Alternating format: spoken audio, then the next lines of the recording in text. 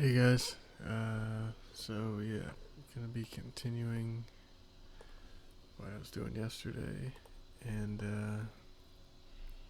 this might be a late night for me because I am starting a little later than I wanted to, and I'm gonna try to do relatively the same amount of time as I did yesterday. So this might be a late night, but you know, we'll see. Need to trying to get this done uh, relatively quickly. So it's the only way to do that. All right. So yes, last night I was doing these screens and then I stopped because I went to eat. And so let's finish this area. I actually just had the idea that maybe there's like some glass covering this. Like it'd be like an actual, speedometer, like on a car or something, or an airplane. Like there's like glass covering it. Plus, it's consistent with this area right here, which I need to add glass so on this side too. But yeah, we'll do that. This is surprisingly a pretty small file. Like it's only 30 some megabytes right now, which I thought it'd be a lot more. For screens, I typically use stock footage of science fiction-y screens and stuff. You can get them for free. A lot of sites, and you can get them for public domain. Like not even uh, not even what the other I forget what the other Creative Commons thing is called. But yeah, there's just that's typically I typically only use stuff that's public domain, um, except on like rare occasion. So yeah, let's just whoops. Let's just but yeah, I'm gonna actually add the texture too. Well, I could probably don't need to do that during the stream. Probably do that on my own time.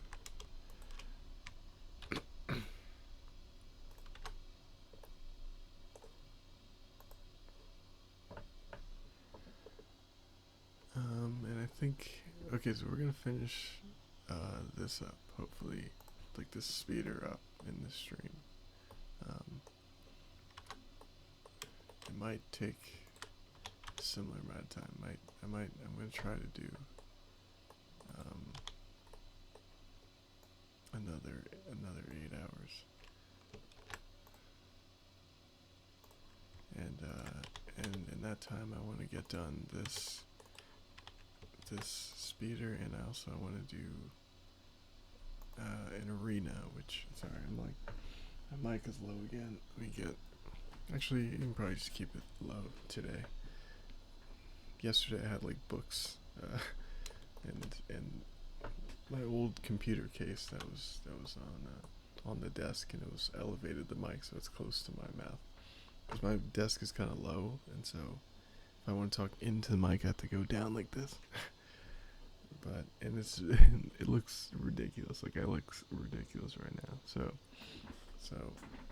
hopefully this is loud enough, and let me know if you can't hear me or something. But yeah, this is a regular distance from the mic for me. This is a comfortable position, but going down like this is a little uncomfortable. But yeah, trying to get rid of some of these loops that are really close to here because kind of kind of makes the circle around here not so smooth. It makes it look a little rigid. So I kind of want to avoid that. Oh, and I figured out how to change the thumbnail. So if you're looking at the stream, you see the actual thumbnail that I wanted to pick. It turns out like Google Chrome, which is what I use, which like a lot of people use. It turns out that it had like kind of an error for uploading thumbnails and stuff. on YouTube, and so I had to use Firefox, which I never used. It's funny because I used to use Firefox like exclusively, like when I was younger, and then once like Google Chrome came out, Firefox like completely went away. But I just never use it. And I used to use Safari actually a lot too. Actually, I think Safari for like years was like my main browser. This is why you come to these streams, right? For this really in-depth analysis of internet browsers. This is the hot spot of the internet.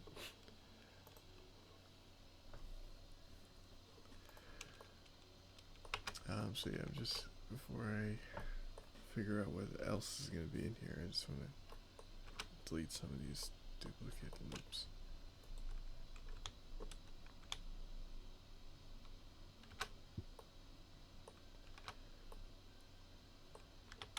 Oh yeah, and I saw some buttons that I wanted to include in this. Never thought that I'd be, when watching movies and stuff, I'd be looking at like the design and things, going like, ooh, that's a good design, or ooh, those are some interesting buttons. Never thought that would happen. Now we're in button talk. See, this is the hot spot. This is the cool place to be on the internet, where we talk about the design of buttons and out of date internet browsers. This is the place to be. Did you see that button design? That's a sick design. That's what interests me now. What does life come to? But you'll see what I mean in terms of that. In terms of those buttons.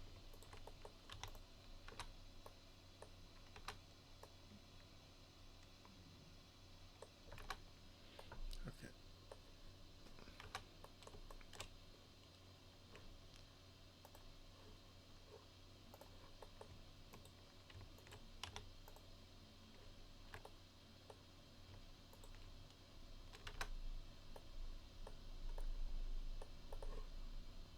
What does it look like with Subsurf on? Okay. Yeah, that's good.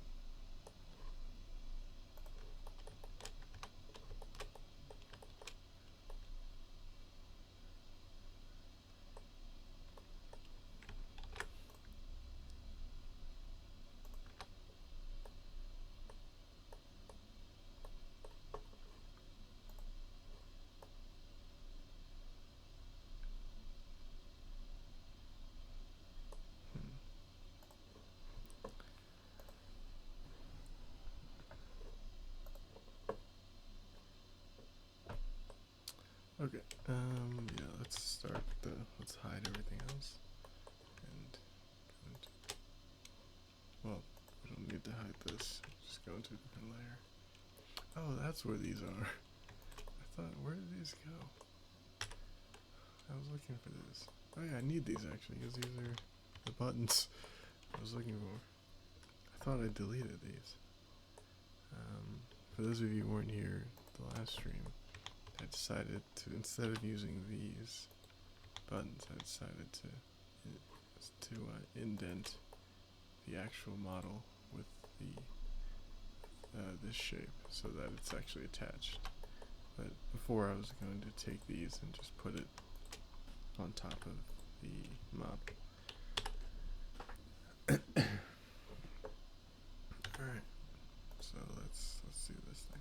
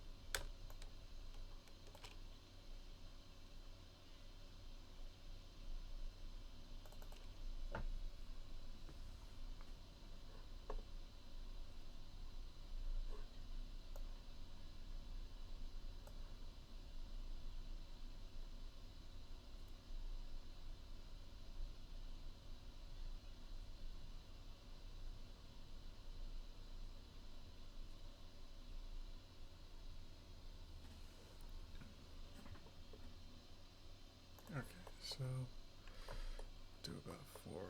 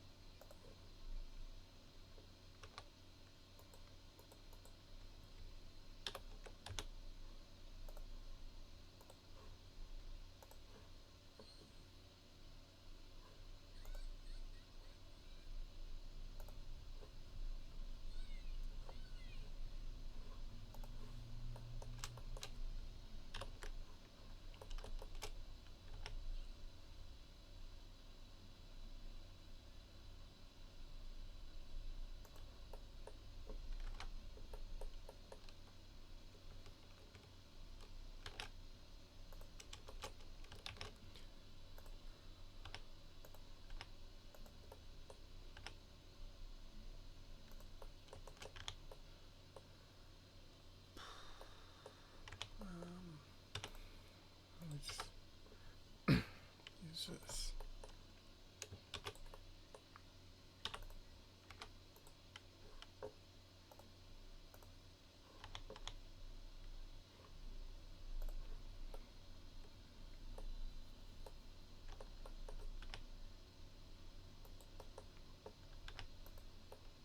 Basically going to use this shape to then cut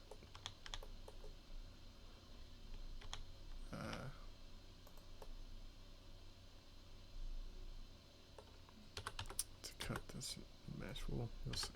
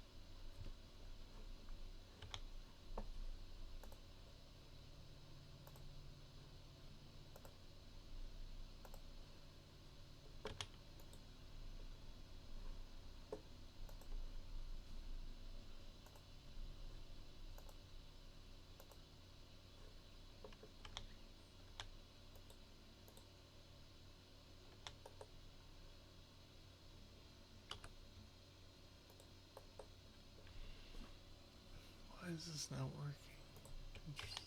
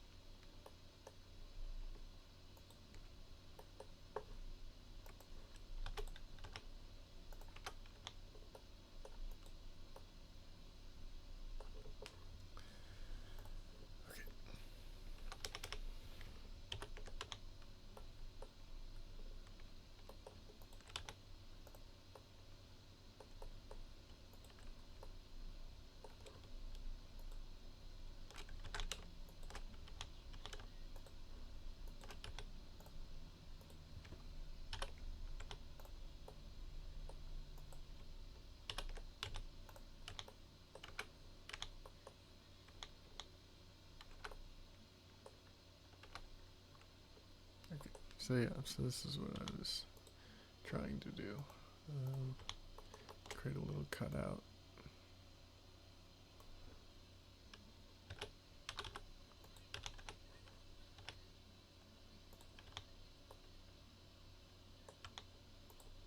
And then delete that. Oops.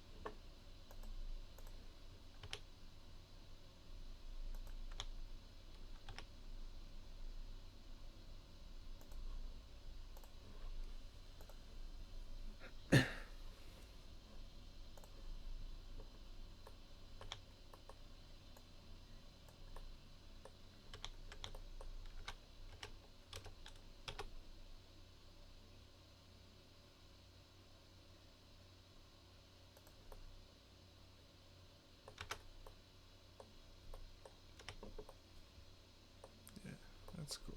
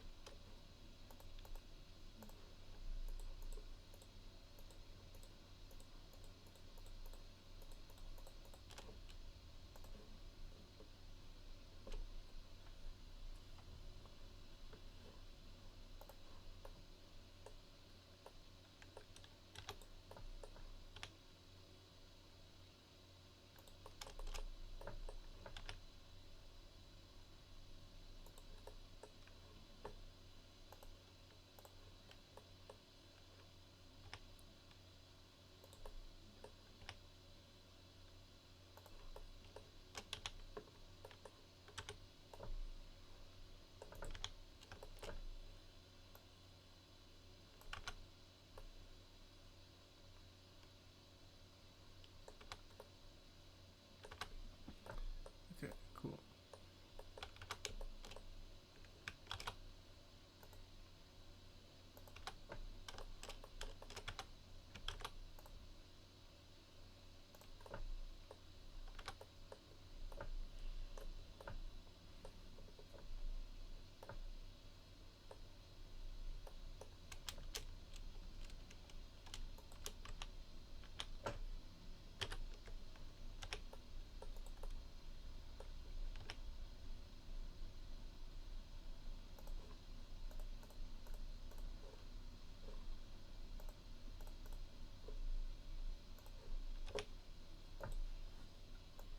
Okay, I like that.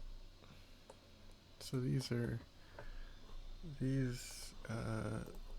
buttons are like this, like the button with this little square cutout thing is something I saw um, the other day, and I thought, oh, that'd be an interesting design for for like a HUD control panel thing. So I thought that would fit here, and I like it. It looks cool. But the one I saw had two sides. I don't think we're gonna do two sides. I think it's just gonna be on the side like that, because then this sort of square part is kind of looks better lined up with the sort of edge of the the panel area right there. And I think we should Probably add something here. Maybe I'll just use something I already made.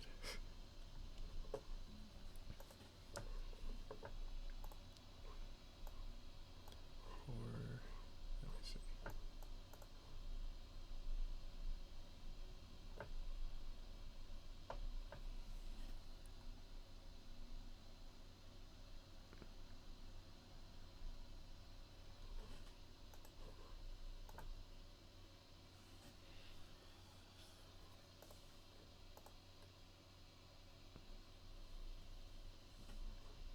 Oh yeah, I forgot about down here.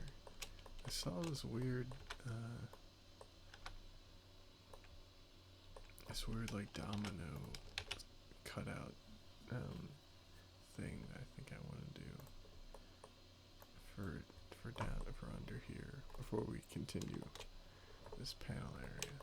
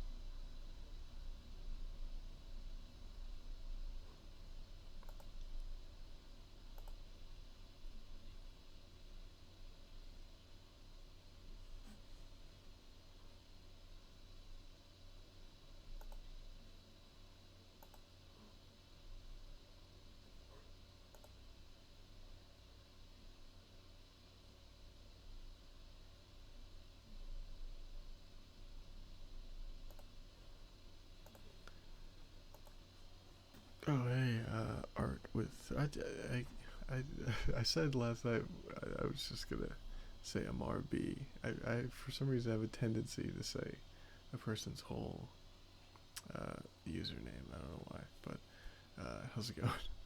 Thanks for stopping by. MRB. I gotta remember that. I just have like this mental thing where it's like no matter what the username is, you gotta say the whole thing. I don't know why. But yeah, thanks. And yeah, I don't know how long I'm gonna be going today, but probably a while since I have a lot of stuff I want to get done, and I don't think I started a little later than I wanted to today.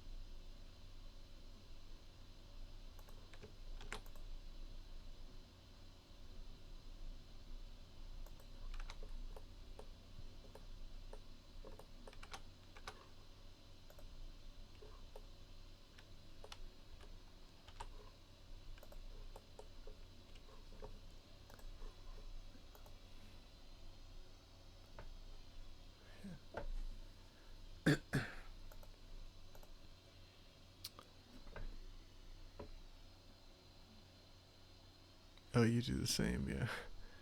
Hello, ADXP7. For this one, I will say the username because there's no. It's just the username there. How's everybody doing? This is hope everyone had a good day. I had a pretty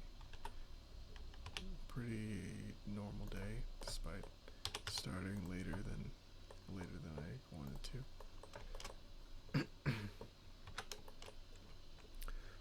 My throat is a little, I don't know why, it's like clogged a little bit today. So I apologize if I keep clearing my throat. I'll try to do it outside of the mic. So yeah, so I started this thing. I started this domino thing. I saw this. I saw a sort of square shapes, a round square thing that had like a five holes in it, and I thought like I randomly as soon as saw that I thought that might go well for under here. Like see how this thing has like a little square uh, uh, in there. I'm gonna put this domino thing in here. I think this is what I mean right here. This spot right here sucks because I don't think for whatever reason the live stream program like won't. I don't think it shows my cursor, so I like point to things and circle things with my cursor, and it doesn't show up sometimes. So I'll try to keep that in mind.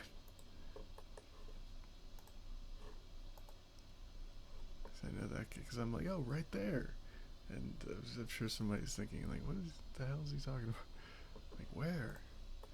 Um, yeah, I don't know why. I don't know why it does that. Maybe there's like some setting where I could turn on cursor. I don't know. I'll look into it after the stream, or maybe when I take a break. Okay, so yeah, so I want to put 5 holes in this thing, and then like the way five like a 5-sided domino side looks like 1 here and then 4 in all the corners. So that's what I'm gonna do right now, and yeah, and I might do more detail down there. We'll see. Like more detail. When I say down there, I mean under here, in this place, under here, because right now there isn't really much there. Or hang on, I'll show you. Because for anyone who wasn't here last stream, I'll show. Because right now it's all hidden, so I'll unhide everything. So this is what it looks like right now.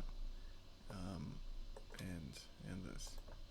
So what I want to do is put something under here, because right now, like, yes, there's the engine area and stuff, and that's detailed, but right now, like the sides, there's nothing there.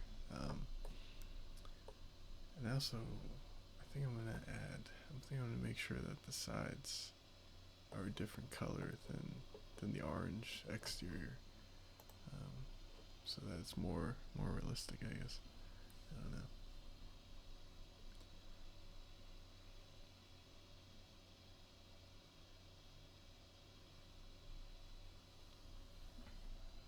To continue, no, I have the whole. It's the first season. I have the whole thing plotted out. But this, what I'm working on right now, is kind of like a short film. Oh yeah, I didn't explain that. But yeah, I'm doing a short film right now.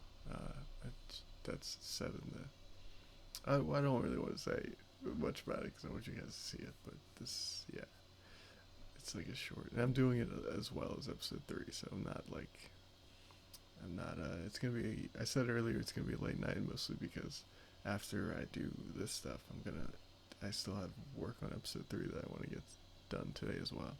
So I'm doing both for right now. But this should only take like a couple weeks, maybe at the most, hopefully. So it's not like the entire episode 3 I'll be working on this. It's like a little part of episode 3. This a couple weeks of it, I'll be doing 2 things, and then after that I'll be completely focused on doing episode 3. But yeah, before like last year, I didn't really want to start Diver until like I felt like I had like an actual story, because like I thought the premise, because I had the premise for years, so and it wasn't, and it had different stories for a long time, so I knew that, like, yes, I know that the premise is cool and everything.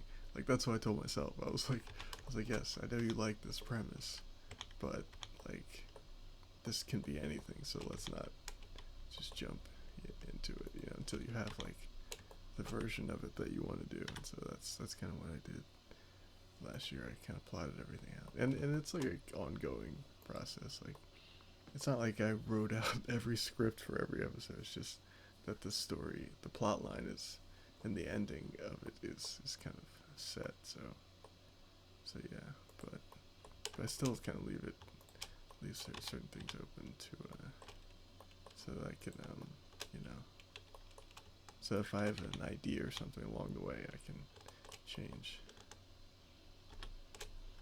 But yeah, it's like this long skeleton of a story.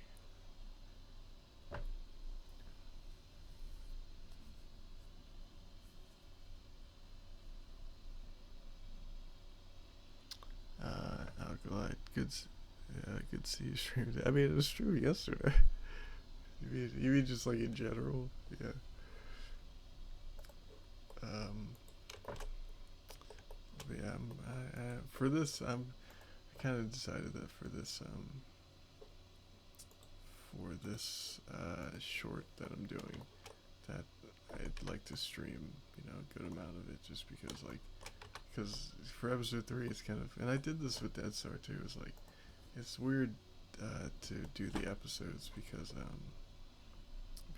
almost everything is like feels like I just want people to watch the episode to see that scene that I'd be working on during live stream. Like I don't necessarily want to show, like, and that's kind of how I feel about episode 3. Is like there's not really much in episode 3 that I don't just want people to see for the first time when they watch the episode.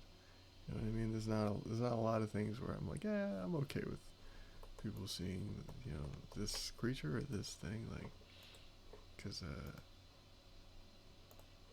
I mean, there are some stuff that it's probably not that big of a deal, but yeah, for the episode, I just feel like I just want people to just watch, like, see the designs and see everything for the first time when they actually watch the episode. It's just I don't know, because it's just the way I like to watch movies, and so I just like I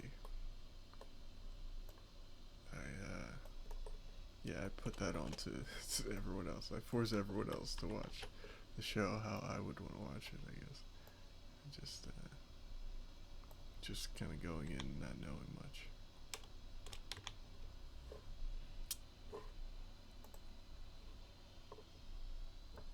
But I have talked about the story of episode 3 a little bit, and that I have mentioned, and I'm only mentioning it during live streams because, like, I want to, I feel okay giving some extra tidbits of information during live streams because, it's like, I'm glad that people watch them, so I'm like, well, if you're going to watch, live stream, then maybe I'll give some extra information or whatever, but yeah, I did mention that episode 3 is kind of about, like, a celebration that takes place after each round, and it kind of, episode 3 kind of takes place after, it takes place, like, after the first round is done. Well, yeah, I mean, that's a weird way to phrase it. Well, at the start of episode 3, the first round of the tournament is over, I should say. I guess that makes more sense than the way I just phrased it. And but each round will not just be 2 episodes, so I can say that as well. But yeah, the episode 3 is about sort of a celebration, and there's a lot of things happen. There's a lot. I typically when I write stuff, I typically, like, and this is something I learned not to do last year, because last year was just a lot of, I was writing a lot. I was like brainstorming a lot, because I wasn't really sure if I even wanted to do another series. I wanted to make sure, like, okay, if I'm doing another series, let's make sure it's it's everything you kind of wanted to do and everything you've been thinking about. So I was doing, like, a lot of brainstorming, and I realized, like, that I shouldn't like, self-edit while writing and stuff like that. Like if I think of a good idea, I shouldn't be like, well, that seems like it'll take a long time, so let's not do that, which I tend to do sometimes. And for this 3rd episode, I didn't do any of that. Like, I just wrote down everything I wanted to do, and and I felt like, okay, we'll just edit all this later once you have the voices and once you figure out that you definitely can or can't do it. So yeah, it's gonna be cool. But it's a lot. Oh, I use a special. No, no, I don't. I use this microphone. It's the same mic, except it's except I mean I make sure that like right now the computer, like you probably hear a lot of noise because when I stream the computer it's like it gets louder because streaming is like kind of a lot, or it's whenever I'm processing something that's kind of a lot, the computer tends to make noise. So I make sure when I'm recording that there's there's nothing else running, and I just make sure there's no noise, and I use I use a bunch of audio stuff. I use audio tricks to make sure that there's no noise and stuff. But yeah, I use this mic.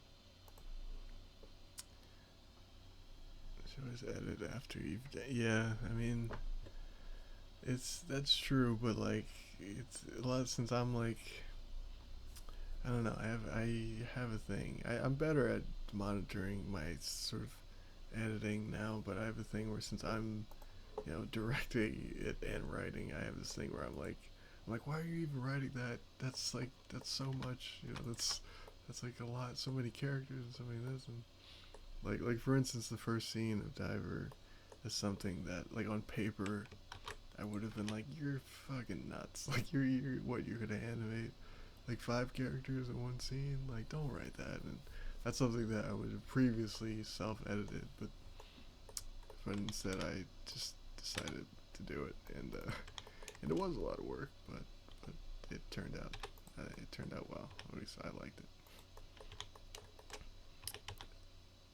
And so yeah, it's kind of like the writer in me. It's like having like a mental conversation with the animator and director who has to do it, and sometimes I go like this is silly. Why would you even write this, because you can't do it. And sometimes that voice is correct. So so yeah, it's not a bad thing, but it's something that I'm trying to avoid because I found that I like just figuring out. And there are things that like when I'm writing it, I think, oh, all of this will definitely be in the final episode, and then it turns out I'm like, well, this is way too much and unnecessary. Like like in the first episode, uh, in the second episode, I mean, there was much more of Flo's interview. There was a lot more of that, and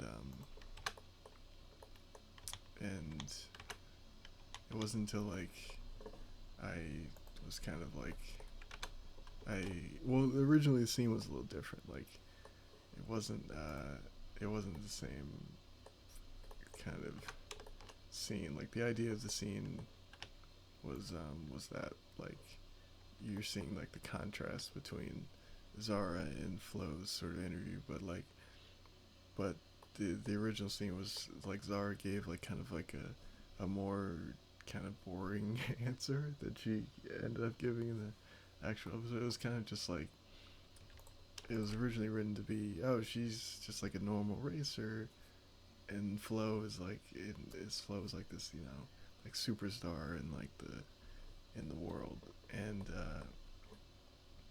so it was originally written that she was just gonna give like kind of a generic answer, and then Flo was gonna have like this long interview and stuff. But I ended up kind of rewriting the scene with Zara and made sure that like, because I wanted kind of her personality to kind of come through a little more, and so that ended up being taking a long time, and so to spend like 2 minutes on Flo didn't really make sense anymore, and so So that was one of those editing things where like I said, actually I have a lot of it that recorded, so I might show that to you guys one day if you want to see that. But yeah, like the voice actors recorded a longer scene, and then I cut it down later.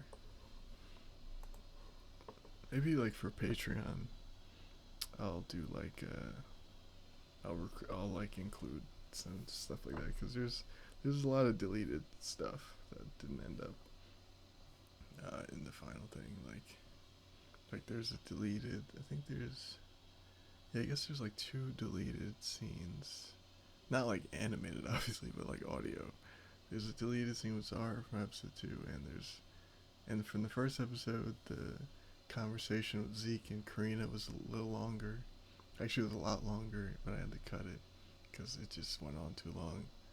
And also it set up something in episode 2 that I didn't want to set up yet. It kind of hinted at at sort of what you saw in Zeke's race in episode 2. I kind of didn't want to do that, so yeah. So it hinted, and this was in episode 1. Like part of their conversation kind of hinted at him. Well, I don't know if I was sorry, but yeah, there was something that teased Zeke's race in episode 2 that I didn't want in there. Also, so I thought it was more interesting the way it is, which is just seeing Zeke the way he is in episode 1, and then seeing how he's kind of like hiding, that he has some anxiety toward racing, which will be explored later. But yeah, I might put that stuff on Patreon. Because there's a lot of good stuff. When you write, do you write down every action in detail? Not really. I don't know. It depends. Like, it's I don't know. It depends because like there are scenes for instance the episode 2 like Zara scene where like where the host Cedric he like takes some of her candy, and obviously that's scripted because she has like a line where she goes like that's the last one. So obviously like something like that is scripted. Anytime there's a line that that that that mentions any small detail, then that's probably scripted because typically the scripts are really mostly for the actors and not really for me because I kind of know what I kind of want a lot of times. So, well, number one, yeah, that's like the only thing that's scripted is the dialogue scenes because I don't like there's no point in like scripting the race because I mean I write outlines for myself, but like this shot I knew I want this shot, I want this shot, just so I can organize a little bit. But that's not like the script. But yeah, I only really write scripts for the actors so that they can like they can sort of hear the context and know kind of what's going on and where the characters are and stuff like that.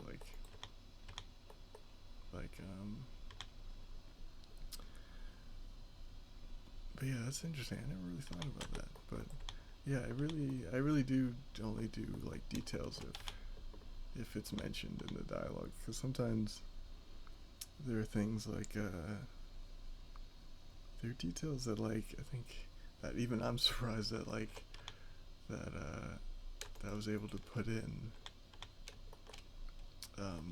that I didn't plan on putting in like there's a shot because originally like Zara's interview scene. I'm talking about that scene a lot, but Zara's interview scene was just like her story was just one shot, and that's kind of how I animated it, because that's kind of how I kind of wanted it. It was just like a long shot of her talking, because I thought that'd be cool, and but actually I added later, like a shot, like one shot within it where you see Cedric, the host, like he kind of looks like like he's kind of like, oh, that's an inappropriate story to tell. Like there's one shot of him giving like a reaction shot, and something like that. Number one wasn't scripted. Number two wasn't even planned. Like I added that I think after the scene was already done, just because it felt like it needed that. Um, so yeah, there's yeah. I hope that answers your question.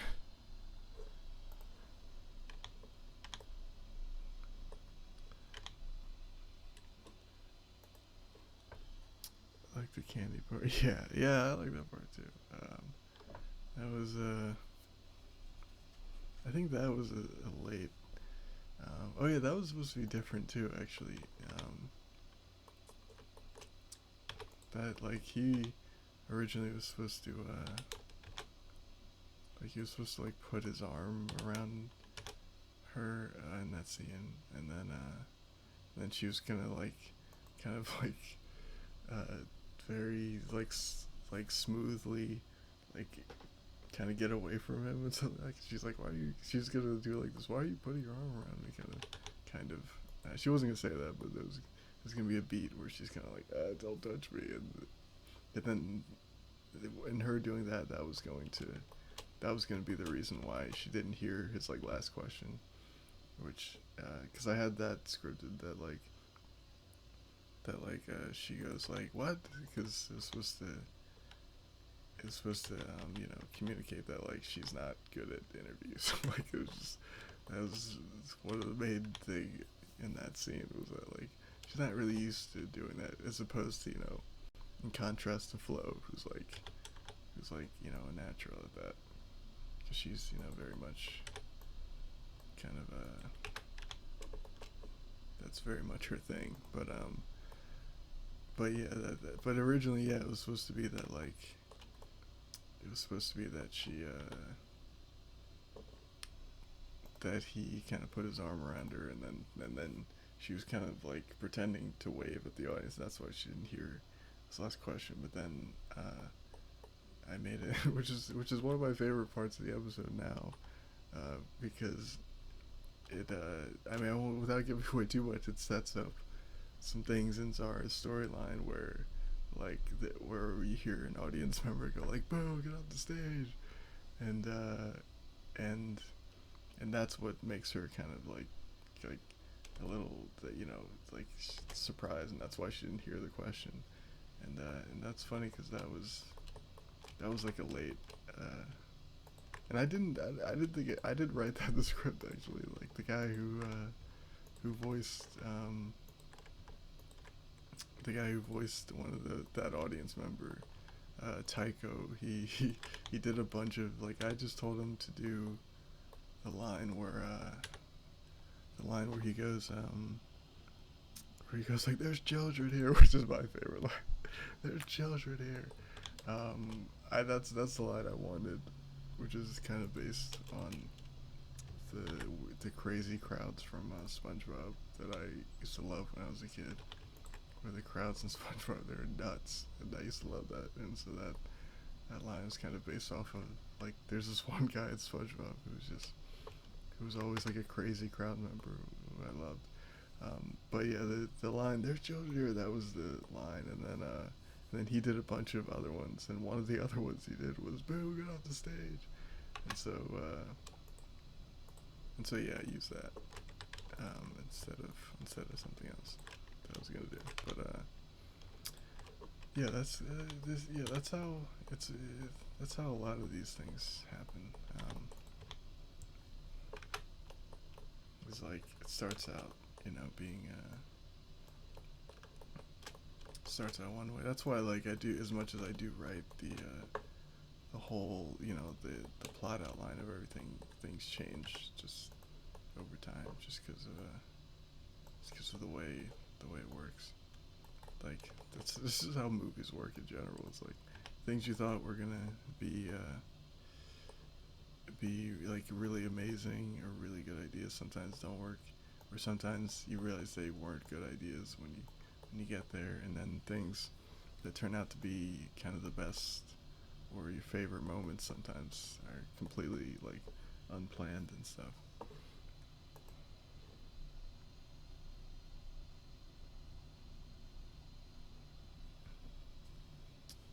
Both of those would have been good, personally. Yeah, yeah. I like the. It was like it was he was supposed to like put his arm around her a bit, but really the only reason I didn't do that was because he was too far away. Like I liked, like I staged the positions that they were in on camera, just kind of separately from what I had in mind of writing, and it just looked better the way I set it up. And then I realized, I'm like, oh, it doesn't make sense if he walks over to her to put his arm. Like, it doesn't like it makes sense if they were standing really close and he just kind of leaned on because he's how like those some of his talk show host people are. They're like, oh yeah, we're like best friends. And, like it was supposed to be like kind of a corny talk show guy moment where he's like, yeah, I'll put my arm around you. Like, not all talk show people who do talk shows are corny, but there are some corny ones in that he's kind of he's partly inspired by one of those. But yeah, he's yeah, that's one of my favorite scenes so far, and one of the hardest things ever, because doing her animating that much talking is just a pain in the ass. But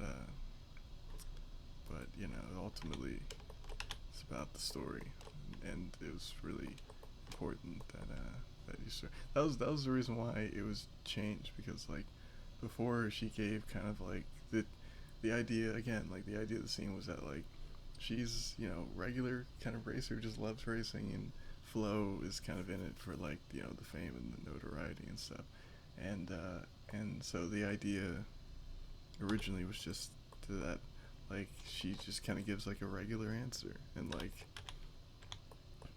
it was a lot shorter, which is why which I think, yeah, my original point was that um, the scene was a lot longer, and it was just one of those things where like I felt like there's not a lot of time to tell people about Zara's character in this episode, because the episode has a lot of Zeke in it, and so I felt like going into episode 3, I felt like there needs to be certain beats that I hit before that, or certain things that people understand about Zara's character before episode 3, because like certain, I don't know, certain things need to be set up, and they need to feel like they don't just come out of nowhere.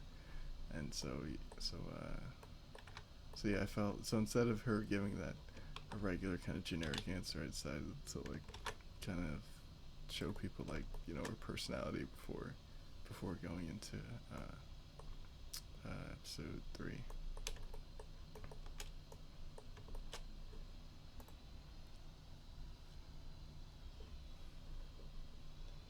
And yeah, I think and it turned end up being one of my favorite scenes. I think Anaris, who voices Zara, did like a really really good job. And as soon as I heard, actually even hearing her sort of talk about, um, like I had kind of sort of vague, because as much as I planned out the character, I don't have like I didn't like write a 10-page like history on Zara. I kind of wrote I just write like their philosophies, like where they come from and what they love, and stuff like that, and that is multiple pages. But I don't write like when the character was 7 years old they went to the dentist. Like I don't do that, and so because that's crazy. but I do have stuff like oh, Zara, she races a lot. She races a lot around the galaxy and stuff like that. And she's like one of the only humans to be doing that. And so honestly, hearing sort of Anaris's performance when she says like, "Oh yeah, I was racing on this planet and everything." Honestly, that kind of like just hearing that out loud kind of made me kind of more excited for like the character than I was, and I was already excited, but I was already it made me kind of believe the character more just hearing that. I was like, that's kind of cool, like a character who is just kind of like going around the universe and going into dangerous races and stuff. And I didn't. It's one of those things where you just kind of write down like, oh yeah, this is the character's backstory, but then hearing it being acted and hearing it, and then seeing it after I animated for a very long time, and then seeing that sort of, and then just having that be a moment kind of makes it real in a way where you're like, oh, that's cool. Like I just thought it was a good idea on paper, but hearing her do that, I was like, that's kind of badass. Like that's kind of cool. Which I can say is partly has something to do with the short film. I will say that. I won't explain what happens in the short film, but the has something to do with that. And I'm excited for you guys to see it. But but yeah, a lot of all that to say. There's a lot of stuff that goes into just the writing of everything.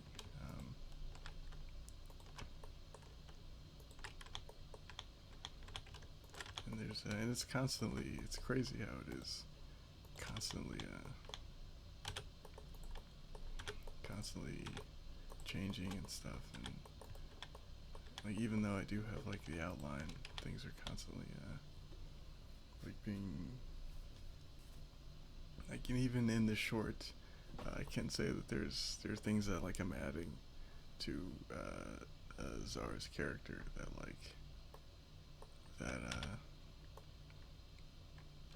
that the first two episodes kind of fueled, like things that I didn't. Well, I can say because I mean it doesn't matter, but it's not a big thing. But I thought it'd be funny if like Zara has like a tradition where she has like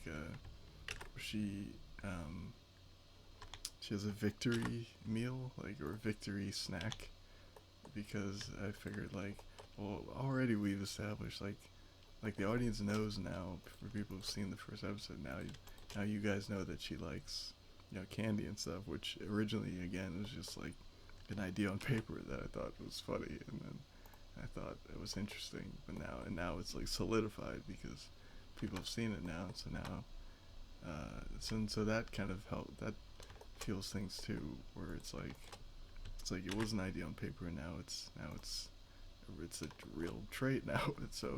And so I decided to take it to take that a little further and go like since she loves that and she loves racing, it makes sense that like she'd have like she'd have like a like, oh, I like this snack after a race or something like that.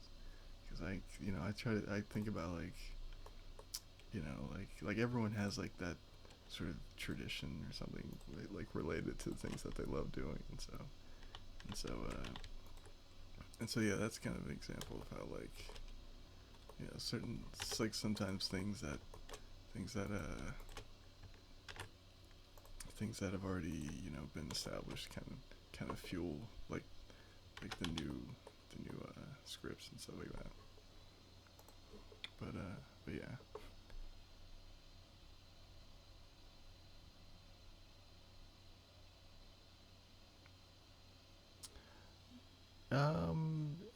Yeah. I think they're both kind of nerdy, nervous ramblers. I think that was kind of the point for me of Zara. Like she's all those things too, like your wrench monkey and scatterbrained as well. But that was like that was the whole idea behind that Zara's interview scene was like, for me it was like it felt like, okay, you only have like a couple minutes with Zara in this episode, and so let's try to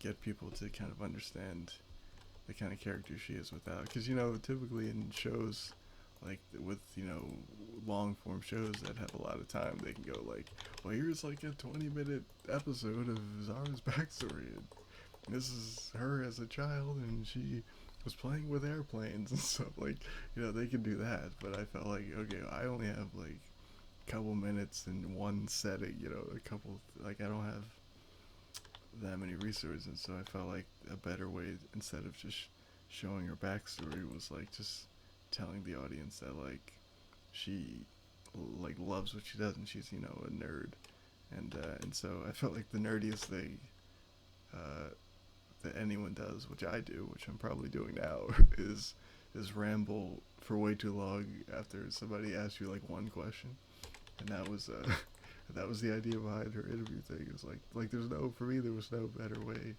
to kind of explain it to the audience than to have somebody go like, oh yeah, and then the race, like this happened, oh, and that reminds me of when this happened, oh, and when that happened, oh, it was crazy, and so like that was kind of the idea behind the scene. It was like that's the best way to explain like her backstory in a very short amount of time without sort of kind of dictating like her whole life story, which I don't think I'm probably.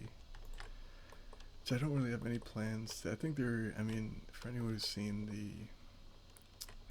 the episode 2 teaser, there's a scene that I animated especially for it, which is not in the episode, as anyone knows. Um, and so I think I will be doing some very small backstory stuff, like flashback stuff with Zeke, but not with Zara. I have a particular reason I don't really want to talk about why I don't want to do a flashback with Zara, but the gist of it is because her backstory doesn't matter. Like that's the gist of it. Is that it's one of those things where it's like there's like I like the idea of just her being what she is. Like she's just, you know, like you don't need to see again, like you don't we don't need to see her as like a child going like I want to be a racer when I grow. Like it's just not necessary. And so I just really like the idea. Like when I think of the series with just no backstory or flashbacks with Zara, and just like her being kind of the character that she is, and that being enough, that kind of makes me more interested. Like when I just think of it that way, and because I did write out a whole backstory for her, which I was gonna do actually a couple months ago. And I had this whole script for it, and then I realized I'm like, I don't really want to like this. None of this really matters. Like it's kind of, it's like you know, she's that's kind of the fun thing about doing the characters, and I'm not saying never. I don't want to do that, but I like the idea of just like, you know, no context, like just without like the main thing is I just don't want to do like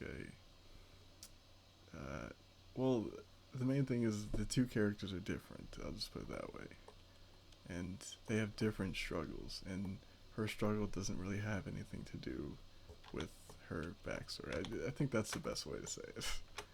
Yeah, I should just. That's all I needed to say. Like, and Zeke's struggle does have to do with her past. And yeah, um, I do the same thing. With what? Like, oh, you mean you mean rambling? After, yeah, I'm a rambler as well, as anyone who's watched these streams can see, which is why I knew that that would work. Because I'm like, yeah, I mean that happens to me. So, like, if there's any way to indicate, you know, her passion and stuff, like in a genuine way, not like just saying, well, you know, I really love racing. Like instead of doing that, I figured like just show it, you know, in a way that like it just can't be a lie kind of thing. Um, but yeah, the idea of yeah, the two different characters is that like her past kind of doesn't really matter because yeah, yeah, I guess that's all I want to say. There's so many things to the story, but I don't want to say them because I don't want to ruin anything. But yeah, I mean it's not like it's not that big of a deal. It's just that like she's like I can say, even though I don't like talking about it too much, but I will say that like the inspiration behind her character is very much characters who like whose whose backstories don't really matter. That's kind of, I guess, the important thing is like it's like one of those characters where like um, it's like the person is who they are kind of in a way, whereas Zeke is kind of like is still kind of struggling with stuff. I think that's clear. I don't think that's a spoiler. It's like he's still yeah. I'm talking too much about the story. I gotta get on a different topic.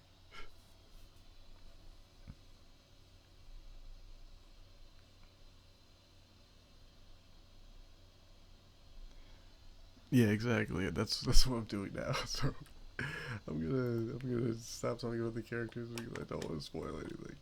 But I mean I don't want to stop in general, just in general. But I don't want to give anything away. So I'll leave it at that. She's yeah. But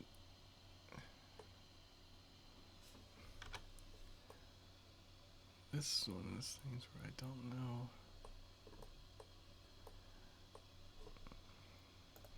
So I'm trying to make sure that these circles are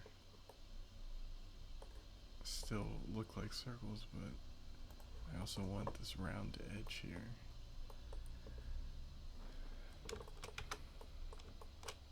This,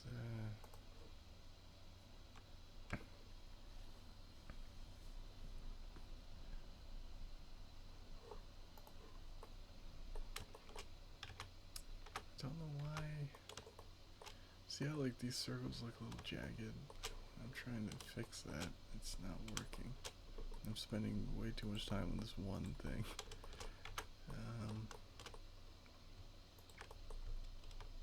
How do we do that?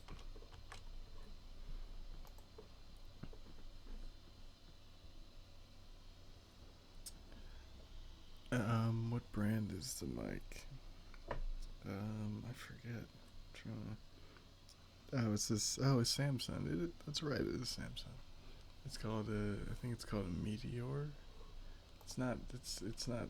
I mean, it's good, but it's not like it's nothing high end. I got it a while ago.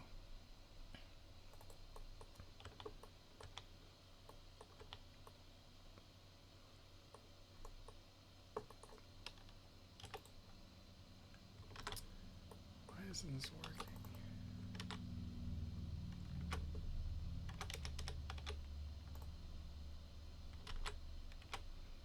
Hmm.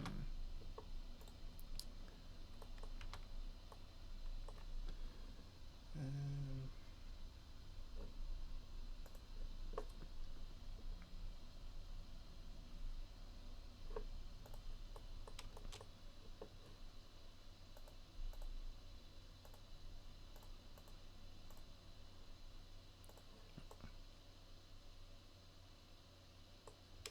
okay, how about we do this?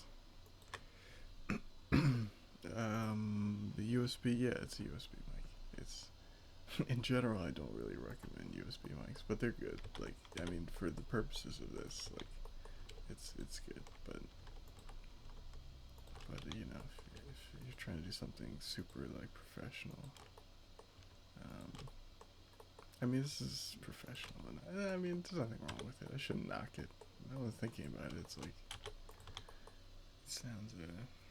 I don't know why I'm knocking it, but I do know that most professional mics or like super high quality mics have like use like preamps and all kinds of crazy stuff.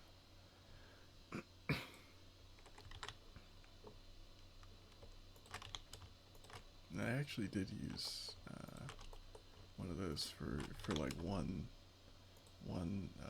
thing that I did, which was the movie of Death Star. And it's funny to think about now because like it didn't really make that big of it. It wasn't like oh my god, the quality is so superior. But for the movie, the first like movie, which was all the episodes of season one combined together, I borrowed my friend's like preamp and his equipment, and it was really like professional and all that.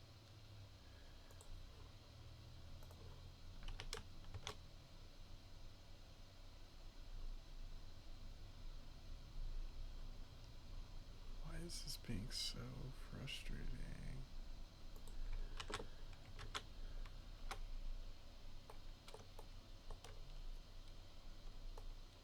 See, this circle is perfect, and it doesn't look that much.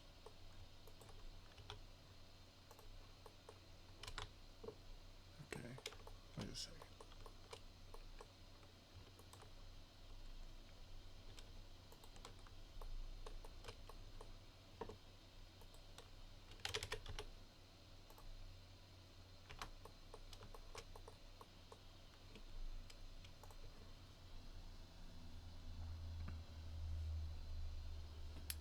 Snowball. Yeah, a lot of people use this. I think a couple of people who voice for Diver use this. I believe. Like snowballs are pretty good.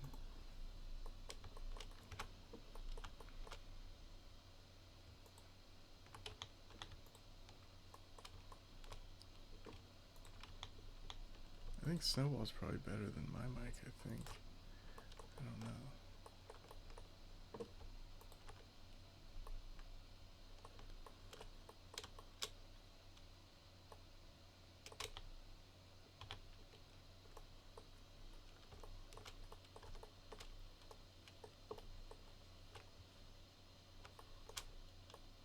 I don't understand. Why is this being so difficult?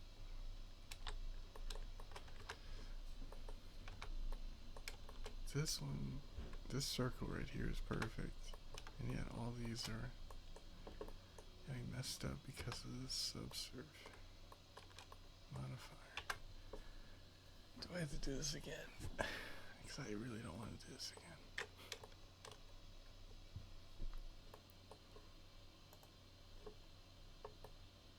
Okay, maybe if I just apply this. Nope. Okay.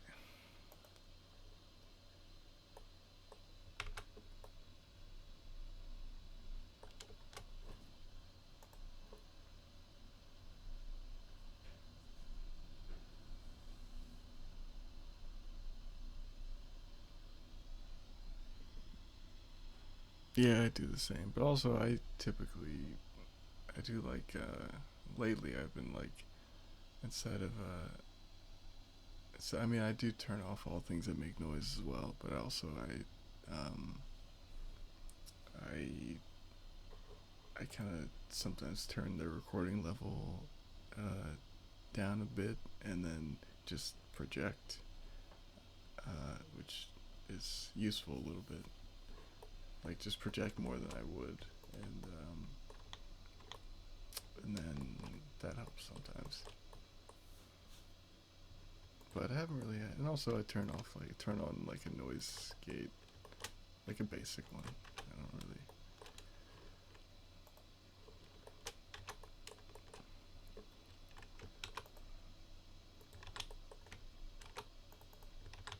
This is so weird.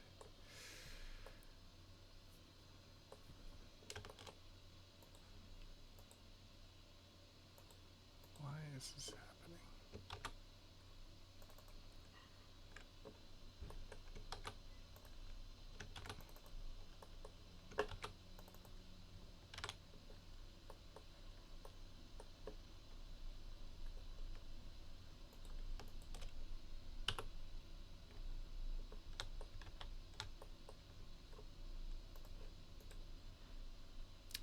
Oh, I think I see the problem.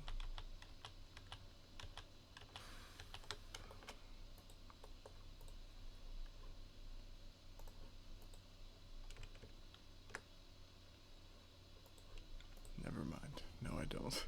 I don't know why this is being so annoying. Alright, let's leave this alone for now. Just keep it a square, I guess. I mean, it doesn't look bad, but I like this round square better.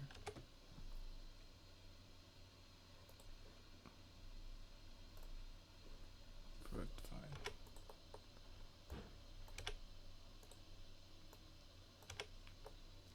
Okay, and then let's put this on this side too.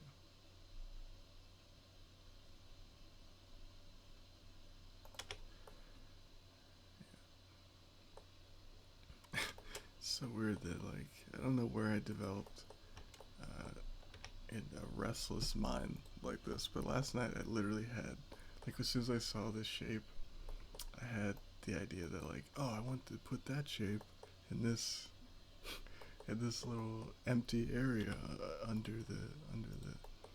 the orange exterior thing. Like, that happens sometimes, and it's very satisfying when I can finally look at it now and see it.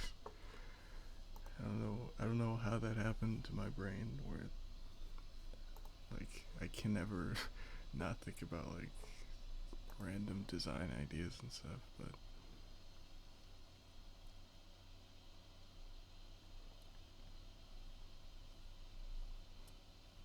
I read that as, do you have the audacity to? I was like, wait, what's is he? I thought I was being reprimanded for, like, who are you to have the audacity? No, yeah, I do have audacity. I never use it though, but yeah, I think I used it when I first started doing Dead Star, but yeah, I haven't used it since. I might have deleted it actually. I'm looking at, but yeah, I just use GarageBand now. I just like I do the most basic audio editing because most people have, everyone has good, like, when they do their recordings they send me good, clean recordings that I don't really have to do much editing for, and so I just use GarageBand for like basic stuff, like just putting all the files together for like a scene and stuff. Um,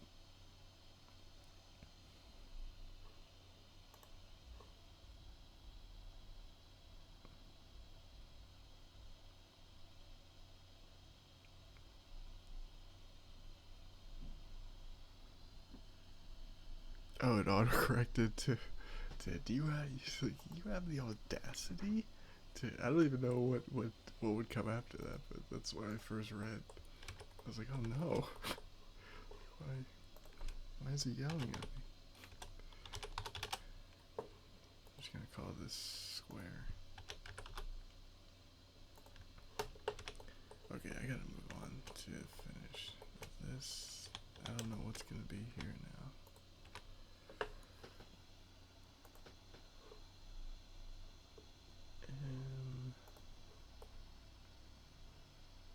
I like looking at this now because now,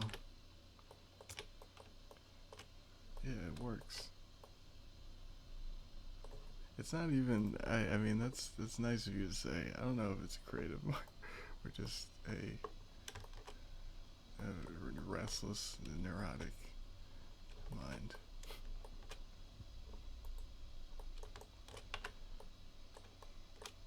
Or maybe that's what a creative mind is ultimately.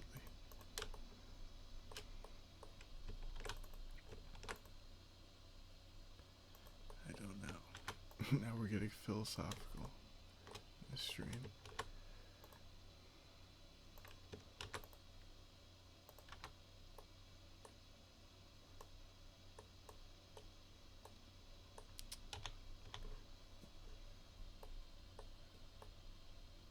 Don't know. Or wait a second. What if? Nah, never mind. That's not gonna work. I was gonna say, what if this sort of cylinder connected to like this, like a cylinder on this side, like the cylinder opening here, but I don't think so. Or maybe actually not. Maybe not this cylinder. When I say this one, I mean this, the one that I'm moving right now. Because I was thinking maybe this cylinder can, like, something can extrude out of this maybe, and then go into this. But no, because I kind of want this to stay here, and also this is gonna move with it's gonna move like, I think I mentioned it last time, but it's gonna move all together like that, so that doesn't really make sense. But I think maybe something will come out of, oh wait, I still have these. These are just sitting here, so maybe I'll use that.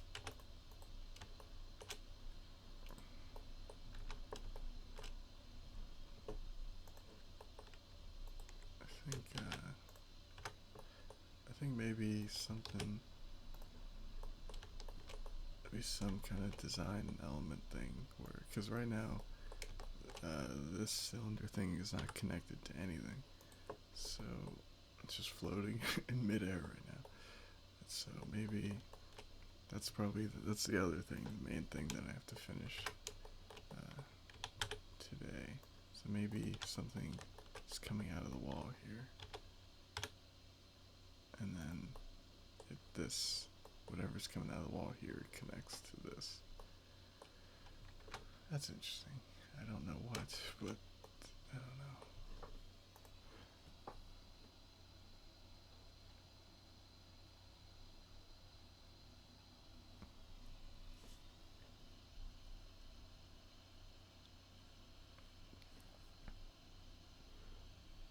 Yeah, same. Yeah, that happens to me as well. But honestly, a lot of the time, it is, it's it's more like I get an idea and I'm like, I don't feel like working right now, and which is funny because that happens a lot, and it is funny when people are like, "Man, you work so hard," and I always think about the times where most of the time I'm just like, I don't feel like working right now.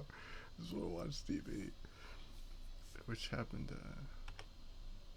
Which I mean, I don't know. I have a weird work ethic because like last night I worked. I did a live stream, and so I was working. And maybe some of you guys were there, but I did a live stream for.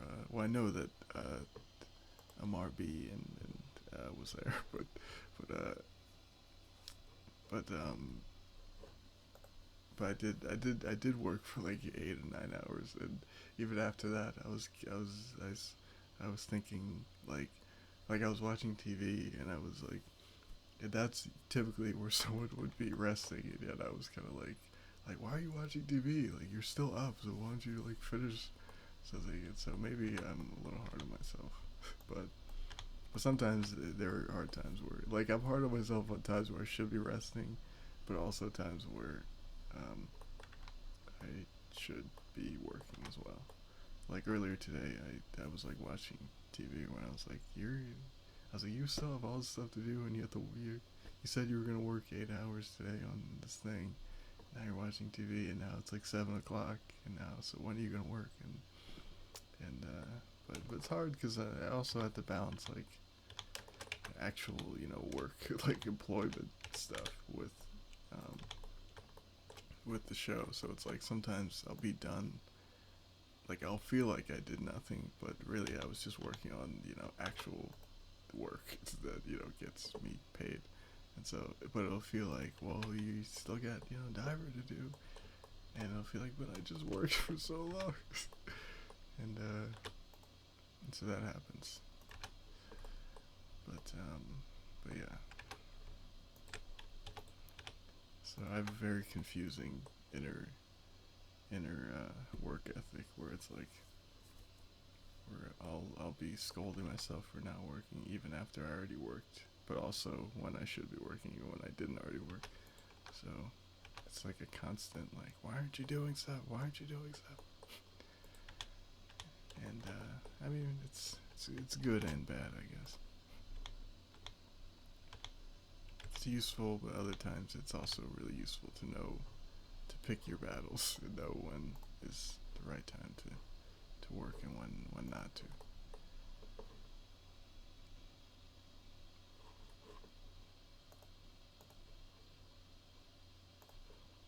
like this for this or for both this the third episode and also for this short film and just in general, I kind of decided I'm not gonna like work overnight anymore or stay up too late because well, I mean I might break that tonight, but I realized like I don't know, I just don't enjoy doing that. And I used to think like, oh no, you're working really hard and stuff, and you're working all nighters, and but it's not really, it's not good. Like I don't recommend that to anybody. Like I don't care uh, what what sort of artist struggle is like glorified. Like, I don't like how that's kind of glorified. Like the whole like struggling, like you gotta work like 16 hours to pay your due. Like I don't know. Like just work within a time that's healthy. Like that's a better idea. It's not worth no dream or artwork is worth your health, really. Unless you really want it. No, I'm kidding. Unless you really prefer doing that. No, no, but it's not. So for this, I decided I'm like, instead of just rushing, because with episode two, I really was working a little too much. I was going at it a little crazily, because I felt like right now the show isn't any like after the first episode, I kind of felt like right now this isn't anything. Oh, yeah, how's it going, Kurt Smith? Wentz live. How's it going? I don't think I've seen you in the chat before, but yeah, it's one of those things where after I did episode one, I felt like I don't know, I just felt like it did like everyone has episode one. It doesn't matter how much people like it. It's like it's not a show and I still kind of feel that way a little bit. Um, Even having two episodes on, I still feel like it's not like because so many series and projects they kind of just stop, because like the person goes on to do something else or like they can't do it anymore and stuff. And I felt like people aren't gonna, especially with episode two. I really felt like people aren't gonna be interested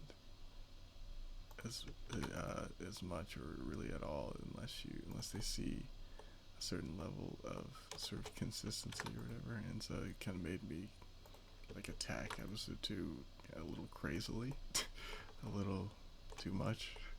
Where I was like, not. I mean, it's exactly like I would have done the exact amount of work regardless, but it was just like in a short amount of time where I was just like. I was like, no, you need to stay up all night and do all these things and yeah, it was a little insane, but for this one I was like, no, why don't we just like relax now? We're like just take our time a bit. So it's part of that is because I do have two episodes now, and so there's a comfort in that a little more, but also it's just like shouldn't I don't know, I just don't like staying up all night anymore.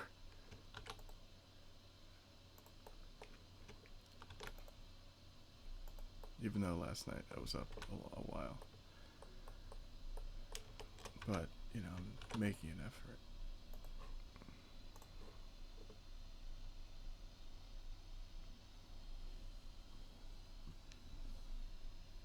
Yeah, it's not worth it. Yeah, that I did work for hours and forget to eat. That's exactly what I did yesterday. I started, I think, the live stream at 3 p.m. and then I ended it at like 11:40 or something, and I didn't eat like that whole time. Or I ate around 11 o'clock, but then I decided to stop the stream because I was like, I can't eat and stream.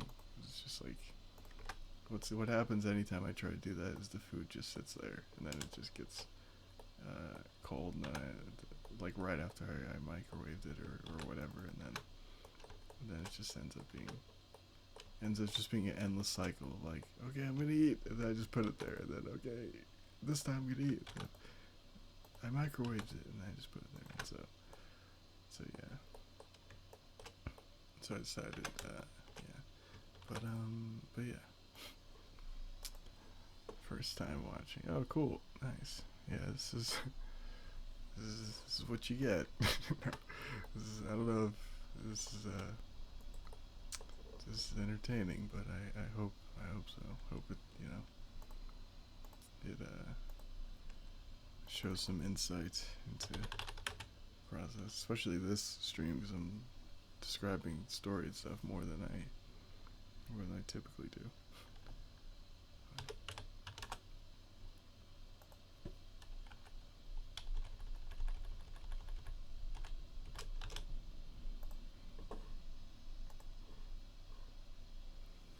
How many seasons? Just one. Isn't one enough? Isn't one enough? No, no.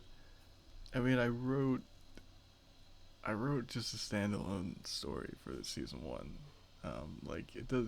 After season one is done, there doesn't need to be anything else. But I uh, also honestly, after episode two, I started, or while I was doing episode two, I started to get really excited about the idea of doing more adventures. Um, but I can't really say much else because anything I say besides that will be a spoiler. So yeah, I episode two got me thinking I might like to do uh, more, but I'm not sure yet. But I did, I think I. Oh no, I didn't say this on stream, but I was on uh,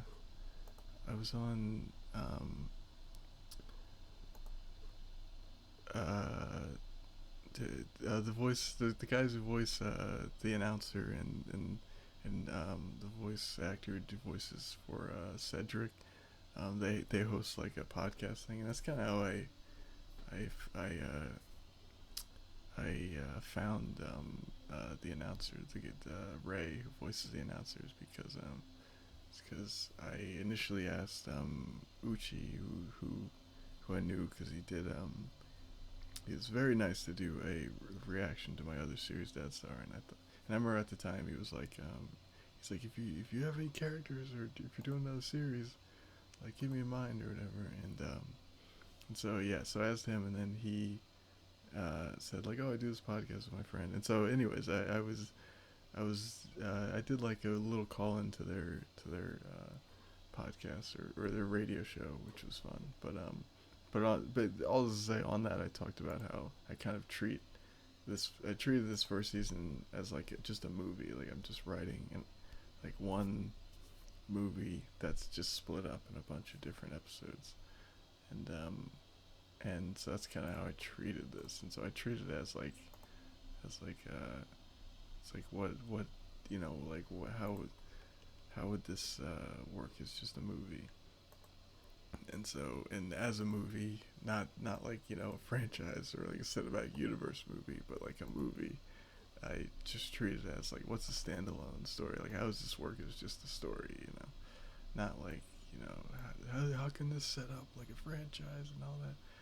So I'm like, I just like, everyone's got a franchise now. Let's just focus on one story. Like everyone's trying to be like, and then there's like an Apple TV app about like Loki, and then it's like like there's so much of that going on. Like about the guy, there's a new Netflix special about like a guy who gave Superman the hamburger one day. Like there's like an endless amount of that. So uh, so yeah, for now I just wanted to focus on one story, and we'll see what happens after that. Wait, Kurt Smith, are you the same Kurt Smith that donated to the Patreon? Because if so, I wanted to thank you. I think I sent you a message. I might have on Patreon, but if you are, I really appreciate that. That was a big help. And and to anybody watching the stream or watching this later, I very much appreciate anything you're able to donate. But I will definitely be doing the show regardless. It's not one of those cases where it's like donate or not, you'll never see anything. It's not one of those cases. Anything's appreciated, but you know, if you're not able to, then the show will still be here as long as I'm still able to do it. Okay, so what's gonna be here? Oh, that is you. Oh, that's awesome, man. I really appreciate that. That was one of the biggest donations I've ever gotten. So I was like, wait, what? I just kind of checked my email one day, and I was like, wait, really? I was like, that's awesome. But yeah, I really appreciate that. Okay, so we're gonna hide this. We're gonna hide. We're gonna keep this. Keep that. Keep that. Keep that. Keep that. And then we're gonna hide everything else. Because that way it's a lot smoother for me. Because all that stuff is a lot of detail.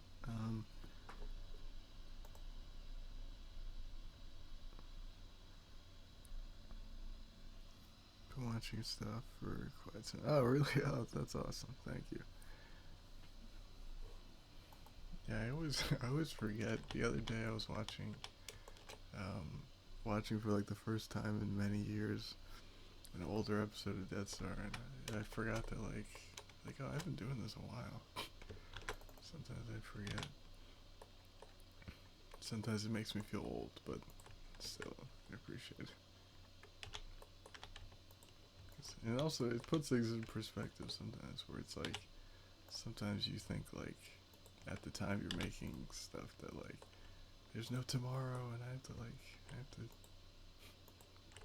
to this has to be the greatest thing of all time because who knows if I'll ever get it. I mean, I do still think that way. I'm not gonna lie, I do kind of work that way, but it is kind of interesting to put things into perspective and just look back on older stuff.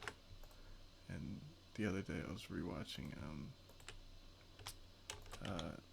to episode 6, part 2 of Death Star, which is called Monsters, and I was like, oh, this is pretty good. I was actually kind of surprised because I don't know if anyone else feels that way, but sometimes I feel like if an old thing I did had a problem, then I just feel oh, it's ruined. If it had this one problem, it's ruined. But I don't know, just watching it again, I was like, oh, it's actually there's just some things I maybe would have changed and stuff, but I was like, it's still pretty good. It holds up. It's not Also, I feel like the culture of the internet now in film criticism on YouTube and stuff it kind of makes just anyone feel kind of makes anyone who's creating anything that feels well, something needs to be perfect for it to just be good. If it's not perfect, if it has a flaw, then if they talk about it on a YouTube channel and they mention a flaw, that means that thing is sullied and it's not worth ever watching or something like that. It's kind of like a mentality of that, and it's just it really is not how art works at all. It's it's just I don't know. I don't think it's healthy, especially for younger artists to see that when they're starting up, just learning.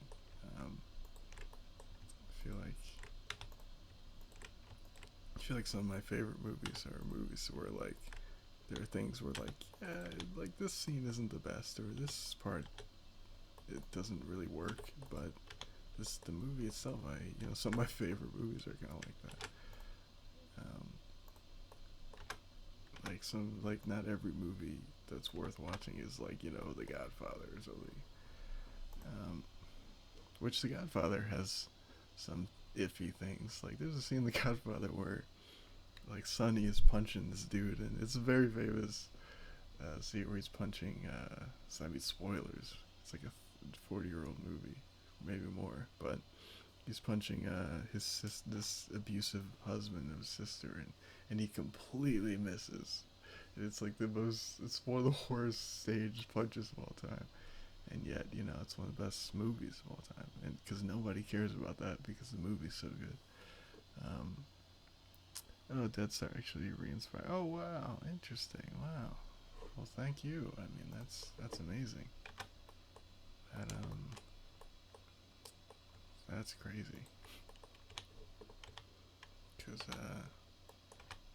Cause again, like I look back on Death Star sometimes, and I'm like in my head sometimes it's like, oh no, like I should have did this, or I mean, there's whole like episodes where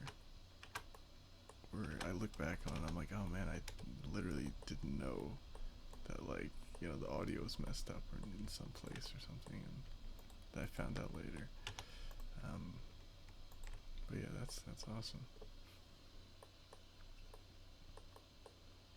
So much of Death Star felt like I was trying to make it into like I don't know, I was just like trying to make things work, and it's hard to like look back on sometimes and just like enjoy it, because I was like trying so hard to make sure that like it was a good show. Like I was just like, no, this is gonna be a good show. Like we're like no matter what, it's like, but and I kept making mistake after mistake after mistake. So, but yeah, it was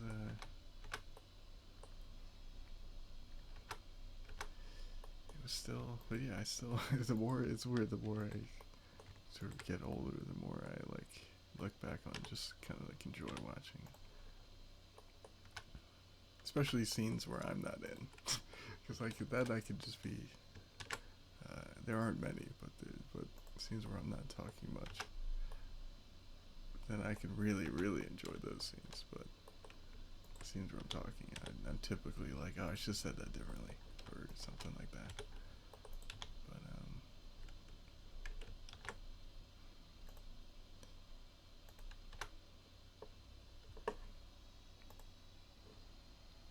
But yeah, I certainly never thought that like it would inspire anybody. So that's always nice to hear.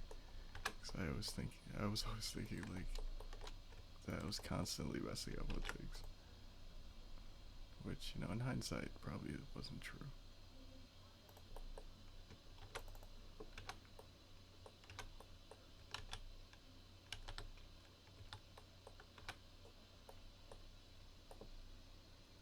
And also, I think I mentioned this yesterday too. I think, but I always had like a paranoia that like people in the Blender community were like not were like didn't like me doing the show or something. Which even thinking about it now, I'm like, why did I think that? I don't know.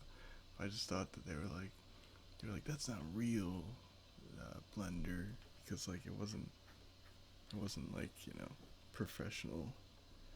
Uh, but I don't know. I mean, there were times where like I remember like one time it was like once, but like one bad experience can can change like a whole view of something. But there was one time where like I wanted to post, where I tried to post in the Blender page, and the guy who ran the page was like very encouraging, and man, I forget his name, but he was very nice, and he's like this is awesome, man, keep it up, and he was very encouraging and nice. And I think somebody was like, and there was some comment or something that was like trying to not get it in the group or something like that, and so I think stuff like that kind of made me a little insecure about it in the Blender community. Not insecure about the show itself, but just like it's it's like um, it's reception within like the Blender community and stuff. But like typically, but it's silly because I typically get mostly nice compliments and stuff, and so it's like I don't know. That's just how that's just how it is. It's like you can get like 100 people saying like this is a good job, but then like one person who's like negative or not even negative, but something. That's the one. That's the one that you'll remember.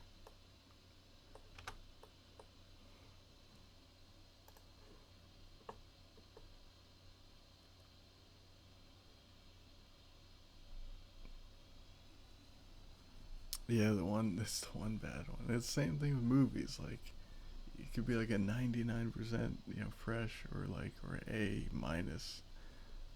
I used to before Rotten Tomatoes was ever a thing. We used to look at Yahoo movie reviews and stuff, and it used to be like it used to A, B, and C type grade, and like, and if you got like an A minus or something, it was typically like one or two reviews that were like, no, like I mean, that's the gist of what they were saying, no, and so I remember like Return of the King, which is one of like the best reviewed movies of all time, had like I think an A minus or something. Yeah, it's like, and if you're like a creative person, it's always the one. And typically, it's not. For me, it's more like it more frustrates. It's more frustrating when like I know the person is wrong and like I can't really say anything, or I'm just like well, I mean, because like people don't. What I've learned is people don't really want a people who, especially people who give like what I like to call unsolicited like advice, or like not critique. Like if somebody just says they don't like something, that's what's supposed to happen. That's what art is for, is to be liked or not liked. But like when people typically are trying to give you know like unsolicited random kind of advice or something, or like you should do it this way, like they're typically wrong, and they typically don't really want your like response. Like they don't really. That's why I typically don't. And I haven't really. And as much as I appreciate comments and stuff like that, I haven't really read a lot of them lately. I don't. I kind of haven't been reading too many of them. Even though for Diver so far, it's been very nice, and it's almost like even it's almost I haven't really seen much negativity, or if at all, and so it's been all nice. But I've been just trying to stay out of it in general. Um, but yeah, typically if it is interesting how people typically like they don't really want you to be like if they say, well, this thing should have been like this, they don't typically uh, want people want you to be like, well, no, actually that's not true because of this and that, because for in my experience it ends in like it typically ends in one way, which is the person going like, oh, okay, well, yeah, good luck on that and everything, or like, or it ends with me, or I don't know if it's the same thing happens to somebody else, but it ends with me going like, well, why? What was the purpose of that exchange? Like what? Like it's just, yay, this should be like that. It's like no, because of this. They're like, okay, we'll talk to you later, and then it just for me it makes me feel like, well, what? Why? Like why? What was the purpose of that? It's almost like the person only kind of wants you to be like, wow, I never thought of that. I will now change everything because of that one thing. And that's never really the case. So, yeah, for me, it's just kind of like, lately I've just been kind of staying out of it and just trying to, because I have things that I want to improve, and I just kind of want, as selfish as it is, or as as weird as it might sound, I just kind of need like, especially for Diver, because I have things so planned out. It's like I need just my own space. Like I need to just like I need to. I have things that I want to improve, and I have things that I, liked and like, and things that are just good enough, and things that I just enjoy and stuff. So I just kind of be like for the because especially for a series, like you're in the middle of it. It's not like, oh, the movie's done and now I'm on a beach somewhere. It's like a, it's a continuous process and stuff. So yeah, I don't know.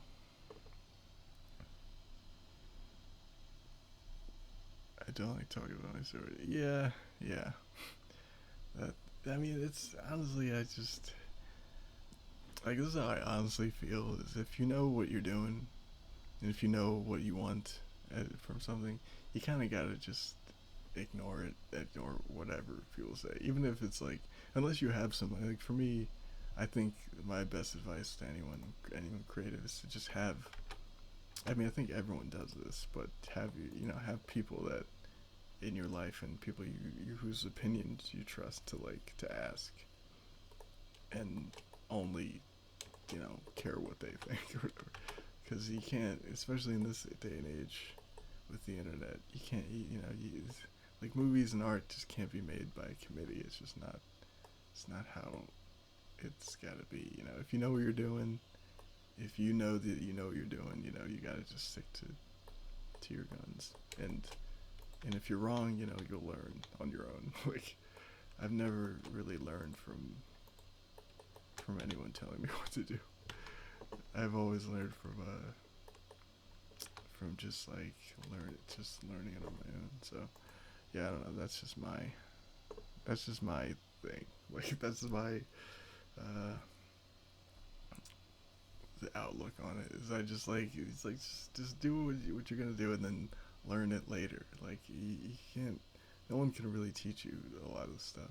You can unless it's like technical. Unless it's like that audio is fuzzy. Like change that or something. Or like there was I uploaded a video which I didn't even realize, but it was a teaser to Diver, and like I didn't even realize I uploaded so many places, and a lot of people saw it on Facebook, and I just really realized that the audio was a little low, and I was like, oh yeah, like why?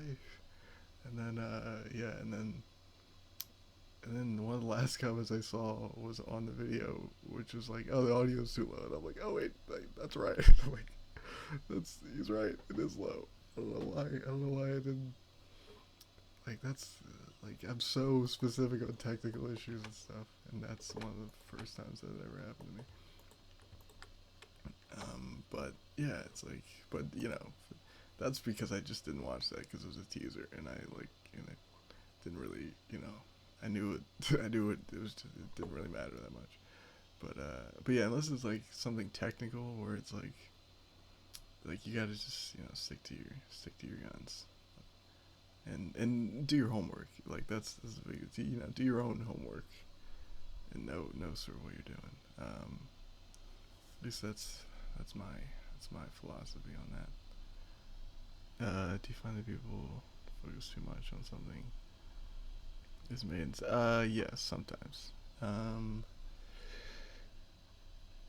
I think I don't know if it's to the fault of the audience per se. Like I don't typically. I remember I heard somebody say once like never blame the audience, and I kind of do believe that in a way.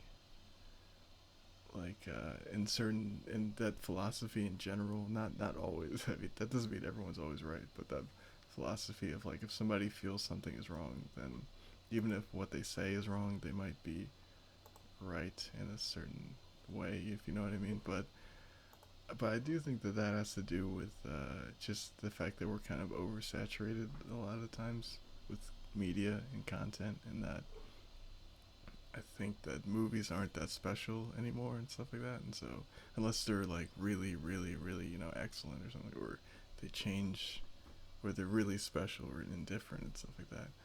But I think that's got to do with it. Like we're getting used to movies and how they're made much more than ever before because because movies are older, like the art form, and it's just older now. Like that's just it's just how it is. It's like CGI is not as exciting as it was in the 90s. When Jurassic Park came out and blew people away with its amazing CGI. It's like blowing people away with CGI nowadays is not special.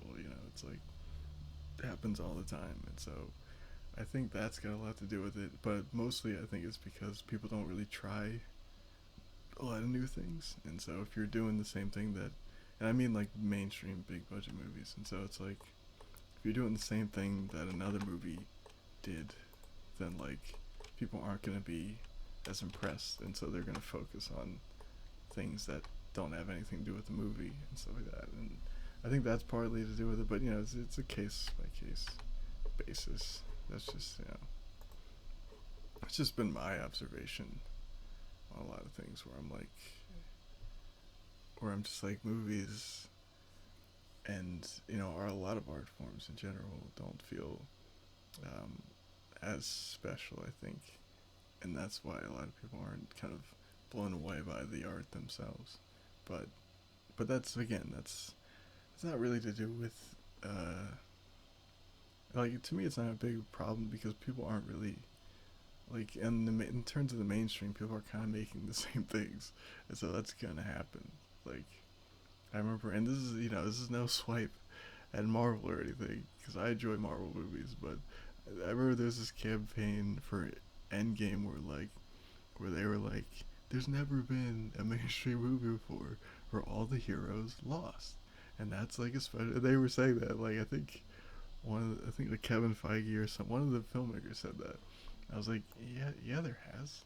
I was like, there definitely has been. Like, I mean, it's like 30 years ago, like Empire Strikes Back did it, you know, and that's that's it's happened. Pretty sure it happened in Harry Potter and other movies, but it's so yeah, it's like kind of like it's kind of like that. There's there's that there's a pattern in a lot of content now where it's like again like people will say that about Infinity War where it's like it's happened before and it's not really a new thing. People treat um, things that have been done and that were special before, and they kind of treat them when they see it in a new way. They kind of treat them as a new thing, and that's been kind of a pattern that not really I don't really like in a lot of things lately, and I think that has a lot to do with it too. So it's almost like we're repeating ourselves in things. It feels like movies no longer have. Yeah, that's true as well. Or if they do have heart, it doesn't feel the same. Um, Not everyone's gonna grasp what. Yeah, that's true too. I mean, unless you have to, you sort of have to. As I feel like as I, is it's just anyone gets older. I think as an artist in general, I think you kind of find a way to to make people kind of get what you want from them to get from your thing. I think that's part of being an artist, but also it's part of being an artist to leave certain things, obviously open ended and stuff like that. But like if you like if you're like for instance if you're watching Titanic and you're not like sad at the end, then the, that's not really like uh, an interpretation thing. That's more of like the movie just wasn't effective, in that way for you or something, or it could, or if that's just because I think because the intention of the art of that story is to make you sad, and it did. I mean, for me, it's a really sad movie, but like there are certain things story wise and that are meant to work in a certain way, but that don't always is it is the artist's job to do in certain cases, but like if you're making something that is meant to be ambiguous and stuff, then yeah, like like you probably shouldn't be like like leaving Titanic like woo all right like high fiving people on the way. Like that was dope, wasn't it? It's like uh everyone's kind of looking around like I cried for 2 hours, but I mean I'm sure James Cameron would not be pleased to hear that, but like an example would be like if somebody left Titanic and thought like they should have focused the story more on like the captains or something or different or there should have been multiple main characters on it. Like that's more of an interpretation of it of like you know that like it should have been the story should have been interpreted a different way or something. And I don't know how we got on this, but celebrate. Yeah, exactly. Like that was awesome. See the way he died? No, that's horrible. But yeah, no idea how we got there, but yeah, those. I mean, I do think about that often.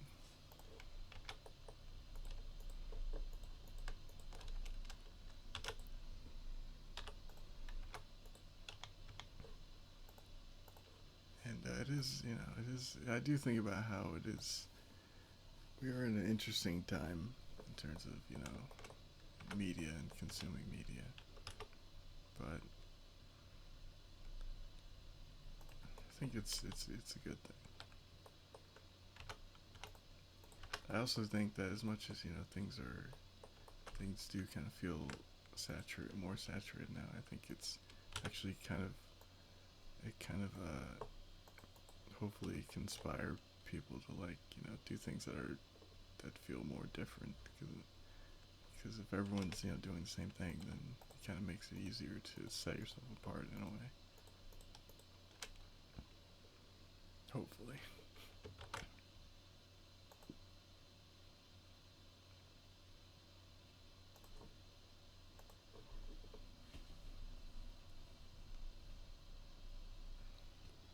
Yeah, that was so cool. Did you see the way the ship broke in half? That was awesome.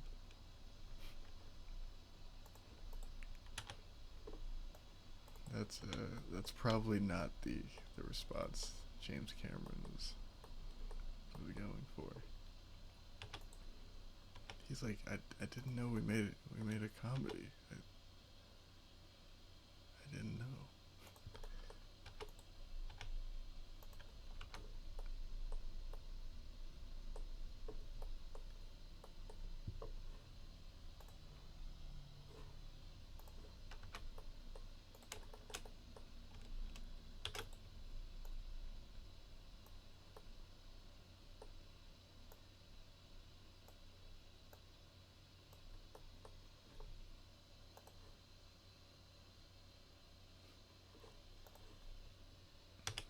Okay, I gotta finish. Now I'm stalling on this. This is exactly what I did with the handles. I spent way too much time on that when there needed to be other things to be addressed.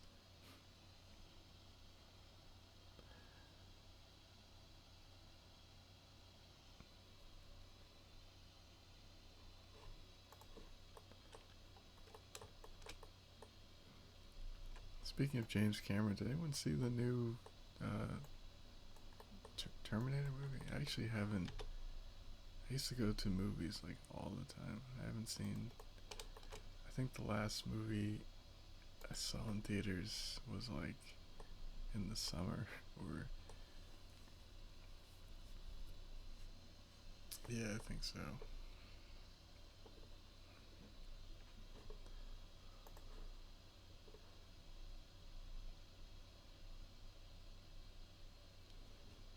Yeah, I did. I did see, although I was kind of spoiled on the beginning of Terminator, and I immediately, and I should watch the whole movie because I do believe in judging a whole movie.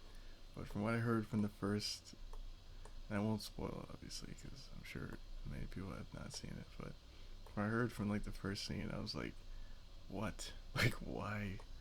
Why would you possibly ever do that? But I just dropped a spoon on my desk. But yeah, I don't know. I'll give the movie a chance, but like I have no idea even if I want to see the movie based off of what I saw the scene because it was leaked online, and I'm not really like a big Terminator fan, so I didn't really. I mean, I like obviously the first two, but like, I'm not like it's not like I'm more of a Star Wars fan. Like I'm not like, oh my god, like don't spoil Terminator for me. Like I don't really, not really that invested. But but yeah, so I saw the first scene because somebody posted on YouTube, and that's all I saw. But it was like, I don't know. As someone who is a casual fan, I was just very upset about that scene. Um, Kurt Smith. So you did see it, so you know what I'm talking about. Not my jam. Yeah, yeah. I heard a lot of people didn't like it. But I did hear from some like Terminator fans that they liked it. So I don't know. I don't know. I'm a little. I just like it's one of those things where and I really like Deadpool, so I like that director. Like he's the director of Deadpool, and I really like the first Deadpool. I like the second one too, actually, but yeah, I thought the first Deadpool was really good, and so I very much into like giving them the benefit of the doubt, but at the same time, like I don't even know if I want to see a movie about what they set it up to be about. I was like, I don't even know if I'm interested in that. Um, but yeah, I don't know. Also, like I don't really mind the story of, I feel like I'm being very vague, and people are gonna be like, what does this say? But yeah, I don't want to spoil it for anybody, but I just don't like the execution too. I mean, no pun intended, but I don't like the execution of the opening scene either, and I just felt like it felt like unnecessary. I just felt like really like he did it like that, like I don't mind the story actually, the idea of that thing happening, but like the execution of it, I'm like that was unnecessary a little bit. Like especially considering the age of the character. I don't know.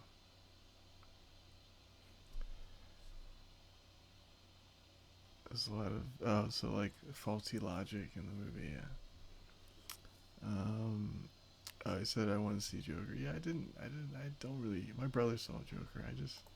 I know a lot of people were talking about it, but I just have no desire to see that movie. Like I just looked at it and kind of like, oh, I feel like from the trailer, I was like, oh, that's cool. They're doing like a taxi driver, very serious movie about the Joker, and I felt like, oh, that's cool. And I liked the trailer, and I kind of felt like, yeah, that's all I need to see of that. Like I'm not really that interested in in like a Joker movie. I don't know. I just felt like I kind of felt like I got it. You know,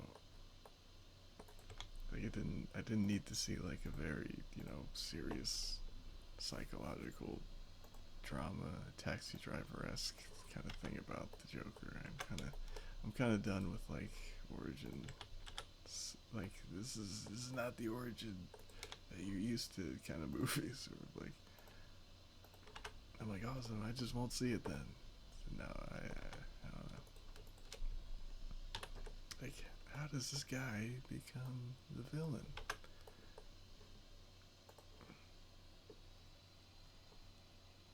But I mean, it looks good though. Like I'm not, it's one of those things where like I'm sure it's well directed and acted. Joaquin Phoenix is amazing. Also, I just saw The Master, which is a great movie with Joaquin Phoenix. I saw that recently. I kind of felt like, it, I mean, I'm sure the movies are different, but I kind of felt like I kind of just saw him kind of play like a really mentally kind of off person. I kind of felt like he's a great actor, but I just kind of felt like okay, like I got it. I'm also kind of not into seeing a bunch of bunch of dark stuff, just to be, just for me. I'm just kind of like, you know, when I was younger, I was very much like into that, but I'm kind of getting to the point where I'm like, I'd rather see what someone can do without being, you know, super violent and all that. But it looks amazing though. But you know, it's just not my cup of tea. If they didn't, then it would literally be a cow. Yeah, I heard that too. But it's like that's kind of a problem with a lot of things now. Where I was thinking about this earlier, where it's like you don't need to copy beats to for people to understand that it's within the same franchise. I see that happen a lot of times in movies where I'm like, you know, it's like you don't need to. It's like I remember like in Terminator's case. It's like yes, I remember Terminator 2. Like I'm not gonna go in and be like, like how will you remind me of that very famous movie that we all saw? Well, I need to see like a protector come back, and I need to see a scene where they, you know, where they come back naked, and I need to see like this scene, and I need to, you know, it's like this, I need to see a scene where there's only. That was another thing I heard about the movie is that like it's kind of the same in that like they send back one guy again with like with special powers, where it's like why can't they just send back like a bunch of dudes like or a bunch of different people? And it's like, and I can tell that like you know the filmmakers are like, well, it's not a Terminator movie if it's like multiple people. It's like, well, then make one. It's like, yes, it is. If you call it Terminator, it'll be a Terminator. Like, I don't really like that trend in a lot of movies nowadays, where it's like as much as I love Star Wars, like for me, I just the Force with the Force Awakens, I was like, yeah, I don't need to see like Tie Fighters again. Like, I got it. Like, it's like remember. It's like yeah, I remember. Like that was yeah. But I don't want to. I don't want to get into that. But yeah, there's, there's a lot of that going on because a lot of people are rebooting things. I don't mind like I don't even mind the sixth Terminator movie where they're saying this is the original. This is like the actual sequel to G2. Like I don't mind that. I don't mind reboots and stuff like that. I just do something that like adds to it. Like for me, one of the best sequels I saw ever maybe in the past couple of years is the Blade Runner sequel because it took what was really good about the original and expanded upon it. Like it took the atmosphere and did it with new effects and new action and but it was its own thing and it was also a continuation. You know, like I really enjoyed that. And I'm like yeah, because like on paper, I don't need a sequel to Blade Runner because I really love Blade Runner and stuff like that. And but like if you're gonna do it like that, I'll take that. Like I now I have that too. Like I don't mind sequels. Just like you know, just expand on the original and give me something new. You know.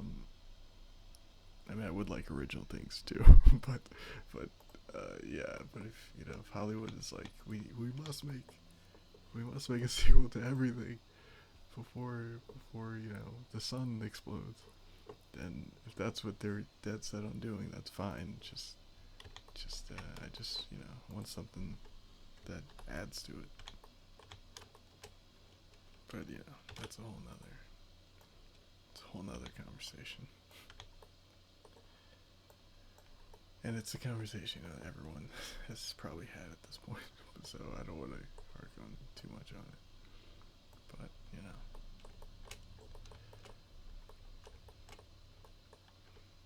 but a lot of people do go like, "Well, enough with the sequels and the remakes." And I'm like, I don't like. That's fine. Like I don't have anything against them. Just as long as it's you know gives me something new.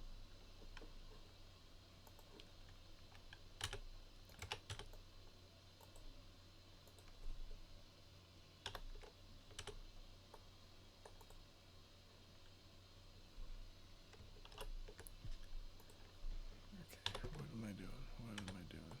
Okay.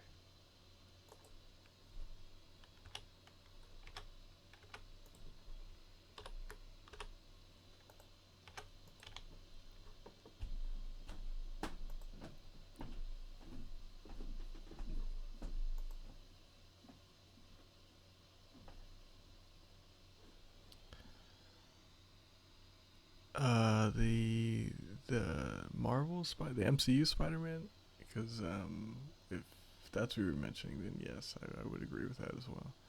But if you're talking about Into the Spider-Verse, get out of the stream. No, I'm kidding. No, but I love Into the Spider-Verse. That's one of my favorite movies of like the last couple of years. But if you're talking about the Tom Holland, yeah. I mean, I'm not really a big MCU guy anyway. Yeah, I love. Oh man, Into Spider Verse. I could talk all day about how much I love that. But that's one of those movies that like I was working on Diver at the time, and I didn't want to see it at first because I was like, I kind of knew it'd be good because I just loved all the trailers, and I had this thing where like, no, I don't want to like see any animated movies while I'm working on an animated movie, but I saw it and then I was like, this is so good. But yeah, the I actually just recently saw the Tom Holland the Marvel thing, and it kind of, I don't know, I have kind of an issue with just Marvel movies in general, but I don't want to get into it on the street because people really like Marvel movies, and I don't want to make them feel bad or get mad at me. So, because people get really mad when you don't like Marvel, so I don't really. I mean, I like it. Like I definitely don't dislike Marvel, but I just have some issues with some of their movies. And and yeah, it's Far From. Actually, I liked Far From Home. Actually, they're I don't really have much issues with their Spider-Man movies, like the Homecoming and Far From Home. I liked. I thought that it was okay. Like it's one of their better movies. I mean, mostly I thought that it was just very. I thought the way they used. My favorite part was the way they used CGI in the movie. I thought that was really really clever. The way they turned, like their take on Mysterio and how like it's so funny because I thought when I was watching the movie, and I mean, because like unless like you really don't know anything about comic books, everyone probably already knew that Mysterio was like the bad guy. I'm not even like an expert on comic books, and I knew that. But I mean, I knew just from playing like the games and stuff. But I was kind of curious. Okay, how are they gonna do that? Like, how are they gonna make him a bad guy? Because everyone kind of already knows he's a bad guy. And I just thought it was really clever the way he was using like a mocap suit and that even like the CGI was kind of iffy in the beginning of the movie with the elementals and the fact that like that's kind of part of it. I thought that was kind of cool. Like how it's like you could say the CGI is a little bad, but like in the story it is actually that actually kind of makes sense, and I thought that was interesting. But that was kind of the only thing I thought was interesting about it though. But yeah, it was okay. I don't know. Oh yeah, definitely, yeah. I mean, but but yeah, I mean, Homecoming kind of had a similar issue, but I mean, I enjoyed it though. I I have some problems, but their Spider movies are not the issue for me. It's like I think the tone in general. I don't know. No, I don't. I don't want to get into it. I'll be here all night. But there's some issues I have with the movies. But I enjoy them. Like I don't. I'm not. They're like my thing is that they're good as light kind of entertainment, and I think they don't really succeed when they try to go more than that. I think that's the best thing I can say about about it without going into too much detail. Is that they're good at like being like a fun night out like at the theater, and you can watch something kind of breezy and fun and and energetic. Um, but but in terms of like tackling kind of more serious stuff in some of their movies. I feel like because they kind of set up a certain tone, it doesn't really work. And and and I do think that them announcing like 10,000 movies in advance is also a big problem with their movies. But uh, it just the overall storytelling of like a sort of franchise like that's trying to be so that's trying to tell you it's trying to release like 10 movies a year. Like I don't know if that works, but yeah. But I mean they're good though. Like they're well made films.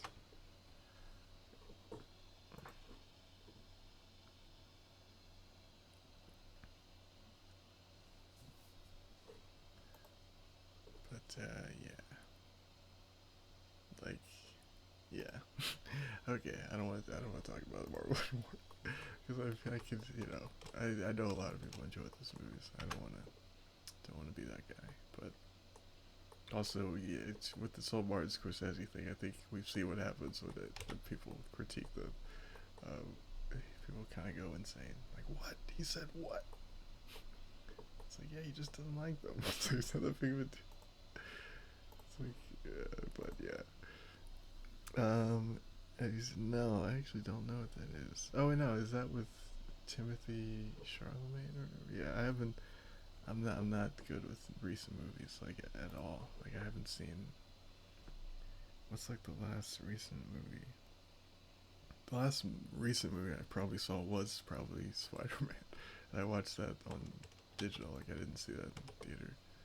That was one of the first like Endgame and uh, uh, Far From Home were like the first time in like this whole 10-year thing that I didn't go to the theater to watch them. I was just like I don't really. I just kind of they kind of lost me a bit, and so yeah, I didn't see Homecoming in the theater. But I mean Far From Home in theater, but that was the last like recent movie I think I saw. Oh wait, no, I saw the Breaking Bad movie. I haven't seen any of it. I mean, you're not. I mean, there's nothing wrong with that. There's nothing wrong with that. But no, I did see the Breaking Bad movie, which I thought was alright. That was good. It's a nice like thing for the fans. I don't know if anyone saw that, but it's one of those things where like yeah, this is the best Breaking Bad movie could probably be. Like it's very well done. It's directed by Vince Gilligan, so it was really well directed and written and everything. But it's like also the story's kind of over, so it was kind of like the best a Breaking Bad movie could be. And but yeah, I thought it was alright. It was alright.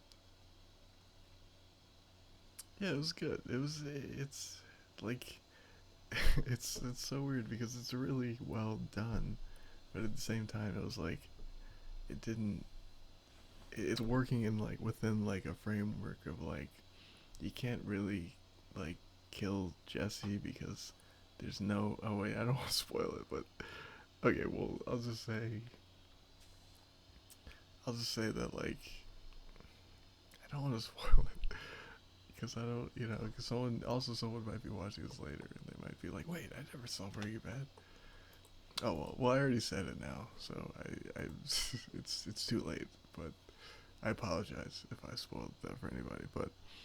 But yeah, okay. So I'll just say right now, spoilers. But like my issue with it was like it's like you can't. I'll just say that you can't really kill any of the characters because it's like there'd be no point in making the movie. Like if you're just gonna like just kill it, like there would be if the movie ended with the main characters just all dead, then you'd be like, oh, what the hell was the point of that? And so that means the movie kind of has to be like a what's it called? A riding off in the sunset kind of movie. And so you kind of already know what's gonna happen. And so that's kind of but that's the framework of it. But within that, they did like a really they did the best version of that though, because it's very well written and it's a really like entertaining movie. Although I do, it just as like a film nerd, I do kind of it kind of seemed like it was shot on digital, and I kind of wish they shot it on film. But I don't know. I might be wrong, but to me, like I have an okay eye for that kind of thing, and I kind of that was kind of my thing is like because like Breaking Bad actually is like maybe like the last TV show to be shot all on film actually, which is kind of awesome. But because now we're in like this digital age. But yeah, the movie did kind of feel a little. It felt like a TV movie, and I think it would be cooler if it kind of felt if it. I mean, it looked amazing, but it didn't.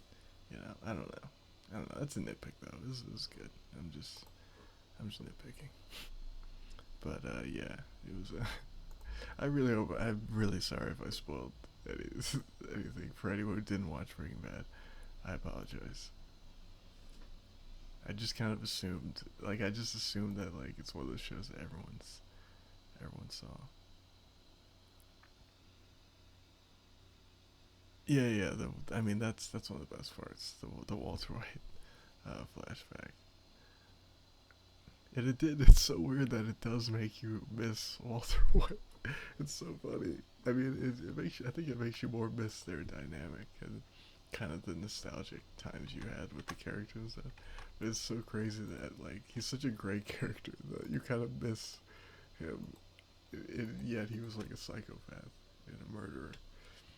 That's the signs of like a very well written character. If you're able to like be like, oh man, I kind of want more adventures with him, and yet he's like, you know, he's like, he turned into like a. I mean, I don't think that's giving anything away. Yeah, yeah. I mean, you can't help but root for him. You can't. Like he's so good. And also, Bryan Cranston is just so good. Like you can't. He just you know, it's such like a he's such an interesting character that's like it's impossible not to be like, well, I want to see what I know. He just like killed like or almost killed like an innocent person, but it's so compelling.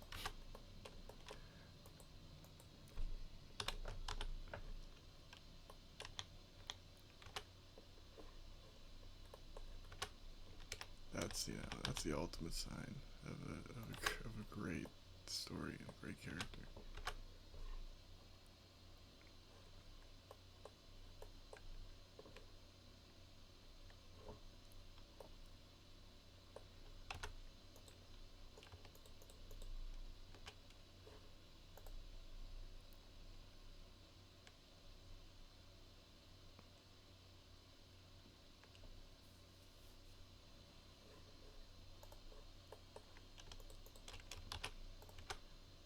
Actually, I'm gonna use a cylinder here.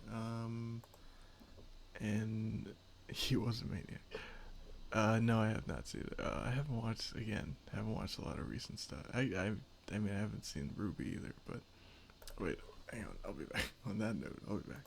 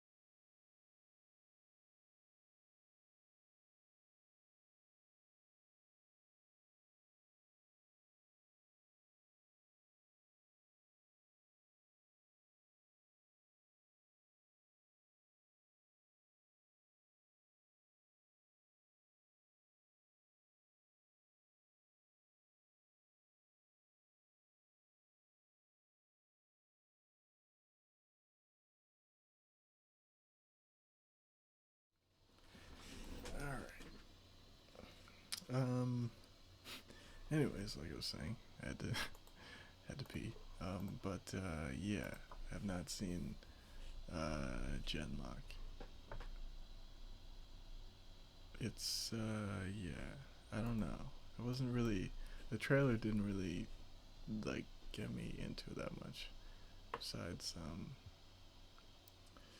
besides like the fact that it was cool that like Michael B. Jordan is voicing the character, but like yeah, didn't really do it for me. But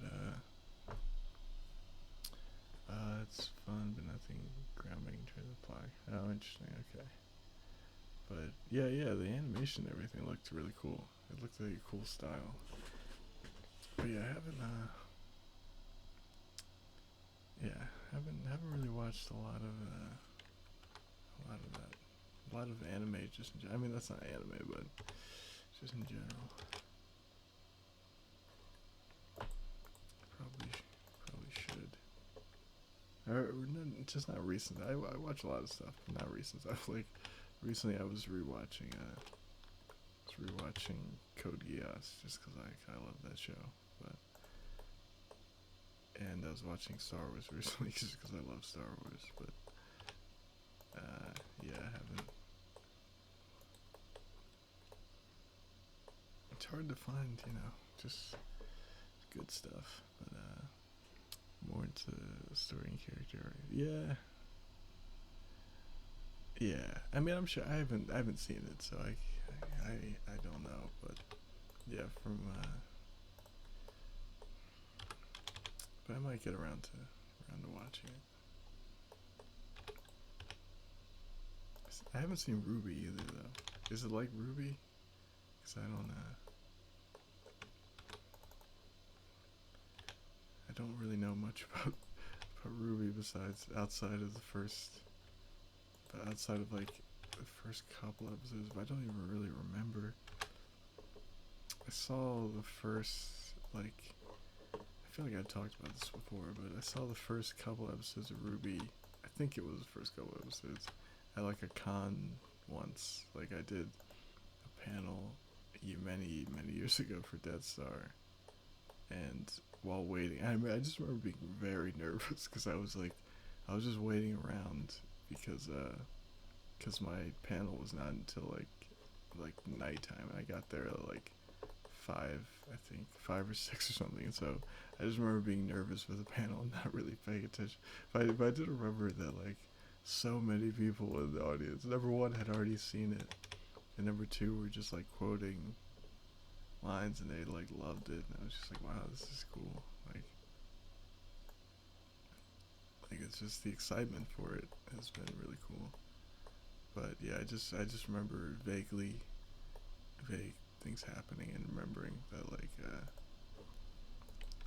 I was like, wow, people must really like this because like everyone, like there was a guy behind me who was just mouthing, who was just like repeating the words back, and I was like, wow, okay, that's cool. That's actually another thing, another reason why I'm not really mad at Marvel is because I have this weird thing where I just like enjoy when people are excited about any movie. Like I'm just like, that's amazing how people are excited about a movie, and then I don't really focus on like on how good or bad something is.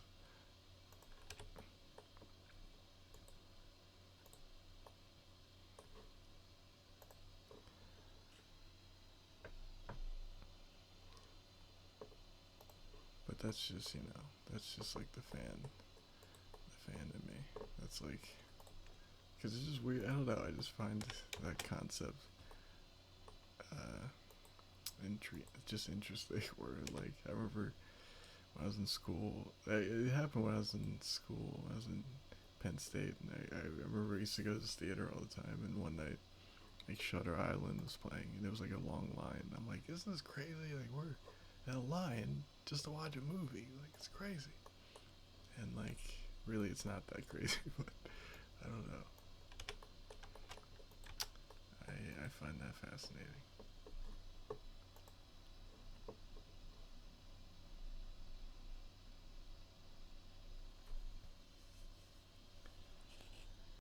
I started watching it for technical aspects. Doing cell shading, right, right. Were you talking about Genlock or Ruby?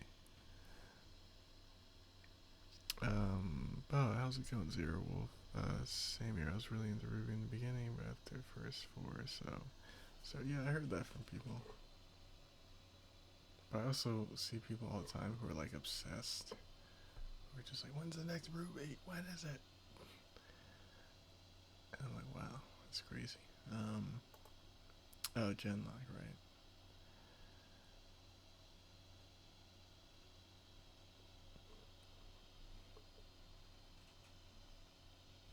Yeah, it's very hard for me to gauge the Ruby like community because like I do hear that from people, but I also see like a lot of excitement like all the time.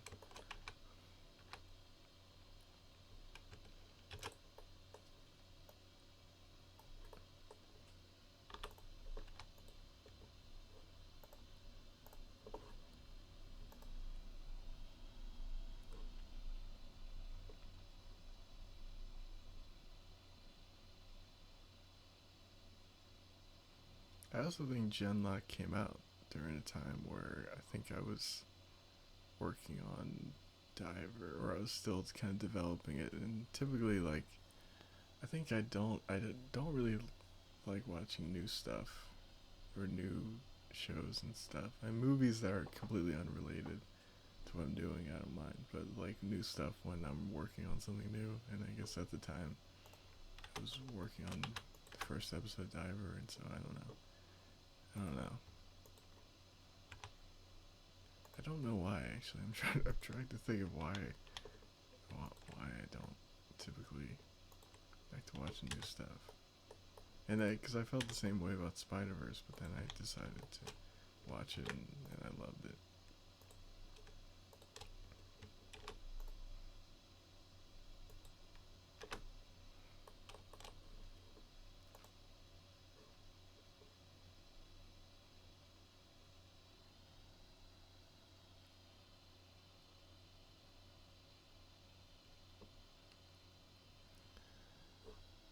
But yeah, I still don't know. And also, I think in general, I think with anything when I watch a trailer or something and I don't, I get the feeling where I have no idea what it's about, like, and that I should have some idea what it's about. Then I kind of start to lose interest a little bit, and that kind of happened with Genlock a little bit. But then again, maybe I wasn't paying attention, so maybe that's all me. So I don't remember, but I remember from what I remember from the trailer, it's just like he's a guy who, flies a thing and he has a family. And yeah, from certain like big projects, then I start to feel like, well, I need to know something.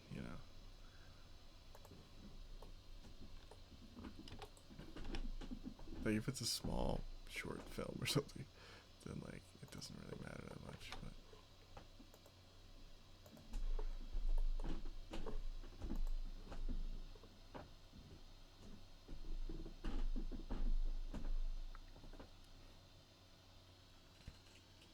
But wait, how do you know that?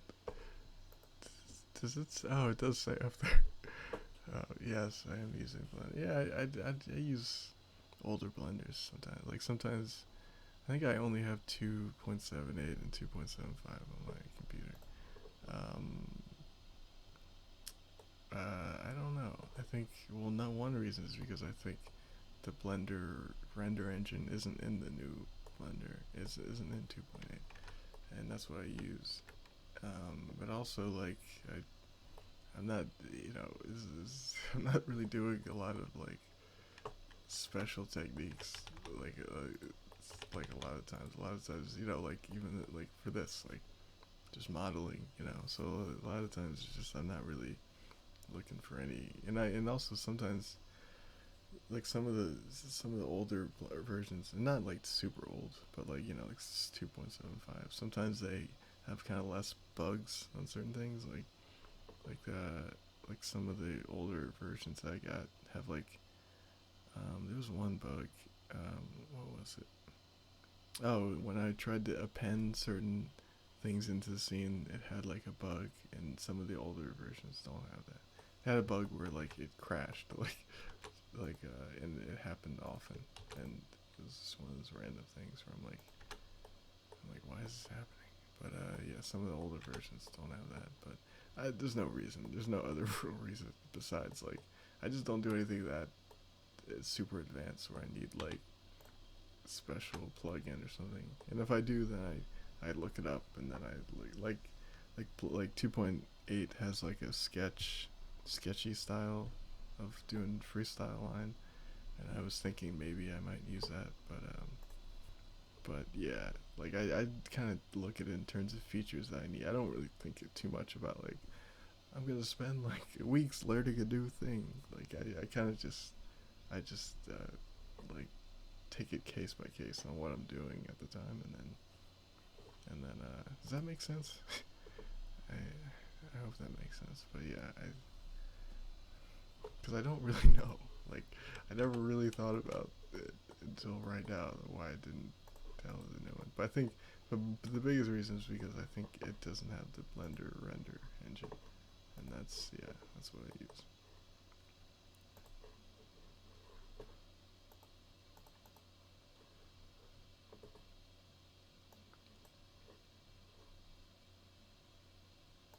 Oh wait, I shouldn't be doing that.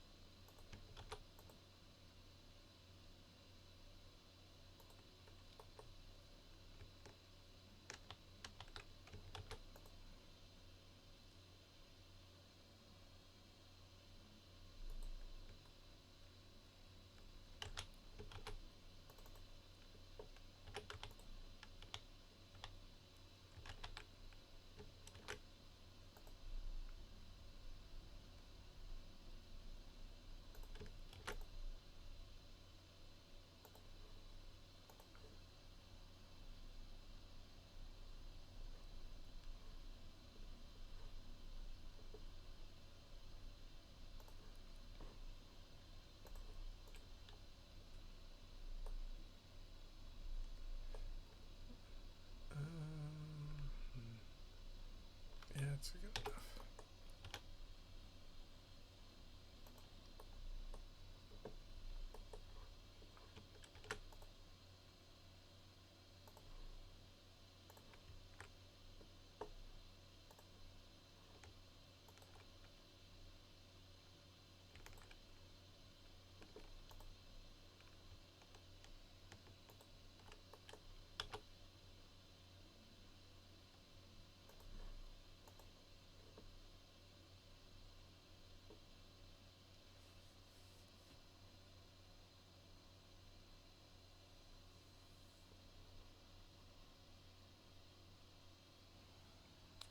Right. Yeah. Yeah. A lot of people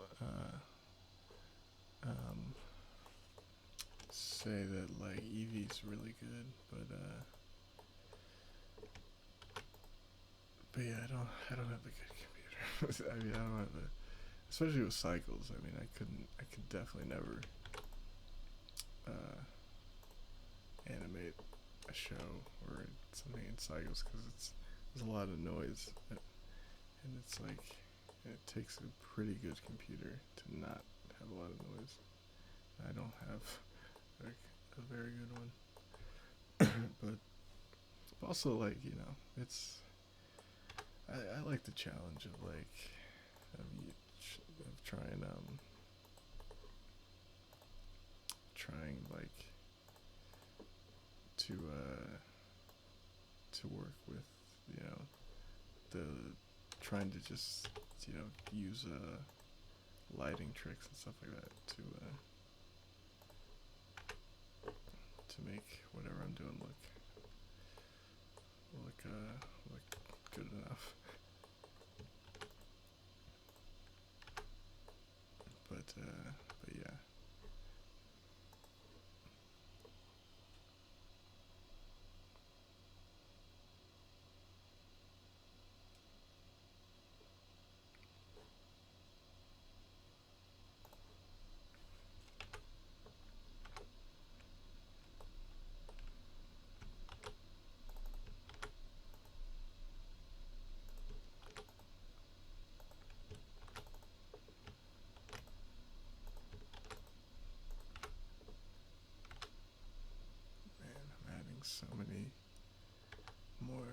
edge loops than I wanted.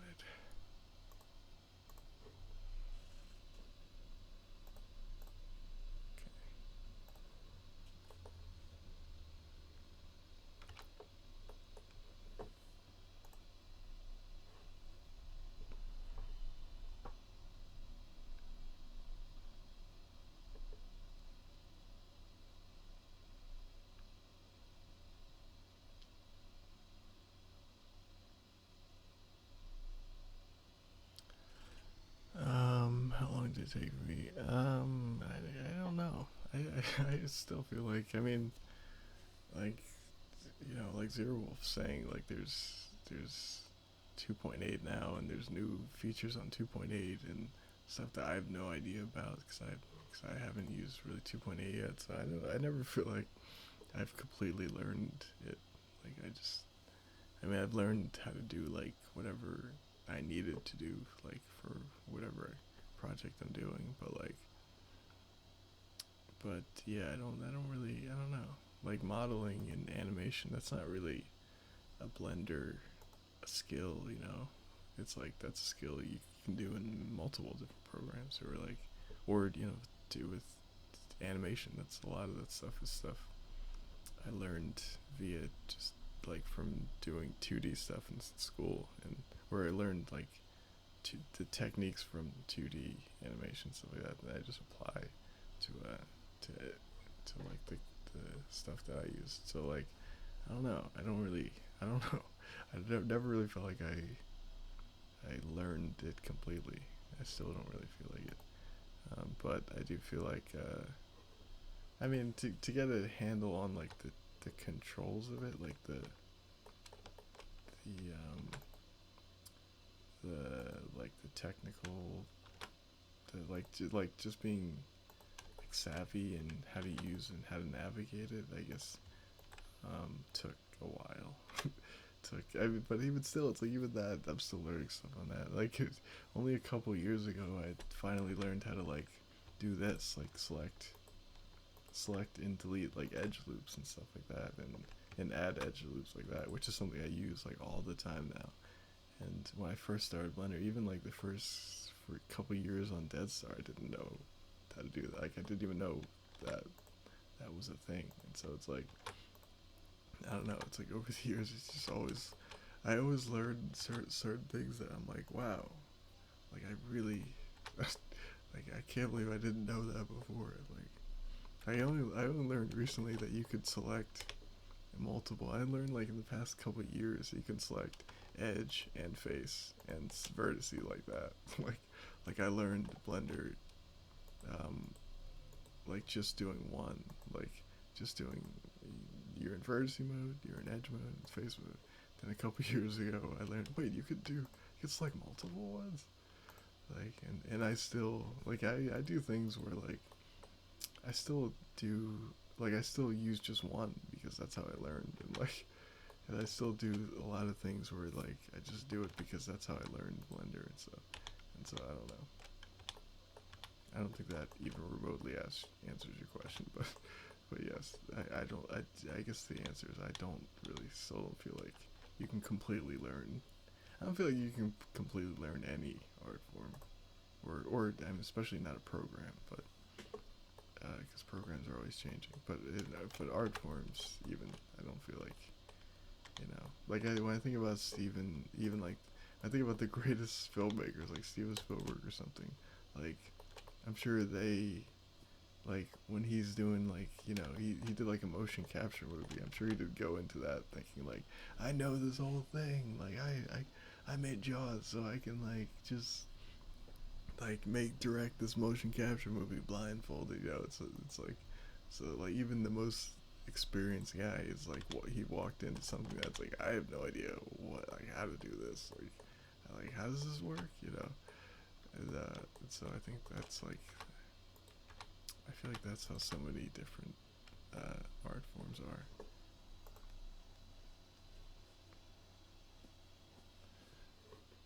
But yeah. But to briefly answer your question, 4 years, 4 or 5 years. I don't know. But a long way is don't think, I don't know, I don't think I ever did. Just completely learn it.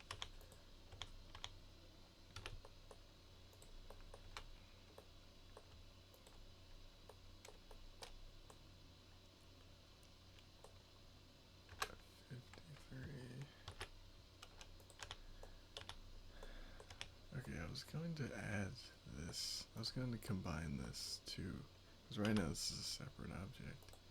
I was going to add this to this, to the orange sort of exterior here, but now I'm starting to realize that I don't think I have to. I think it can just stay a separate object. So maybe we'll leave it like that.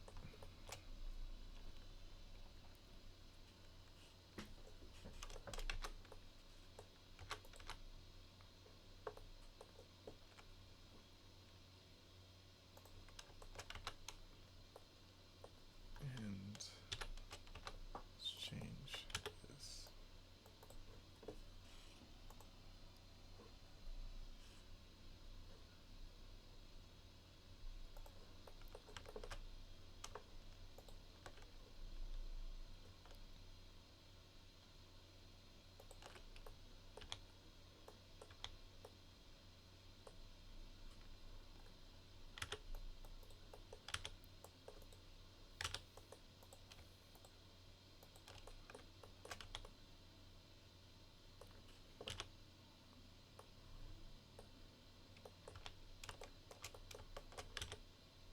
So I'm gonna change this sort of interior, like the inside, because things that have an, you know, an exterior color rarely does the inside of it have the same color. So I'm gonna change that.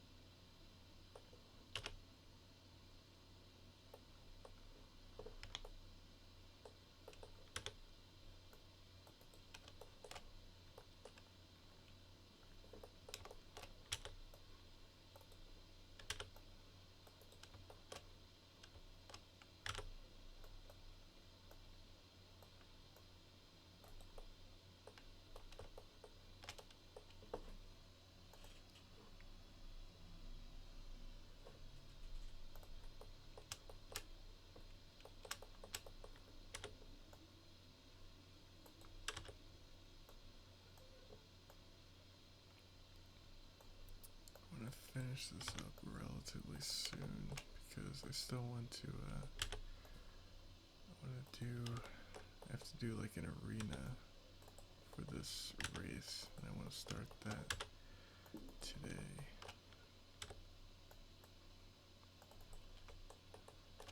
Also, and I mean, I guess I can say this. I mean, again, this is like the live stream, and it's not like I'm doing a public service announcement on my social media about it. But for this short film, it's gonna focus on Zara, and so I do need to work on her design for this. I need to make a hoodie basically, because I decided that she's gonna make a hoodie. That's another thing that never in my life did I think I'd actually pay attention to like women's fashion. But now that like I'm doing a show about like a girl who's from Earth, now I'm like I have to like pay attention to that. It's very strange. It's like when I see something that like the character would wear, I'm like, oh, that's awesome. Like the character, that's something that Zara would wear. And it's difficult because it's like you know, it has to be specific. Like, it can't just be like she wears a shirt and pants. Like, you know, like it can't be like I don't know any you know women's clothes. So it's that's actually been difficult. So I have to basically look at things that I never like. I have to basically like like I saw like just something that like one of my friends was like wearing like on Instagram, and I was like, oh, that seems like something a young adult woman would wear. And it's such a weird thing. It's a weird thing to be aware of, like, because like if she's because it'd be really, I don't know, because I don't want it to be bad. Like it'd be really weird if it was just like, if like she's wearing like things that don't make any sense, which is probably what would happen if I didn't pay attention. But now that's part of my life now.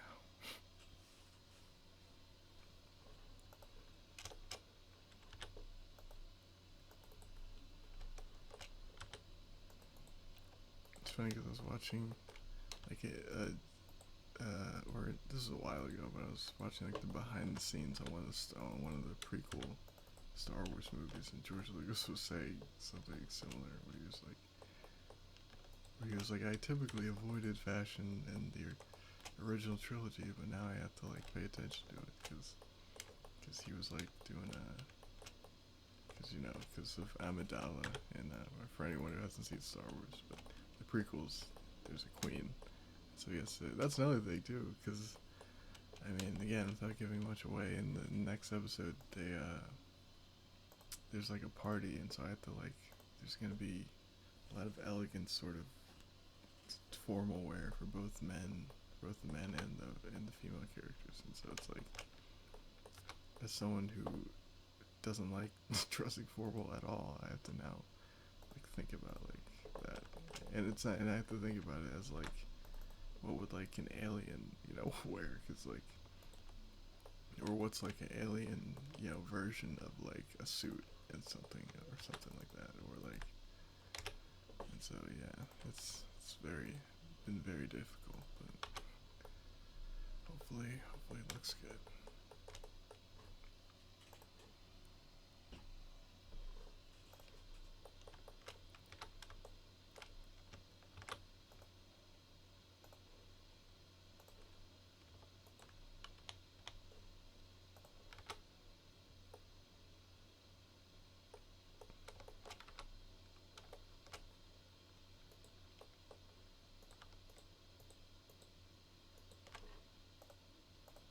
It was much easier on Dead Star because like it's like I could just make up stuff because like for the lead female character, Pamela, she's it's science fiction, and she was an alien, or I mean an alien to us, and so it's like whatever she wore could just be like, oh, well, that's what they wear on that planet. It's because I made it up.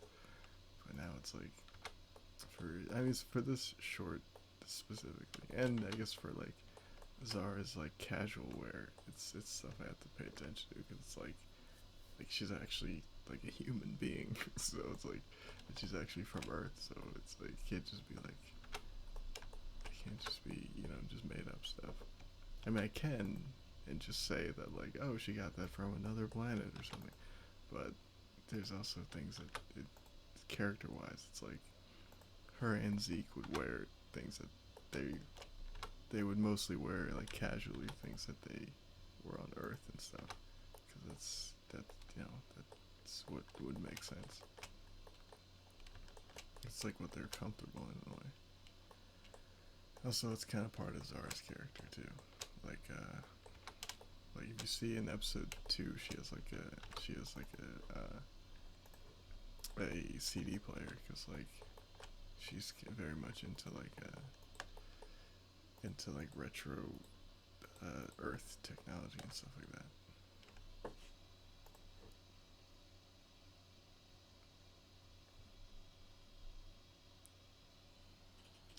How long is short film? I don't know. I just don't know. Not long because I don't want to work on this for that long. Um, because I want to do episode 3, so it'll probably be, I'm aiming for like 2 minutes at the most, which I've never done a movie that's been that long. That's been that short. I mean, um, uh, Sierra Wolf, did you just say It? Are you just, is that just the movie It? Or is that I know you mean to include. Yeah, there's that too. Because, like doing doubles of people. That's why I've just been like, it too was pretty good. No, I didn't see it too, but I saw the first one. But it was pretty good. Um, Thank you for the contribution, Sierra Wolf. It is a good movie. No, I'm kidding. Yeah, like because there's a lot of extras in this third episode too, and so they have to be wearing, you know, like there's no like Earth fashion, like it's on another planet, and so it's like they all have to be wearing something that's made up, but feels like elegant to the audience and stuff because it can't be because it's it's humans that are going to be watching it. So like if it's just something random that doesn't make any sense, people are going to be like, what is that? You know. So it can't just be actually like because like when you think realistically about what an alien would wear, it's like we wouldn't people wouldn't comprehend it, but it has to be basically based in like what we believe is elegant and fashionable, but kind of abstract in a way, which is it's kind of the the idea behind almost everything design wise in Diver because like even the arena, like would their arena really look like that? And if this is a real alien thing, but it has to be kind of palatable for us, like for like that's what it has to tell the story of an arena for like regular for people watching. So it has to look different in a way, but it has to kind of look similar to like stadiums in the real world too, which is a very strange thing. Oh, this is typo. No, no, you were definitely talking about it, the movie, definitely. No, I'm kidding. I wonder how long it took to produce. That's the first time anyone's ever asked me. No, I'm kidding. I get asked that a lot, but first episode, I know this time because it was very recent, and I worked on it. I worked on both of these the whole time, but people used to ask that all the time for Dead Star. How long did it take? How long did it take? I was like, I don't know. Especially for Dead Star because I mean now I do know.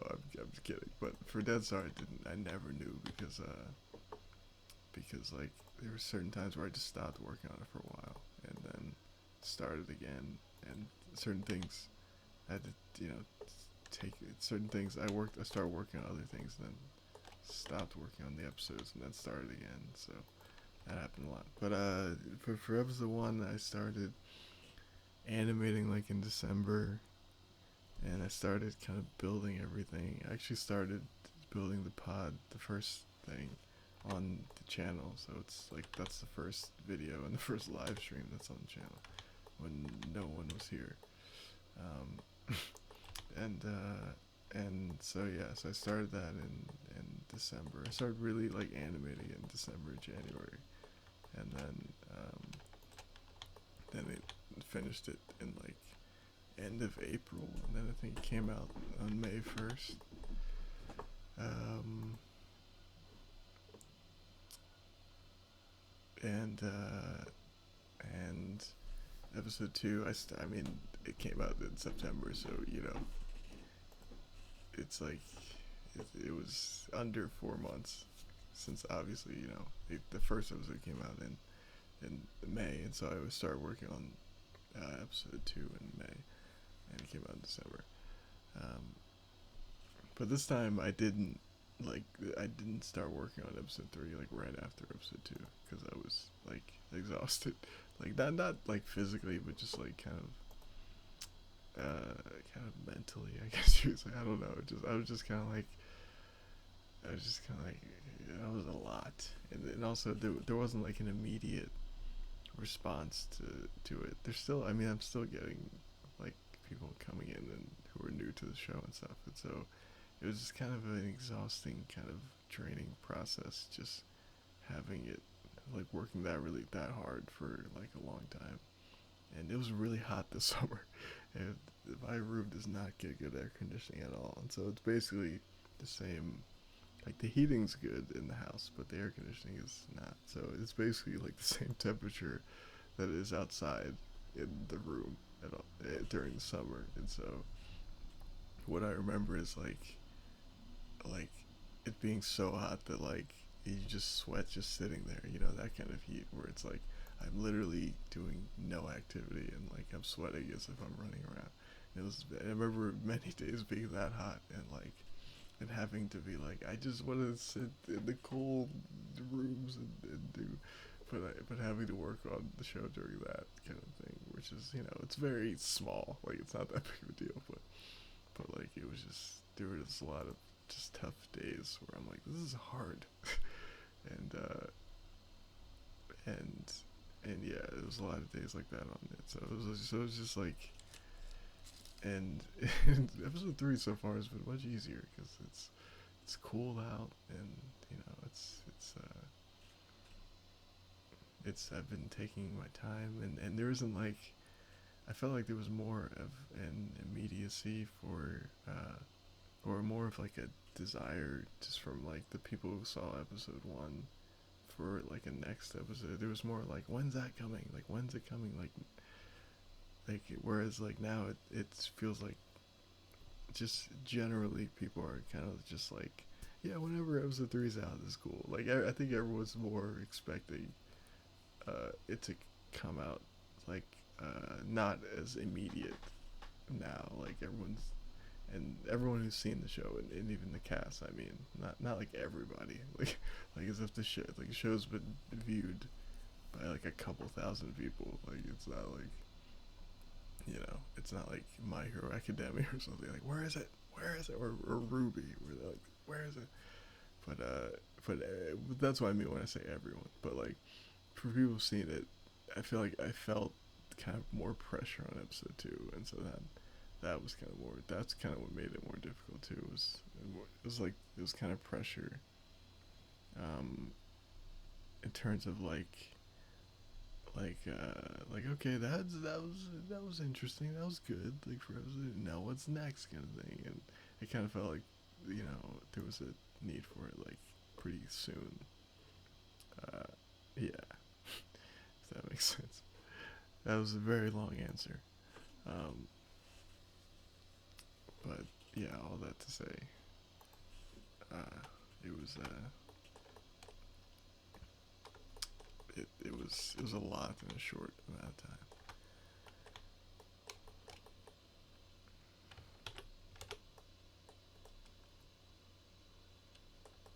Okay, now that I can control the color of the interior, now I can play with colors.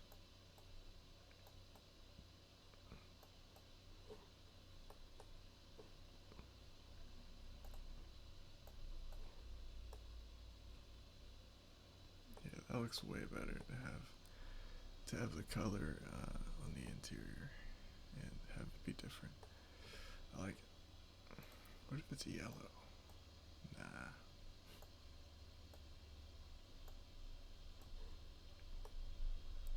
That looks okay. I don't know.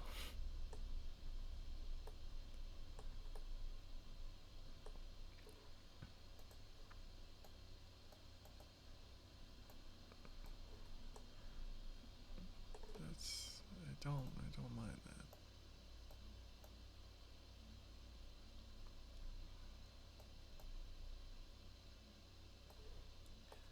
Hmm.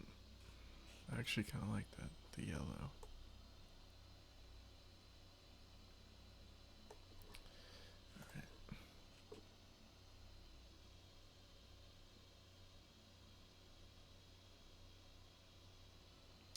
Creatively, no, not really.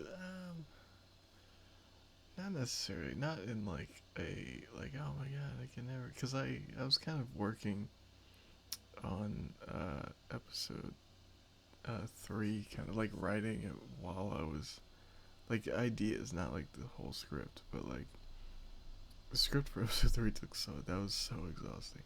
I won't really say because I'll have to describe why, but it was like there's some scenes where it was just so difficult to write because it was like the scenes. I'll just say there's a scene like the announcer scenes in the first 2 episodes. Those are scenes that are really hard to write because because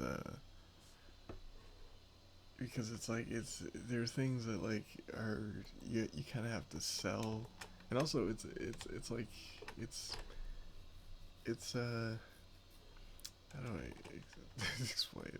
I don't. It's just I think it's hard because like it's a lot of description about things that aren't real. I guess is the way to put it, and I kind of can't.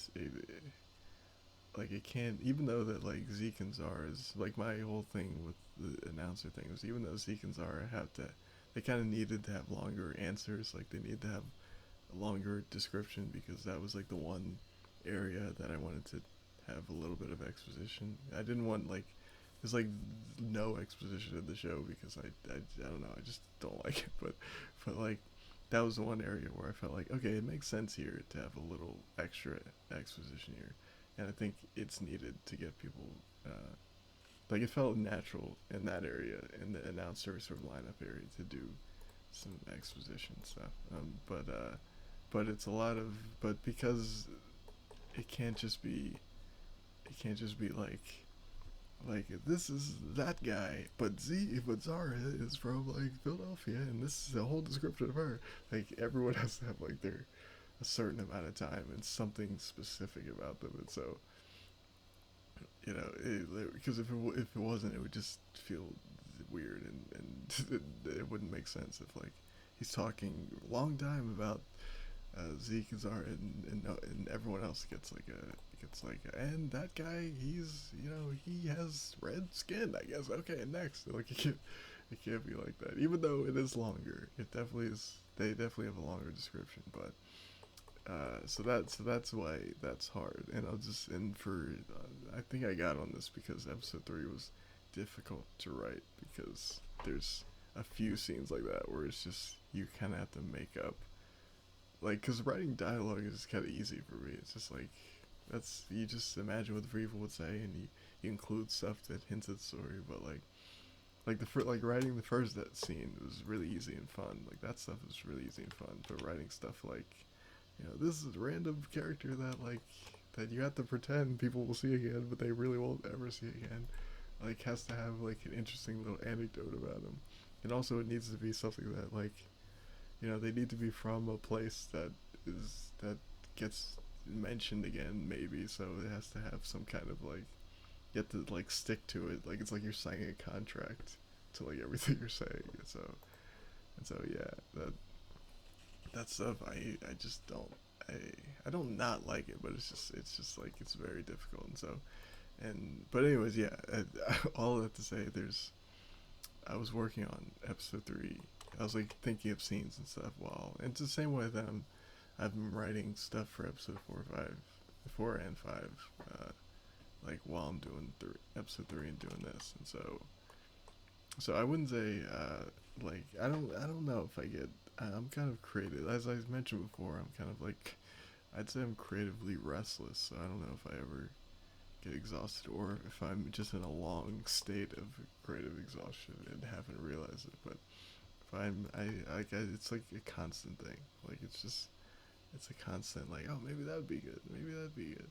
Like again, like I'm looking at certain sometimes like I see a random a random person on the internet, and I'm thinking, oh, that's an interesting shirt, and like that happened yesterday or the other day, and that's in Zara's clothes in this episode is something that I randomly saw online that I was like, oh, that's interesting. And so I don't know, I get ideas randomly, but the difficult thing is like it's more like exhausted in terms of you just assume or like just wanting all the work to kind of be seen and uh, and like that part of it is exhausting, you know the I guess not even just promotion but just the state of like the internet and how to get content out and stuff is just like that part of things is like is kind of I don't know if it's exhausting or discouraging or both. It's just but sometimes yeah it could be like that. It could be like you can work really really hard on anything. Like it could be it's any with anybody and then you think it'll do better than it does or something like that and that happened with me on Dead Star all the time, like probably almost every episode except for maybe I don't know ones that did especially well or something, but it's just like yeah like that side of things is like this is the part that's like I don't even understand like why like where is that, and it's not like it's anyone else's fault. It's like when you're making a web series you're making something um that's that like no one is that like really no one's asking for like like no one's asking for any content that people say that, but like really no one's asking for it, so you kind of have to and so the hard work is in making it good enough that people watch, but then it's like at the even after all that, it does kind of feel sometimes like oh right, I forgot like people really don't care about like web series just in general, right? And there's no market for it really. There's nothing. There's it's not like a movie where it's like oh you make a movie and you take these steps and then if it's good enough then it'll get investors or it'll get into this film festival or it'll do this and oh you have a TV show, okay, well if it's a good idea and you can take it to this festival or if you know somebody who's like who looks at television scripts or something, you could do this and here are the steps. Like there's nothing like that for like a web series or even like just independent you know kind of independent just media in general. It's like I don't know, we're getting into like a weird place where there's just like it's either something to be on Netflix or just nowhere, and it's kind of like a nowhere. That's kind of how I think about it. Is like I think about it as like a nowhere show, and I kind of thought about that when I was working on Dead Star, and I'm like there really isn't anywhere like for this kind of thing. And it's like, and you kind of have to like make your own. You kind of just making up. Like that's kind of how I feel. Is I'm just making up stuff. Like as I go, I'm just like I was like, well, maybe we'll post it here and stuff. And I don't know. It's like it's tough.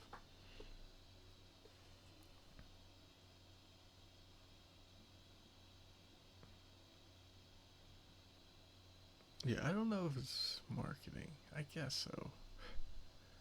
Um, yeah, it's not even like creating a demand as much as it's just like finding I guess the audience. Yeah, it's not because I don't need the demand for for anything, but like it's just like oh yeah, apparently Disney Plus starts. I just saw Disney is trending, but apparently that starts tonight. But yeah, like I don't. It's like speaking of what I'm talking about, Disney Plus starts tonight, which is like going to be another thing that kind of takes over the sort of industry and the way we the way we consume content and stuff. It's like I mean not in a bad way, but like it makes like I don't really it makes sense that they would have a streaming service. I'm probably gonna you know start a subscription on that too, but but yeah, but it's like, but yeah, it's like things like that are kind of difficult to deal with, where it's like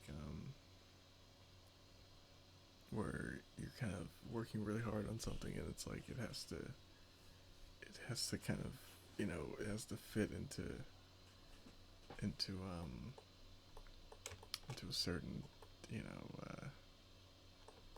I don't know. This is, well, for Dead Star, I mean, for Diver, it's like it doesn't really fit into anything, like anything that exists. So like it's not an official sort of production that can like go on the Netflix or something like that, and it's not really.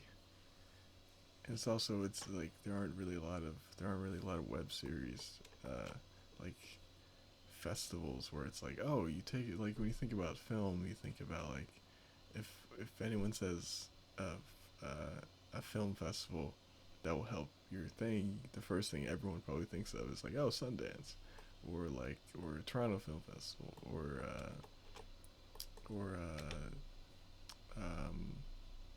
I have one in my head, but I don't remember what it's called. Uh, I don't remember what it's called, but I'm thinking of, oh, and also South by Southwest Film Festival. You think there's like these places where it's like, oh, you take it to here, and like you get a fair chance, in an audience, a fair chance at an audience. That's I think that's kind of the difficulty is like it's like it doesn't really matter kind of what do you do. It's like you don't. It's like it's kind of like you get an unfair uh, disadvantage or something. I don't know. I think that's what I'm trying to say. I don't know, but I think all this to say that's kind of what happens sometimes after I finish an episode. Is like it kind of feels um, like that starts to weigh on the show, and that happened after the second episode. After I finished the second episode, because I was so kind of rushing because I thought that I mean I was right. It wasn't that I thought, but in that like I was I was thinking like I was right in thinking that like people need to see a second episode like it's ASAP. Um, for just to see that like it's a show that's number one like going. It's a show that's like that has a second episode that comes out in a reasonable amount of time. Because if you have a second episode that comes out like a year later, that's that's basically like having no episode come out. Like it doesn't matter because like either because the people who were interested in episode one are probably like oh cool, like they're not interested anymore, and the people who find it later are like, oh, these episodes come out like a year apart, so I'm not gonna follow this. And so it's like it needs to come out ASAP.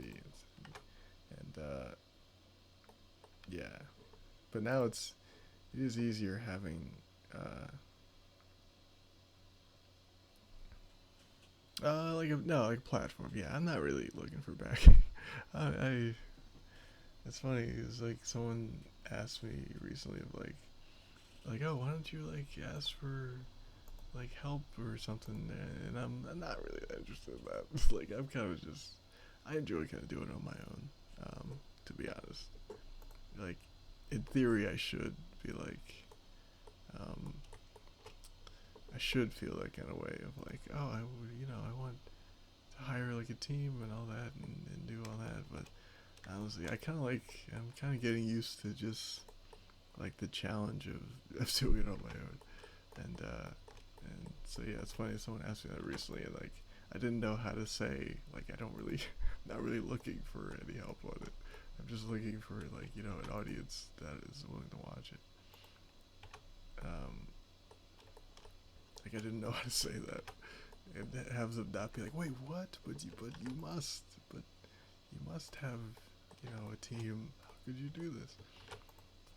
Um, but yeah, that's kind of the truth. But in terms of like backing into sponsors and stuff like that, that's not necessarily because people sponsors and stuff they'll back anything that has a certain amount of views and stuff. That doesn't really matter. It's like if it gets to a certain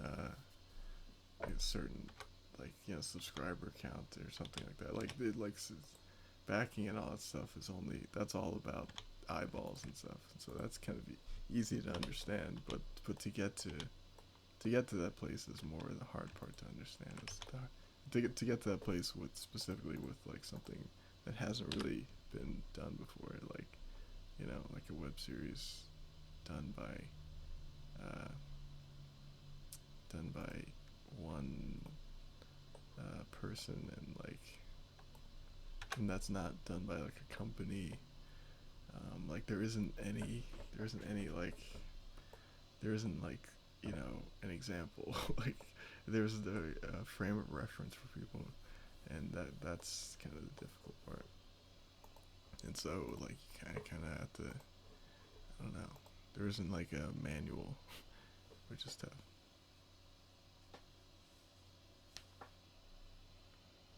uh Creative, no, I mean it'd be mine. I mean I'd be in charge, so I wouldn't really worry about creative control. But I mean, well, number one, no one's gonna work for a show that has no money. So that I mean, that's the number one thing. But even if I had money, I mean, if I, we'll see, we'll see. I don't know. I don't know yet because the show doesn't have, there's no budget. So if it does get a budget. If it does somehow make that much money, we'll see. I'll just, but right now it's like it's not there, so it doesn't really matter. But because that's the number one thing is that like I don't want to like no one's no number one. I don't really want anyone to work for free on the show, and also I don't want to work with strangers on something that's for free, because then you don't know you don't know who you're working with. You don't know, like one day someone's gonna lie about something or lie about something they did or didn't do or something. So you don't know, because I've heard some horror stories from people who working on like a project but working with people that they don't really know all that well but are good artists, and there's some heard some horror stories and stuff like that. But yeah, so money is the biggest thing. And also, I mean, no one's, because especially for this show, it's like it's work. Like, it's like things. I mean, as you guys can see, like for the live streams, it's not something that like people are dying to get home to work on somebody else's thing at the end of the day. If you know what I mean, like, because it's not like a fun like, oh yeah, I'll just do some 8 hours on Diver, like it's not really something people are lined up to do. But yeah, even if they were, it's like it's not something I would ask somebody to do, because it's a lot of work. But again, like that's kind of the status of it right now. But if uh, if there is money, then maybe one day. I don't know. Still, I don't know. But I mean, it'd have to be a lot of money too. But also, like, yeah, I do like working on it by myself. That's kind of the main reason too. Is that I don't not really looking for any help, because it's kind of fun doing it, and seeing what I can pull off. Like that's kind of the big reason. Um, but the the logical stuff. The other reason is that because that show doesn't have the money, and I'd want to pay people, if they were working on, and also sign legal stuff. If they're working on a show. But the other reason is just I enjoy it. It's like it's not it's not something I need. Like I always think about just like I don't really necessarily like I enjoy the challenge of sort of trying to do a show that just on my own, because it's like every production out there nowadays has like tons of money, and it can almost be fun to just kind of work within a constraint. What was the original question? I don't know why I went all the way down with this. Oh no, I was talking about, yeah, why episode 2 was difficult.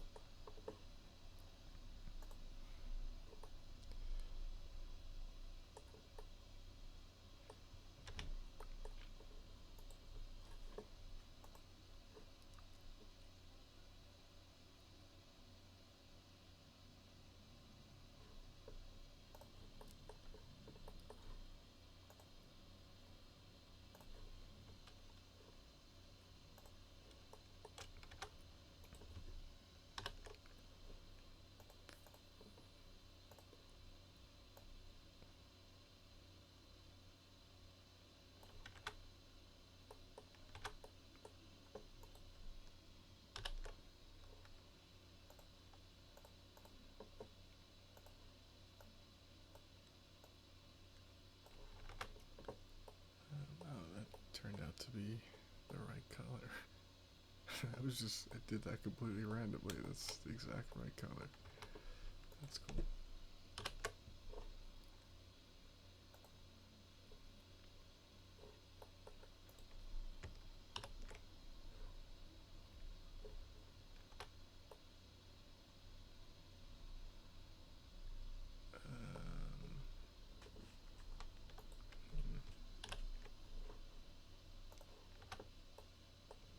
Hmm.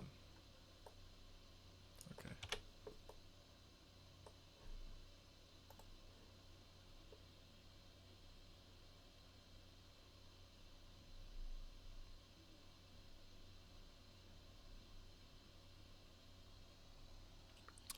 Platform like what? Like like a streaming service or something?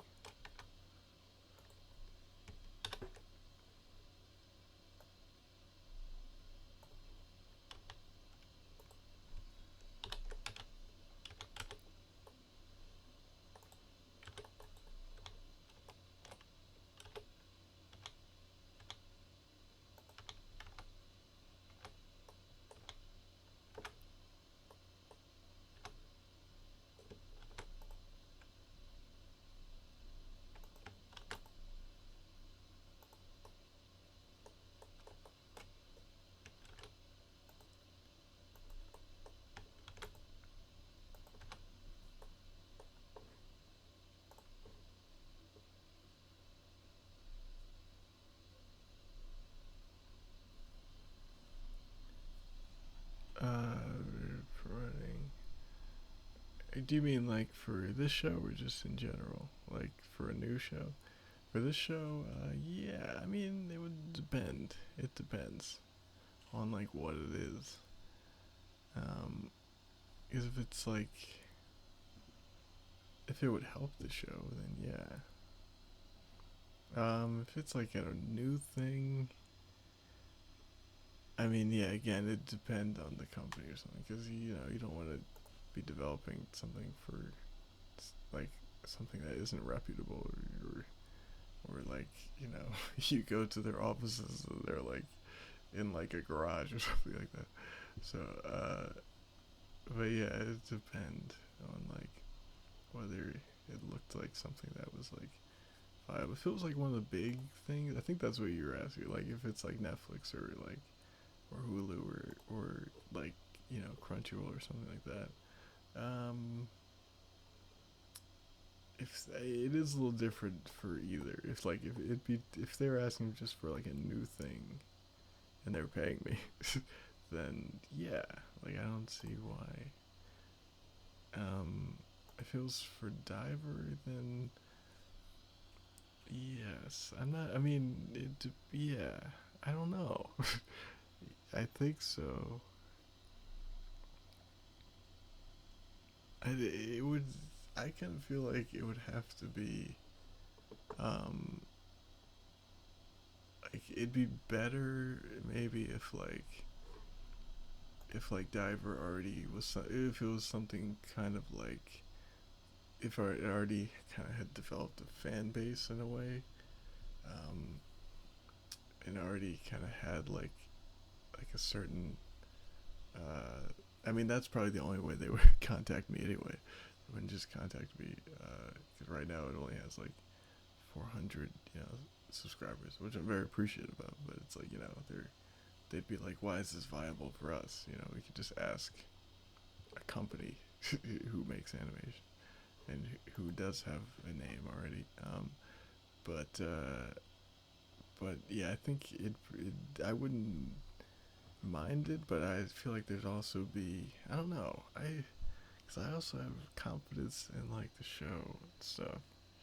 So it's weird. I don't know, but I also feel like maybe people would be like, oh, why is this like, internet show getting a spot? And so I think a part of it would have to be like something like Ruby or something. You know how like I think Ruby's on Crunchyroll now. Which why are they on Crunchyroll if they're not anime? But that's another conversation.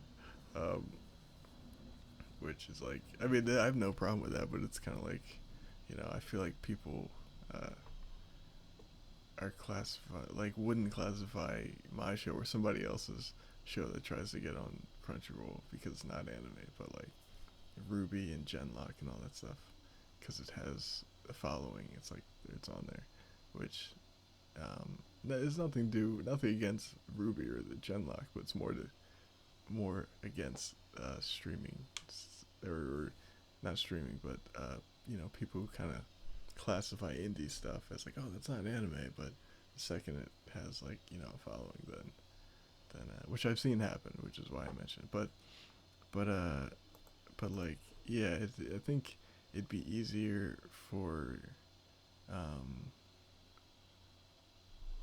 no, I do feel like it is, but I'm just saying that like I think it'd be easier for them to I don't know, to like sell it or like to like uh to avoid people like asking like, wait, why is this? I thought you do like like official productions. If like it already again like it already had like a sort of stamp on the audience in a way that like Ruby already had before it was on streaming services, and I think they have a manga now and stuff. Like so it's easier to be like, oh yeah, well people already want that, so because people already like that, and so we're just giving them this thing that our people already like the platform. I think it'd be different. It'd just be a different kind of story if it wasn't something that people already knew, and so because if they were just introduced to it, I don't know. I don't know. I don't know. Like it's something that I'd like cause my only thing would be like um I wouldn't want people to like turn against it, because people are like they enjoy it.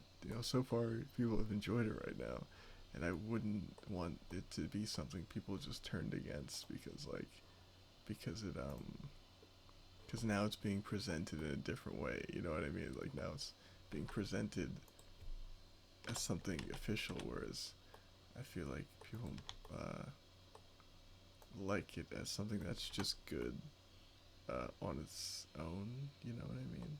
Because I don't know if that makes sense.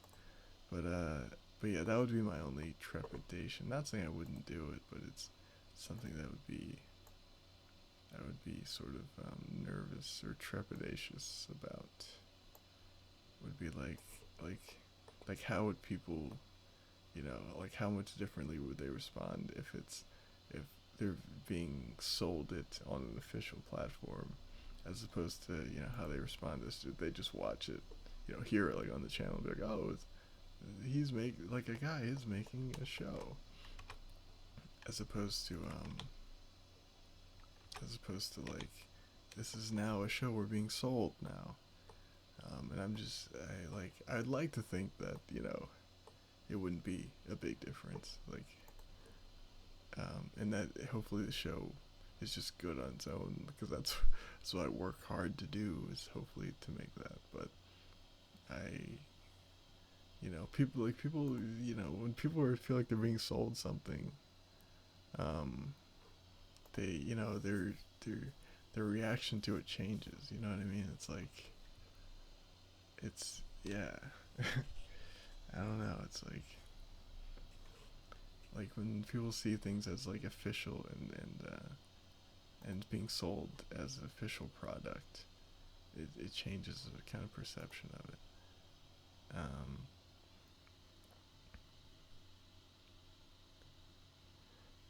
Working with studio voice acting. Oh, that's awesome. I didn't think about branching out. They probably want the rights too. Yeah, I don't know if that.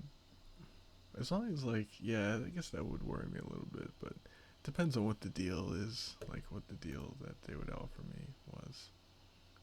Um, yeah, like I don't. Yeah, it depends.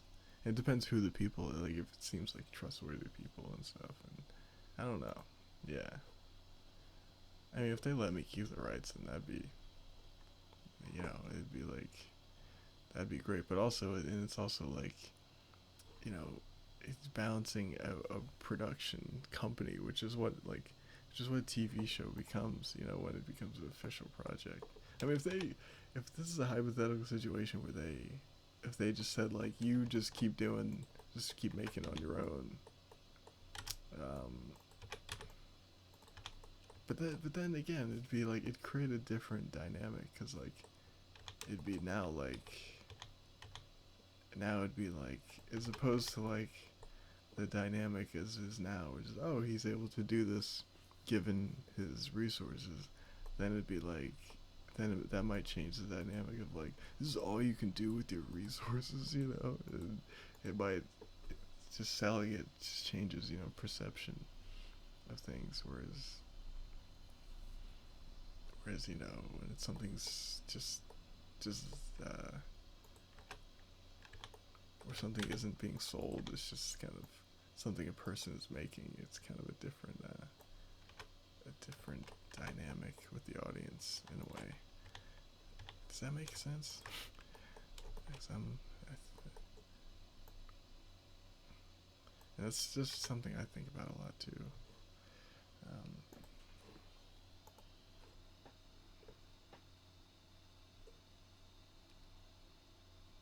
yeah, and not that that's something that not that the underdog aspect of it is something that I like, I'm relying on or that's something I think about often because I like that's actually something that I don't think about. I try not to think about at all, and I just try to think what would I like as a movie. Like that's kind of what I do, or especially with Diver. I just think like this is like you're making this for yourself, and what would you if you clicked on this? What would you like?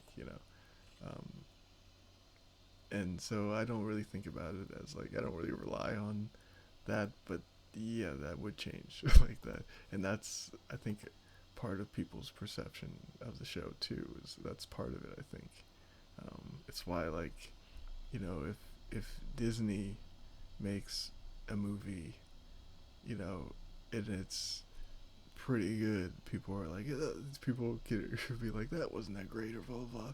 But if the same, but if like one person or like an independent team made the same movie, people might be like that was a great movie, wow, good job, like because it's just a different perception when when you see the human touch in something as opposed to a product. At least that's my theory on it. Um, it yeah, it's I don't know. It'd be different if they said like if someone said like uh, yeah we want the idea like the property of Diver and the idea and we want to make like a new show. I mean we want to make like a production version of like the show that you or the story that you already have. Like we want to do like like I think that happened with One Punch Man, didn't it? Or like I think One Punch Man it originally was just like a like something uh fan animated or something, or like it was a independent kind of animation. I think it's One Punch Man, and then now they turned it into or no, I think the manga was like an independent manga or something like that. Maybe.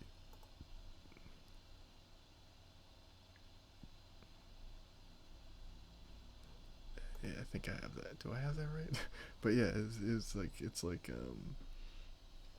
or it'd be like if somebody offered something like that, like like uh like we want to take this thing and turn it into like Nickelodeon said, or I don't know about Nickelodeon, but well, I mean, I don't want to, you know, badmouth them, but yeah, I've heard stuff, but I mean, I don't know, but it's just about their treatment of like Korra and stuff like that, and so I don't know how that place works, but if some channel or something was like, hey, we want to take this exact thing and to do redo the first two episodes and do it in like with a big production, something not big but actual production, and like that would be something I'd probably think about more, unless, like I said, unless it was something that, unless the first two episodes and the episodes to come are something that people really liked already, and people like it as, and that's a big thing. That's a big thing I think about. Well, this is a big thing I think about when doing the show, is that like I kind of I just kind of make it for myself, and that I make it in a way that like I feel like I just enjoy it the way it is, and I don't need to necessarily like have that question answered of what if like a studio or like Disney picked it up and they redid everything, and so I like with everything I always just try to think about what do you, it's like what's the version of the show where you just like this version, and so I think about that when I'm making it too, and so that would be honestly like that's like I don't like saying the ultimate goals that I have, but like that would be my ultimate thing, is that people just like it in the style that it is now, and like that they're not like we only, because I see that in independent projects where like people are like, man, if this movie like has like a studio to back it up, then it'll be really good. Like I like the ultimate honestly thing for me would be for people to just be like, um we just like this like as it is now, like we don't need to, like when I think about like anime, I love like the original Berserk series and stuff like that. Like some people might say like, oh, that's old animation or something, but for me, I'm like, I prefer that. Like that was the best. That's a great version of the show, and so yeah. So I think about that a lot. Um, and yeah, that's a big, for me. That's a big driving factor in like how like I work on the show. It's like I just want this to be its own version. Like I want to do the best I can with what I have, so that in that hypothetical situation, if that happened, people wouldn't be like, "What is this indie stuff being on Hulu? Like, what is this?" Because I'm in the belief that like it doesn't really matter like whether something's made for like a lot of money or not, as long as it's like good and it tells a story well. I think that there's nothing wrong with that, and I look at like again like older anime that I love, and that I actually just like the way it is, like regardless of whether the animation's outdated or not. And so yeah, that's yeah. I don't know. I genuinely enjoyed it. Oh, thanks. I think. Yeah, sure. I mean, yeah, I'm not against that at all. If they think it's it's something worth backing, that'd be great. My favorite shows, movies, all shine. Yeah, yeah, same. It's like I even think about big shows that like the Naruto and the DBZ and One Piece, like shows I really like that like their animation improved over time, but like even still, like when I go back to the older episodes of all some of my favorite shows, I'm like, there's nothing wrong with this. Like this, this is good the way it is. Like like I really love like older One Piece. Like One Piece is one of my favorite shows. For anyone who doesn't know that, but I really love the art style of like older One Piece. It's one of my favorite just shows, and I like the new stuff too, and they do a good job of like keeping the same style and stuff. So I don't feel like like it's a different show, but at the same time, there was like a grit to like the older style of animation, and specifically like One Piece and even like DBZ too. And like you compare like DBZ to like Dragon Ball Super and stuff, it's like there's just like I don't know, there's just like a grit to like the animation, and there's like there's a it's like a visceral nature to it that is just kind of missing in the new one. And so yeah, it's like it's like I'd argue that that one's better, and that one's made in the 80s and 90s. So yeah, I don't know.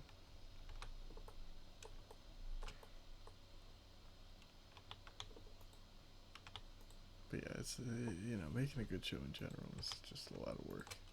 So it's like I just try to make sure that like everything I'm working on the show, just like I'm just treating it like like any film, like not thinking of like, well, this doesn't have a big budget inside. Like I'm just thinking of, well, like what works, like what is what would be a good design or something, or speaking of what would it, like what what would like what would be a good performance regardless of like I think the performances so far in the show, excluding myself, or like, but they're all like I don't you know I think they're all really good so far. Like all the actors are really good, and they're giving like great performance. Like I don't think like, oh, there's a missing element. And that's kind of my big thing with the show is I don't want people to feel like there's a missing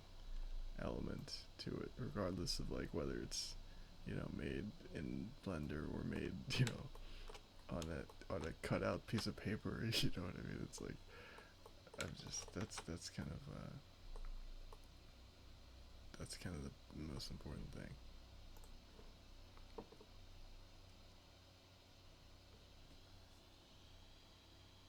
Right? Yeah. I think yeah, exactly. I mean, yeah, that's a whole other thing. It's just the fact that just like old Dragon Ball Z, and I mean old shows in general before digital was a thing.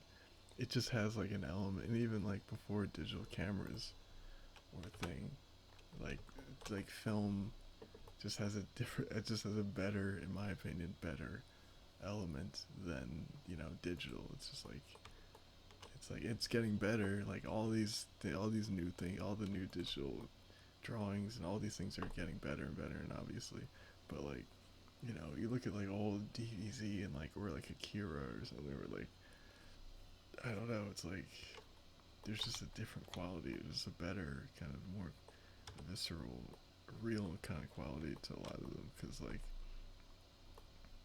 because they were shooting like film, like even drawings, like they were shooting the drawings on film and stuff like that because that's what you did, or like I'm pretty sure they shot.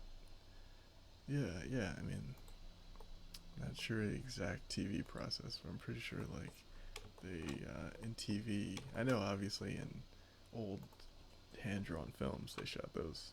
They shot the drawings on film, but I think they did the same thing with television too. I looked at this whole like this is really great restoration kind of article about the old Dragon Ball Z, and because I wanted to know how like old anime was made and stuff, because I was kind of curious about like about about why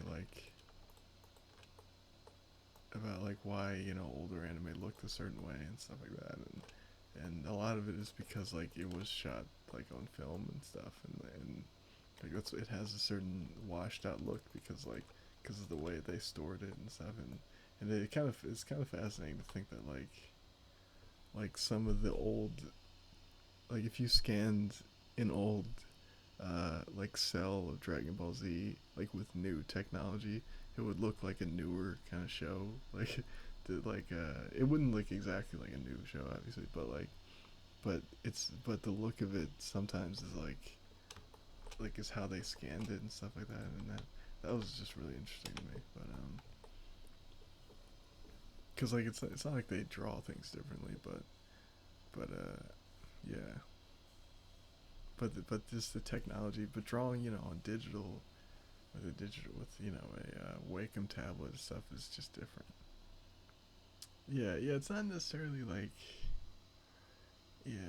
I wouldn't say it's too perfect, but like uh it's a little glossy. Like there's sometimes, and it's not necessarily in the drawings, because like if you look at Dragon Ball Super, they're still drawing the characters, but it's a lot of it's the way they're shading things, and the way they're processing it, and the way they color it, and the way they're not using 2D effects, because back then these 2D effects which look way better than like 3D effects.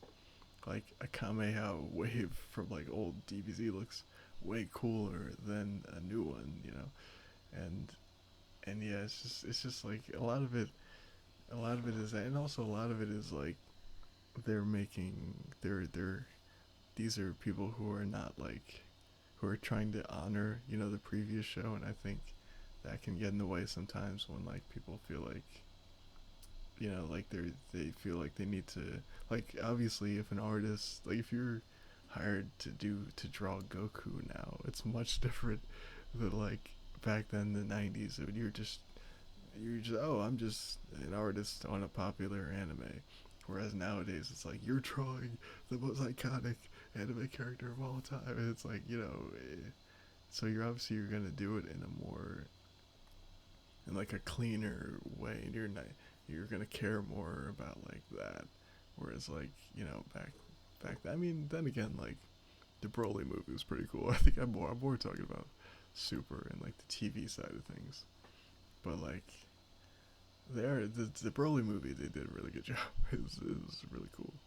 It was a little glossy more, but they it still had the visceral and kind of and the violence that DBZ had, which I thought was lacking in Super, and that was a big issue. It was like it's like, yes, we know that like Goku's gonna live, but like you gotta put him through some stuff. And same with Vegeta, or or there's no tension.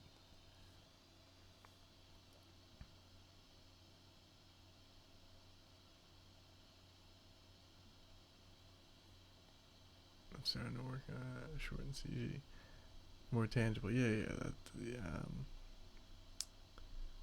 yeah. That's yeah. I mean, yeah. That's something I think everyone should try to do. Is have that, like that's what people like to watch. Like people, that's why people like to watch Miyazaki films, because you could tell it was made by like people. It was made, every detail of it was made by hand and stuff. Um, as I mentioned, said they're currently working with me. Wait, wait, who? I'm currently working with somebody. That's news to me. Wait, who? What are their names?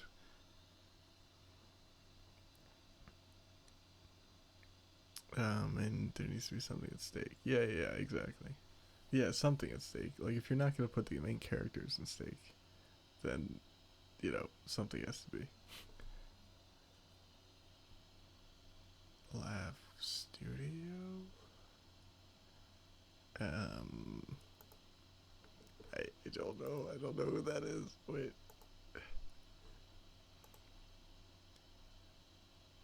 Oh wait, I did talk to somebody about like a very small streaming service that they had. Maybe that's what you're talking about. I don't know what their studio is called though.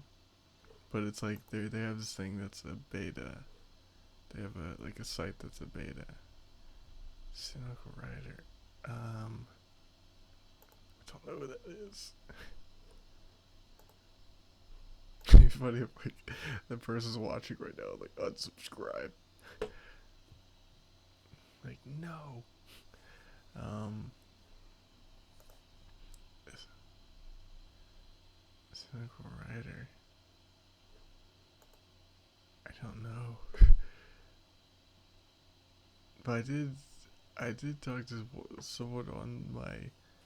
Someone messaged me on my Dead Star page and they asked if like I could put my shows on, which I actually should probably do. I told them that I'd do it. I still haven't gotten around to it. Um, Cynical Writer, what is that? Oh god. I'm definitely not working on any projects with anybody though. But okay,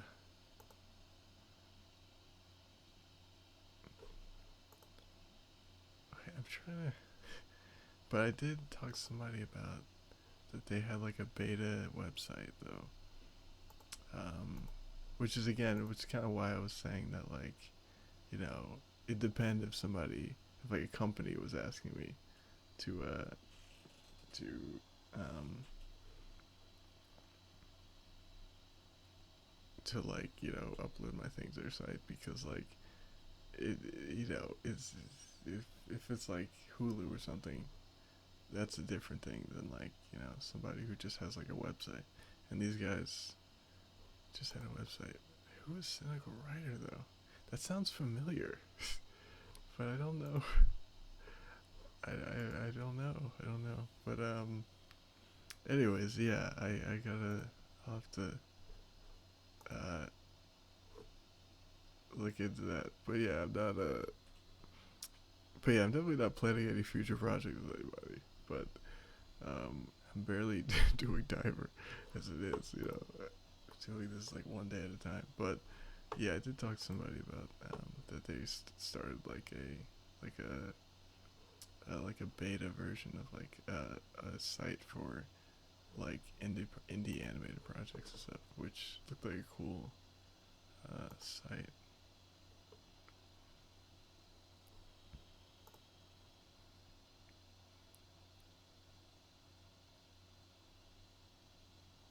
Oh wait a second, wait. Oh yeah, wait a second. I am working on something. I think, but it's like a freelance job. But I'm not working on like I'm not planning any projects with them. That's so funny, right? Senate, right? Okay. No, but that was like I'm working on like I was, and I haven't heard back from them in a long time. But yeah, I was like designing because I do a bunch of. For anyone who doesn't know, I do a bunch of freelance like animations. Well, not animation, but like yeah, I actually haven't done much animation lately, but I do freelance like 3D work for people. And yeah, I did. I was doing like a freelance. I was doing like a character for them. Yeah, but I haven't heard back from them in months. And they said they were on like a hiatus or something. That's so funny. Wait, is that them? I mean, I think I could say that, right? Yeah. I didn't sign anything. But yeah, I mean, and I didn't say what the project was, but I mean, I actually don't know what the project is. I've just been, I just like, and this is like in the summer. This is a long time ago. Oh, maybe, I think I plan. Why would they say I'm planning a project though? I don't know. I send them over, right? Were you acting in the game? Are you like a voice actor in it? Or is that like an audition, you mean?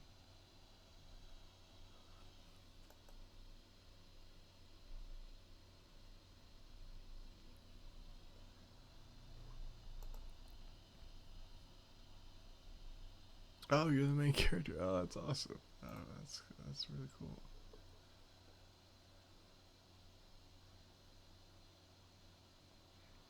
That's so funny. Wow, I have not heard back from that project in a while. If it's the project I'm thinking of, I think it's the project I'm thinking of. That's so funny. It's the same project. That's hilarious. That's what are the odds that you're voicing a character too?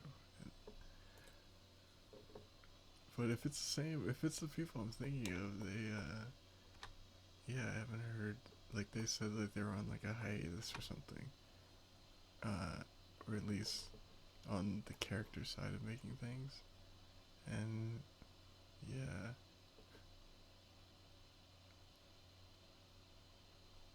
that's so funny. What are the odds? It's so funny also that you message them and they're like, wait, yeah, I know that guy.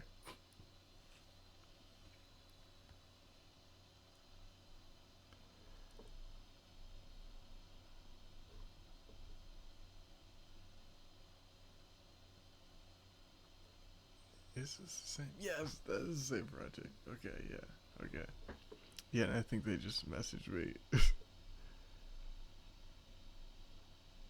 um, because I think they're like, hey, someone just brought you up to us. Okay, yeah, it's the same project. I'll look at the message later, but yeah, that's so interesting. That's so funny. But yeah, I was to elaborate more. I do freelance on a site called Upwork, and they posted a thing about like a character design, or they wanted like a low poly model of a character, and yeah, I was working on that, and then they said like they had some issues with the project, and then it kind of which happens with freelance sometimes. That happened actually recently with another. I think it was a game also. Like there's people who were had a job about a game, and then all of a sudden they're like, yeah, we had some issues because it's making indie stuff is tough. But yeah, for anyone who uh, doesn't know, that's how I make some of my living is doing freelance animation stuff, or in this case it was modeling. Typically it's modeling stuff. But yeah, that's so funny.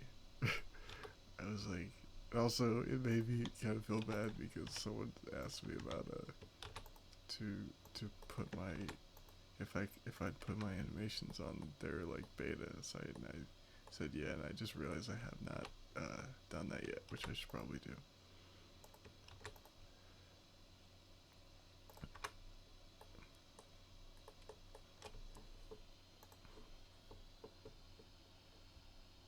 Maybe I don't. I mean, if you're just doing voice acting, I don't think I'm gonna be involved in that, but in that side of things. But um, yeah, like what are the odds?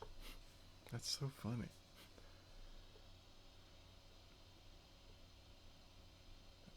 Because at first I was like, who are these people? I'm like, why would they say that I'm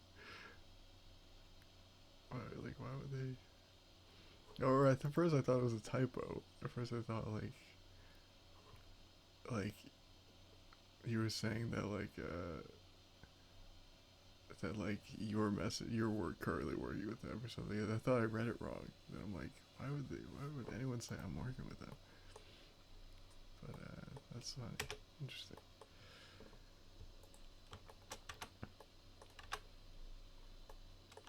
Okay, now I need to add I need to finish this up.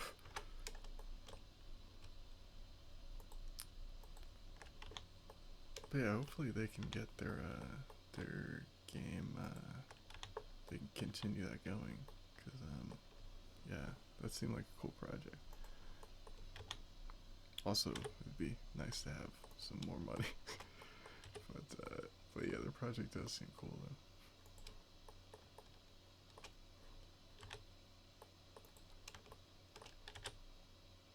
And also, I've never really like worked on someone's game before. I mean, like, like in a way that was like finished. Like I've had two, including this one, including this project, 2 times where like I've been asked to do like freelance on a game, and then the game ended up like going into hiatus or something, or it didn't end up working out. And so it'd be cool if like I can actually successfully completely help out with the game, because I've never done that before.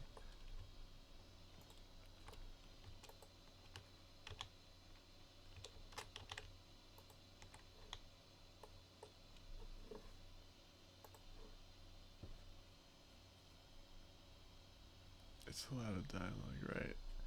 A bunch of different lines. Oh, right, it's one of those games. That's funny. I don't know anything about the game. I think I don't think they told me the story.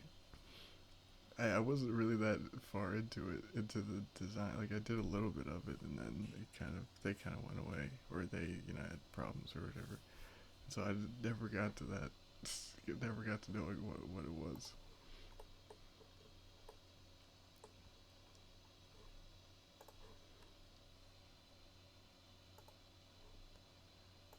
It just like the design looked cool, like from the thing I was modeling, but that's about as far as it's about as far as I got.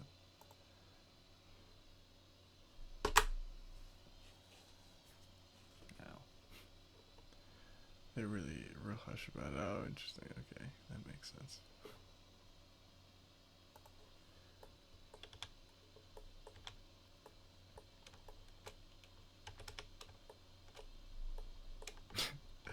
What if like I literally almost thought that like I was about to enter like this Twilight Zone where like we're just like everyone, just like random industry people were like, yeah, we're working with that guy. They're like, wait, you are? It's like, wait, am I? It's like Brandon, you're the president of our company, and then like it's one of those moments where you look in the mirror, you're like somebody else, you're like, oh my god, I'm I'm crazy. Did anyone ever see the movie called Identity? That's kind of what happened in that movie. But I've gone mad.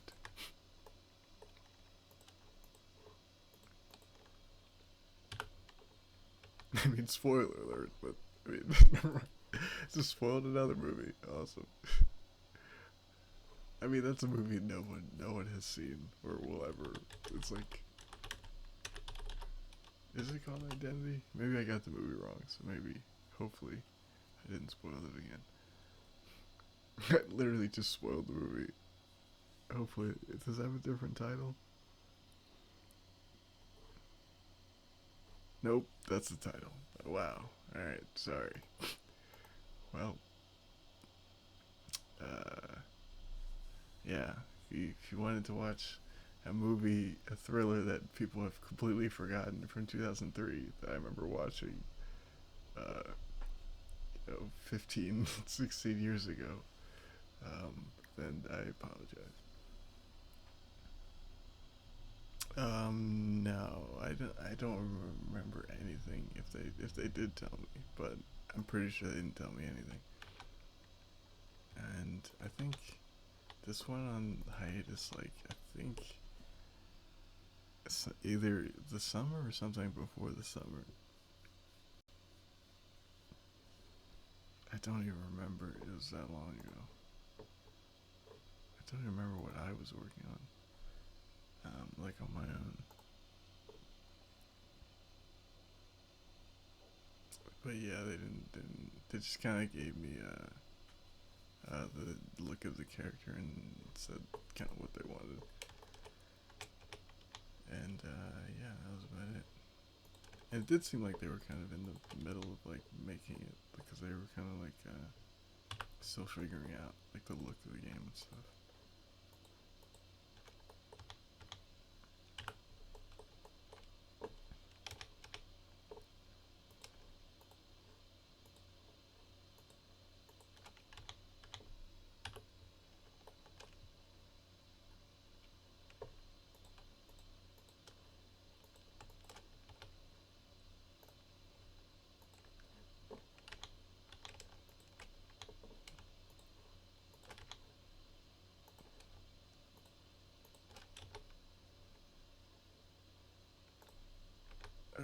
So this is gonna have, well, why is it two different colors? Okay.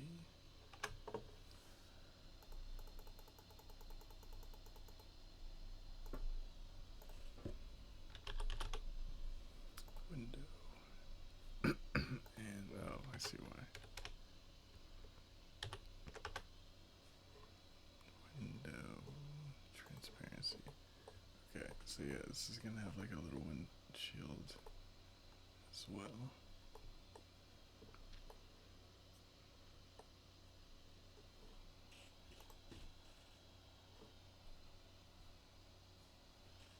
Oh, Telltale Games, right, yeah. Yeah, because apparently it does have. That must be interesting if, like, it has a bunch of different, choices. I always imagine, like, those kind of games, like Red Dead or something is probably, like, a pain in the ass to, like, record for, like, or to even write. I can't even imagine, like, for me, like, writing one scene is hard. I can't imagine, like, let's write, like, 10 pages dialogue on some scenario that no one will probably ever do. That would be like such a pain in the ass.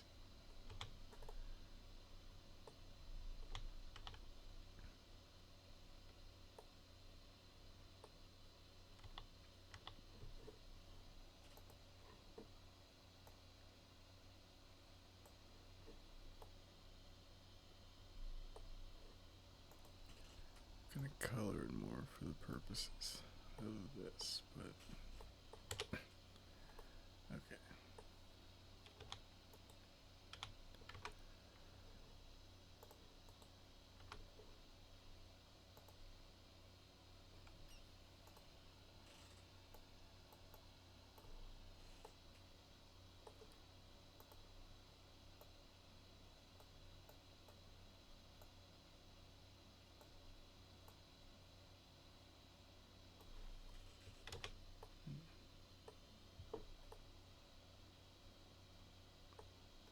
That looks pretty cool, I guess. Whoops.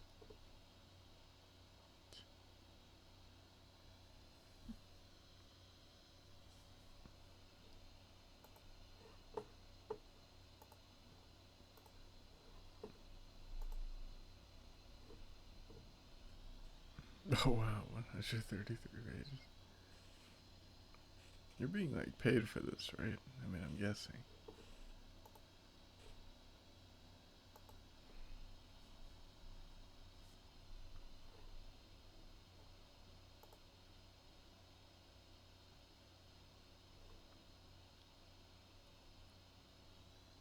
Right, yeah. I was because like asking people to do voiceover, a couple pages is one thing, but like 130 pages, that's a job.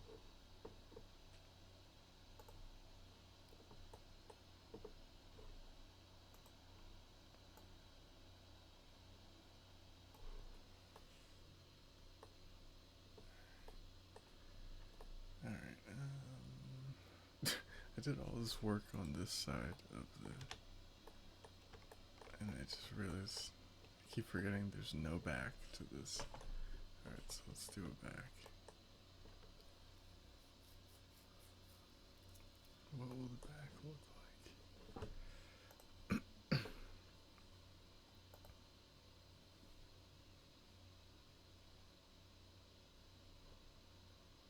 I still need to do like the arena as well.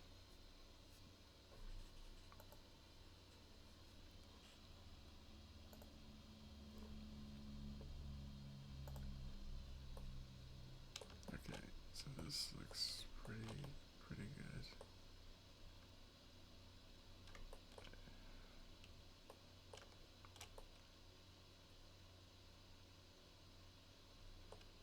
Actually, before I do the back, let's do this.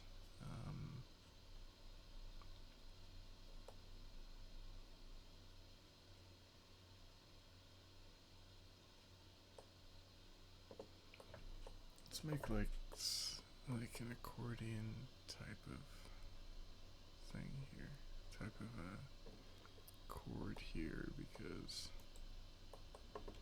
these are gonna come out like this. Well, like this. Okay, actually, we can combine all these things now. Let's combine this to that.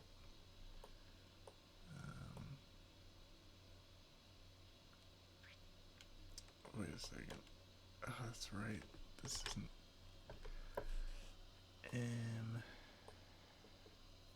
This doesn't have subsurf scattering, and this does need subsurf scattering.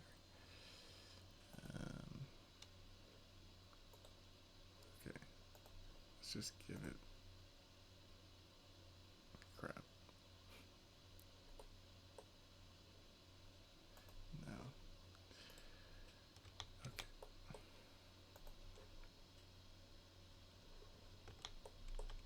Let's just apply.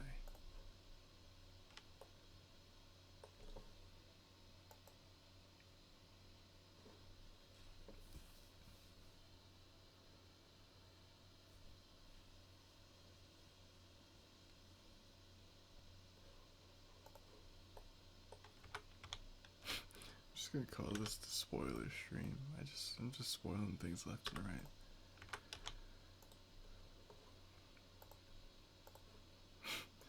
Is there anybody who's watching the stream right now who hasn't seen like Breaking Bad? Because if that's the case, I apologize. Or Identity. I doubt anyone here even knows what Identity is. But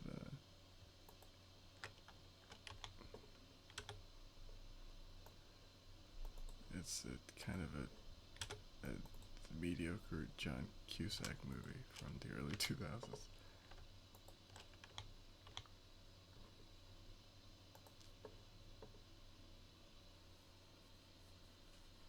I also did spoil some of the second and first episode of the show too, but that's fine. I'm okay with that. I'll live with that.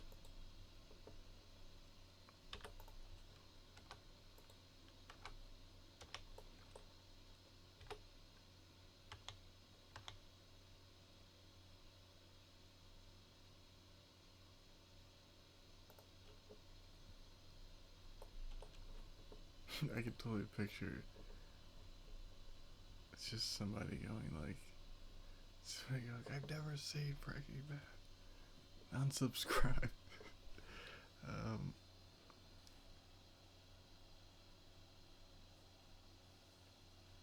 I'm working on the plot of Unfinished Years Ago for an anime movie. Okay.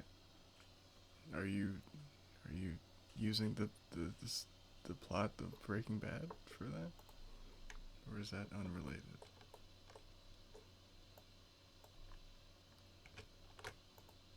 I mean, I guess I didn't describe the plot of Breaking Bad. Just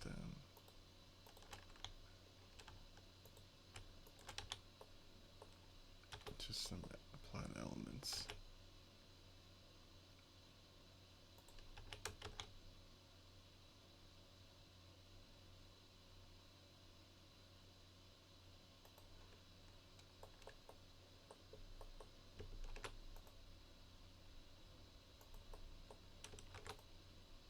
Or it's somebody like I love Marvel movies.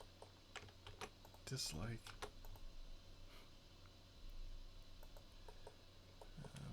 And I didn't say anything bad about Marvel, but you never know these days. Like sometimes I see people who don't even say anything, like Martin Scorsese, like they don't even say anything that's that unreasonable, and people freak out. And I'm like, wait, what? He didn't even like that's what you're mad about? He didn't even say anything. He didn't even insult anybody. And so sometimes I'm puzzled by things that upset people who are like fans of something. I'm like, I could say way worse about Marvel movies. No, I'm kidding.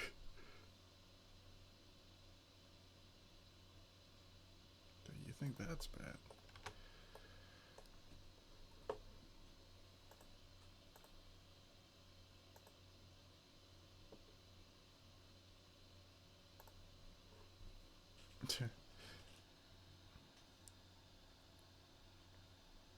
I've seen the first season. Oh, okay, but still, I did. It hopefully you weren't paying attention to what, or completely forgot what I was talking about earlier. Um, or I mean, if you've only seen the first season at this point, then maybe you're not interested in watching it. My brother still hasn't watched Breaking Bad, like at all. I think he knows a lot about the plot too, not like specific things, but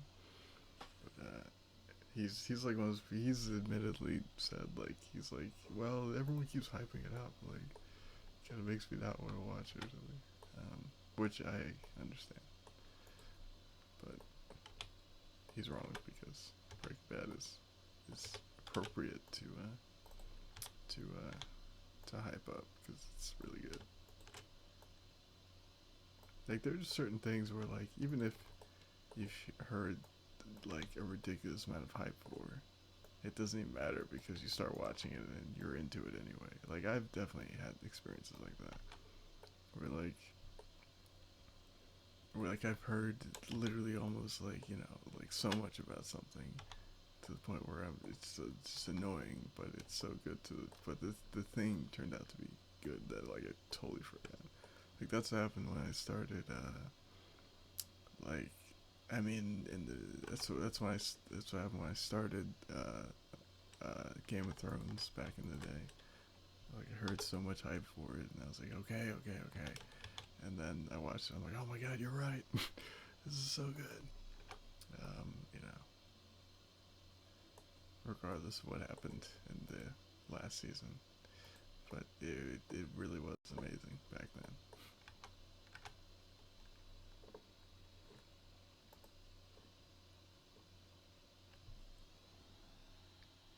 It took me a while, but yeah.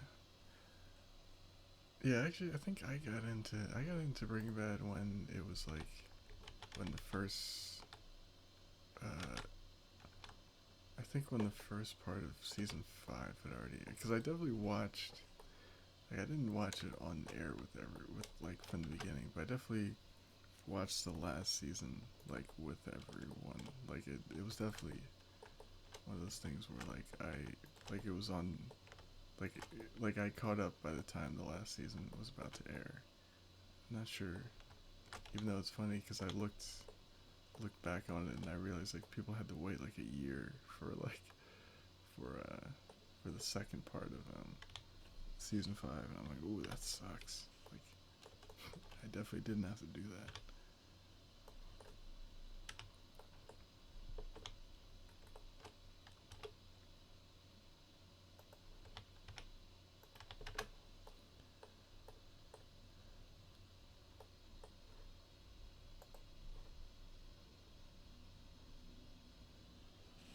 But yeah, it's like some things are just like some things are just that good where people could be hypey. Like there could be a guy yelling in your ear every day, like watch this show.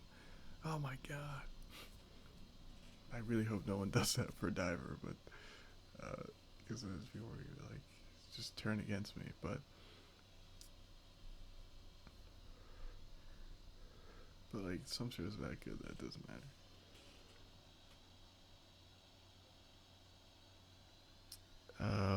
At what scene though?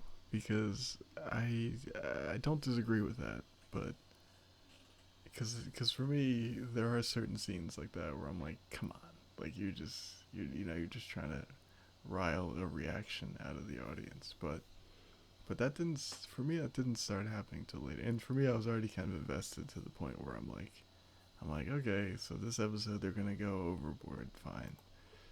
So it didn't bother me too much, but I'm like, but I understand that. Like that's that's a that was a problem in the show, like for sure. For me, it didn't start happening until like I think it was season 5, where where it got to the point where I was like okay, like all right, like I got it. Like this is a dark show, okay. Um, but yeah, but yeah, that I mean, for me, I'm like that's the biggest thing for me that turns me off of things sometimes is when is when I feel like, they're just they're trying to either gross you out or kind of make you uncomfortable and to like prove a point or something, and to the point where it's overkill. And that for me, that happened with Tokyo Ghoul for me. That was like the first time where I really realized I'm like, oh yeah, I don't like this. Like I don't like when I mean I like the show fine, but like I don't like when shows are trying to be super like edgy to the point where it's overkill and it doesn't add anything. Like that was the first time that kind of happened with me with Tokyo Ghoul, to the point where I was just like, I don't understand what's the point of like that's what happened to me with Tokyo Ghoul. Was at the end I was like, so like he did all that, like he went through all that just to have like a power up, like that was just for this like moment, because I kept thinking like you didn't need to do all that to the character. And again, I won't say because I spoiled enough today, but I was like, that was all, and that was the first time that happened to me. All right, thanks, Kurt. I appreciate you stopping by. Hopefully, I will be streaming a little more of this project this week. So yeah, I'm streaming a little more often for this project, and so yeah, thanks for stopping by. But yeah, Tokyo Ghoul was like that was the first time that kind of happened to me, where I was like, yeah, like I think I get it. Like it wasn't, and it didn't, make me, it didn't get me into the show. I think is the was the more important thing, where it just kind of made me, just kind of turned me off. Whereas like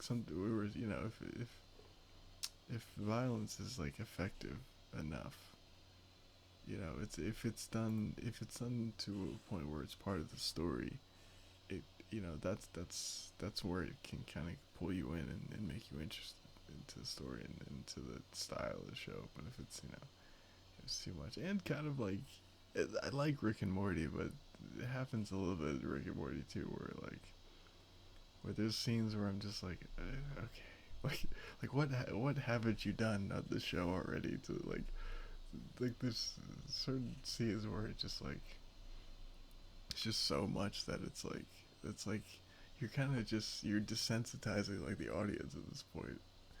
Um, I don't know. I still like Rick and Morty though because it's really good. But yeah,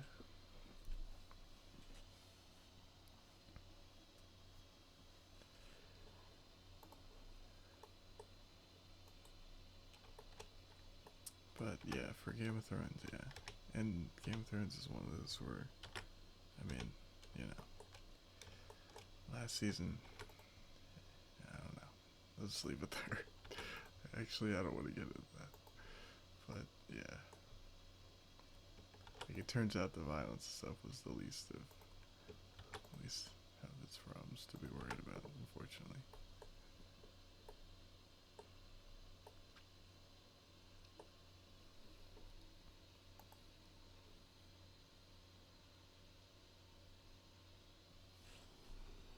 Yeah, exactly. It's like it's like I got it.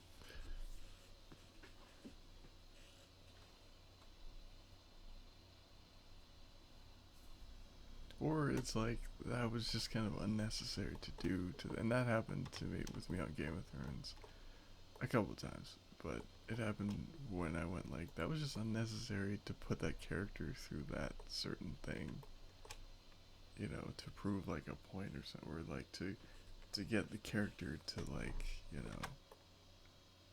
to get the character to learn something or go through something dark or something, like that happens.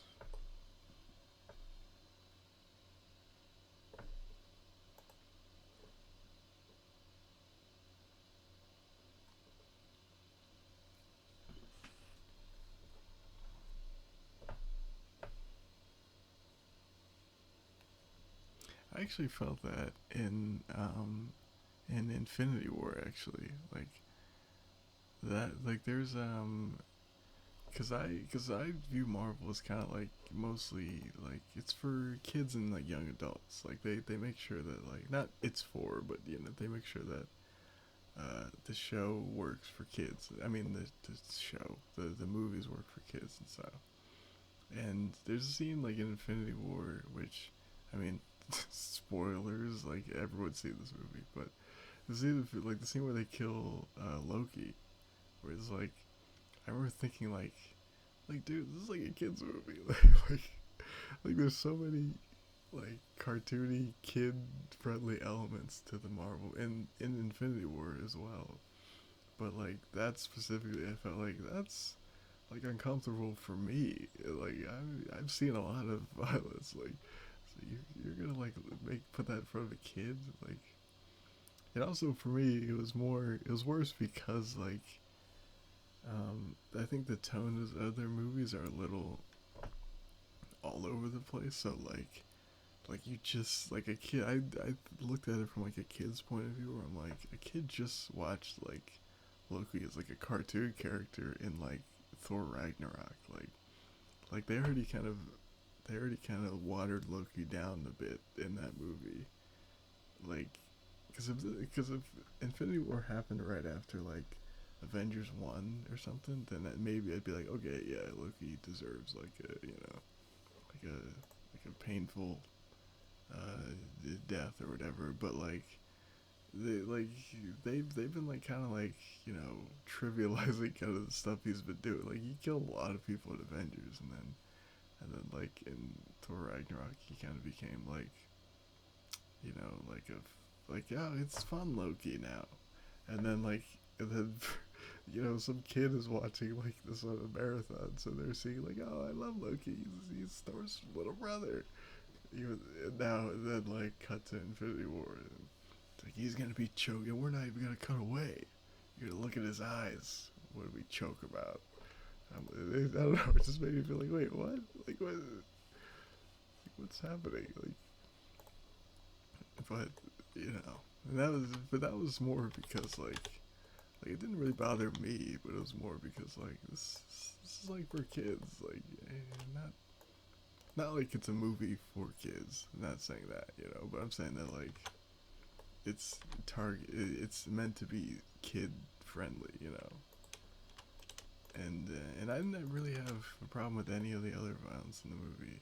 Besides that, that just felt like overkill, like on a character that like people you know generally like and stuff. And so yeah, that kind of bothered me.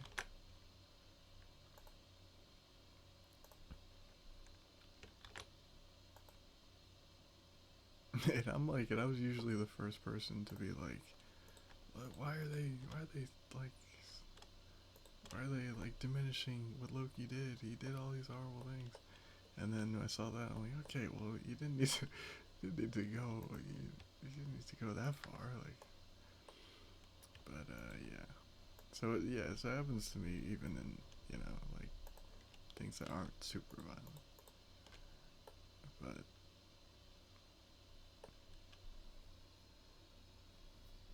yeah, it happens.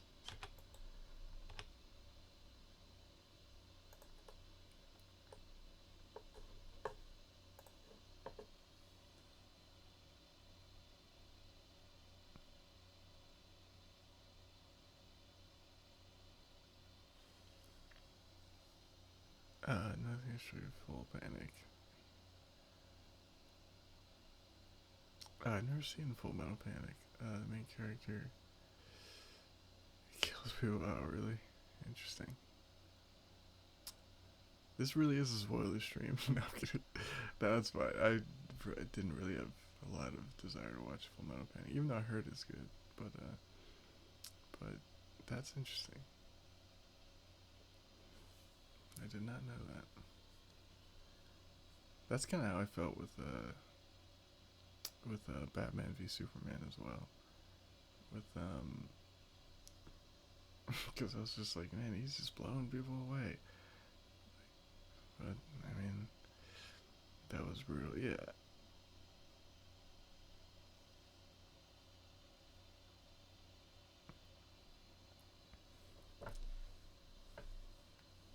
is, yeah. It's like, as long, like, for me, as long as it's, tonally consistent and makes sense. Like, I could see the purpose of it in the story. I don't really, typically don't mind, but sometimes when it's like, when it's just out of nowhere, it's like, what the hell? It's like, why? Why?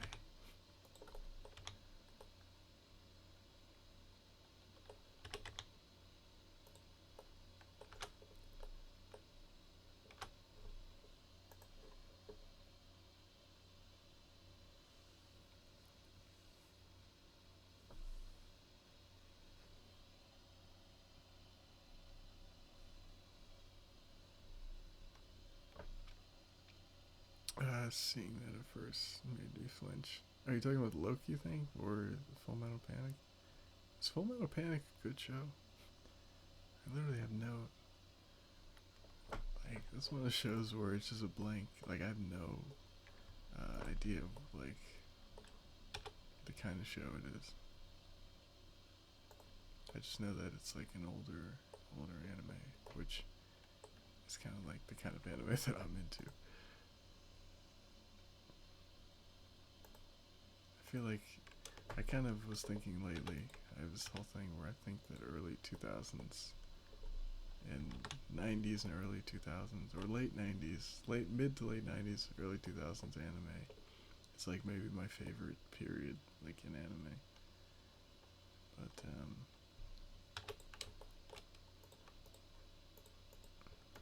But there's new stuff that's good too. But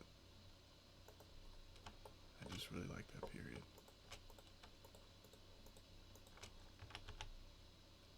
Like, I was also thinking this because I've been rewatching Code Geass, as previous mentioned, and I was just like, man, this is such a good show.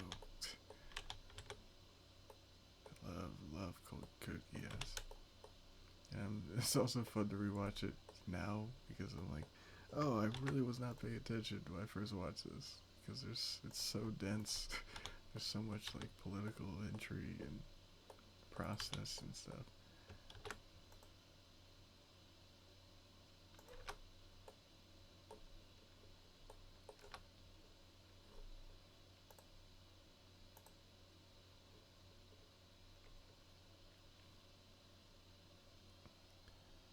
It's fun, not spectacular. Yeah. I heard that's kind of the Max High Scores. Yeah, that's kind of the what's it called? The impression I got from it. But it does. I do like that era, so I might check it out. Gotta get up early. All right. I not good at saying your username, but ADX. I'll just say ADX. All right, ADX. Thanks for stopping by. I think I will be streaming again, maybe tomorrow too, or maybe the next couple times, the next couple days. So hopefully stop by again. And yeah, appreciate it.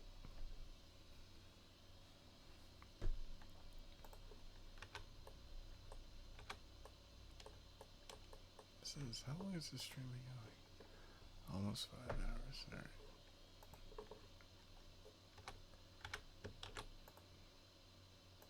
I at least want to get this vehicle done by the end of the stream.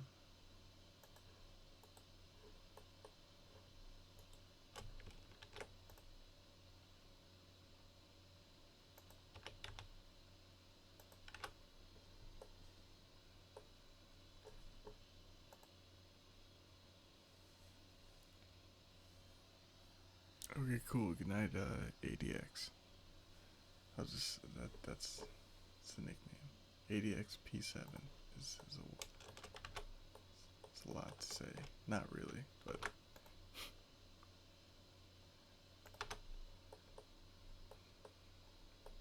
alright, so what I want to do is, hang on, first turn this. What I want to do is create like an accordion type thing. How do I do that?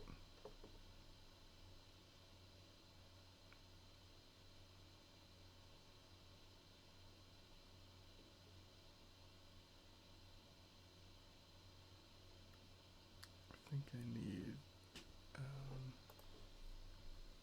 curve.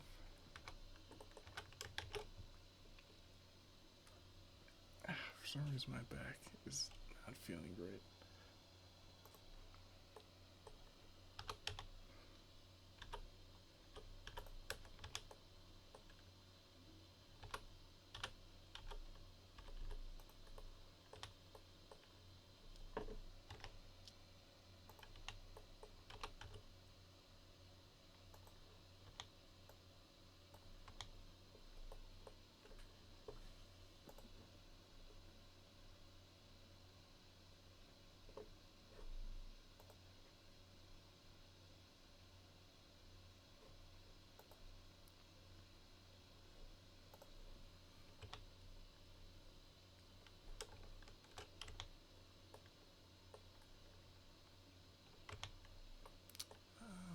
We don't need this now.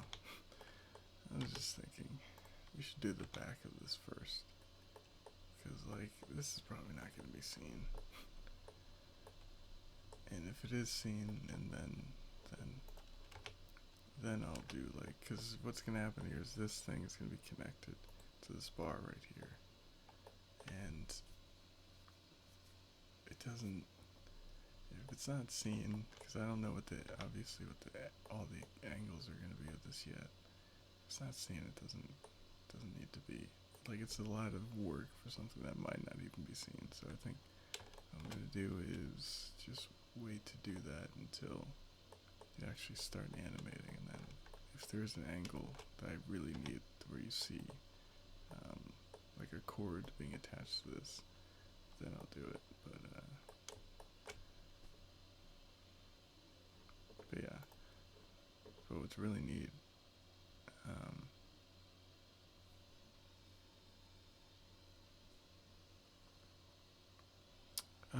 named any of it? No. I only name bones when I need to. I don't typically. Do I name a lot of items? No, I can't. I don't remember a time. Only if I'm maybe transferring it a lot to different files that I need to know what it's exactly called. So I'm not, like, searching for it when I'm looking for it. But no, you mean like I'm gonna name this a handle, and no, I mean I don't really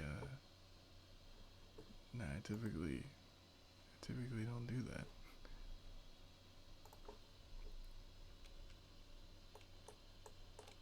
Typically when I like if I'm gonna transfer this whole thing to another, to to the actual scene, I'll probably empty out everything else in it, so it's only this, so I know that, like, when I'm clicking all the items that are in the scene, that I know that I'm clicking this and nothing else. But yeah, I don't know. I can't think of a reason why I'd have to name everything.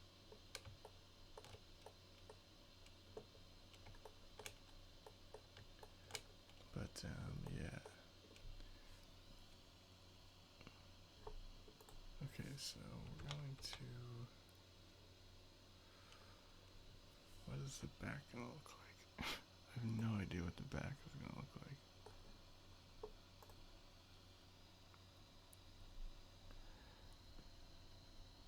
Oh, really? And group everything too? But why though? I can't think of a reason why I need to. I definitely try name bones. That's useful because in Blender you can flip. You can it's like copy and paste bones on the flip side of the rig, and that's kind of the only reason I do that. But yeah, I can't think of a reason. I mean, yeah, I don't know. I guess only, I think, I remember because I did name the yellow sort of diver vest that everyone wears. I did name that because I was transferring that a lot around to different files, and so, like, that was useful. But yeah, I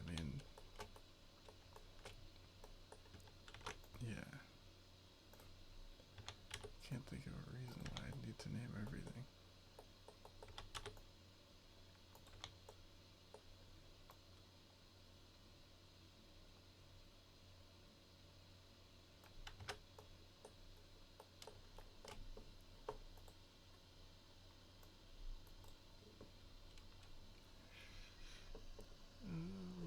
What is the back gonna look like here?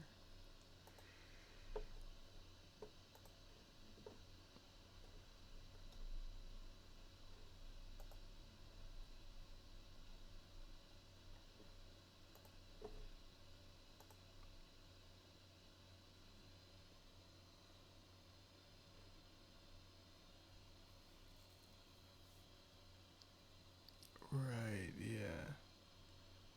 I'd like to be able to find things. If I ever have that problem, I can't remember. I can't remember if I've had. Um,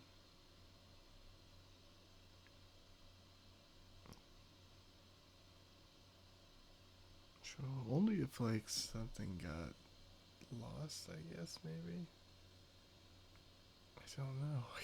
I don't remember. I mean, also if it's like, I feel like typically the only things I need named is like things that I kind of already know what to name. Like if it's a curve,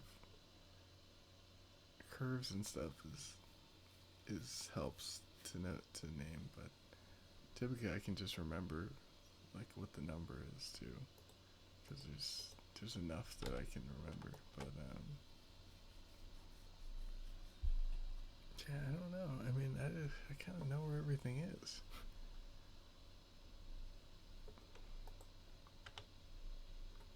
Okay, I don't need this orb anymore for this sphere.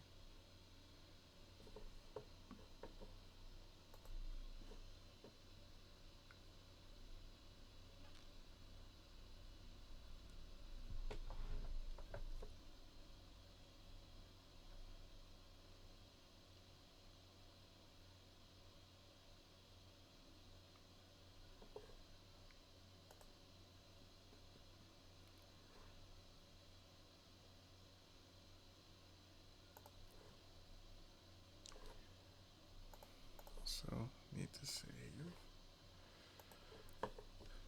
Alright, I need to figure out what is the back gonna look like? What's the shape?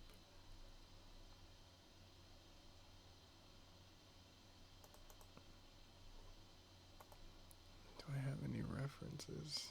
No.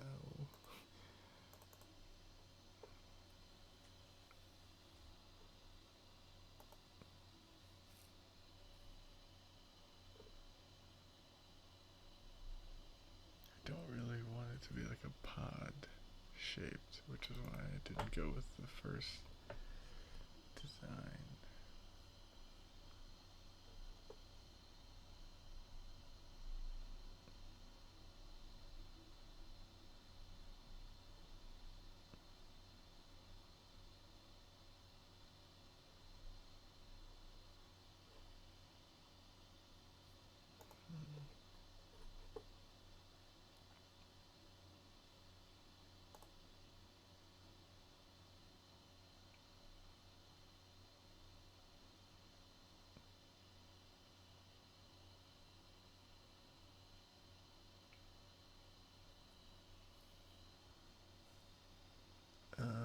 Six by.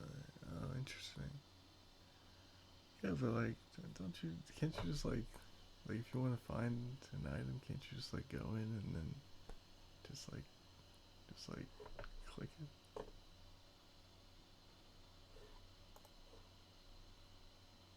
I guess it depends on like the kind of item. I think when I do like work for other people, I tend to name things. I think. Actually, no, I don't think I have. Man, I don't remember. I don't remember if I ever needed to, but maybe I did.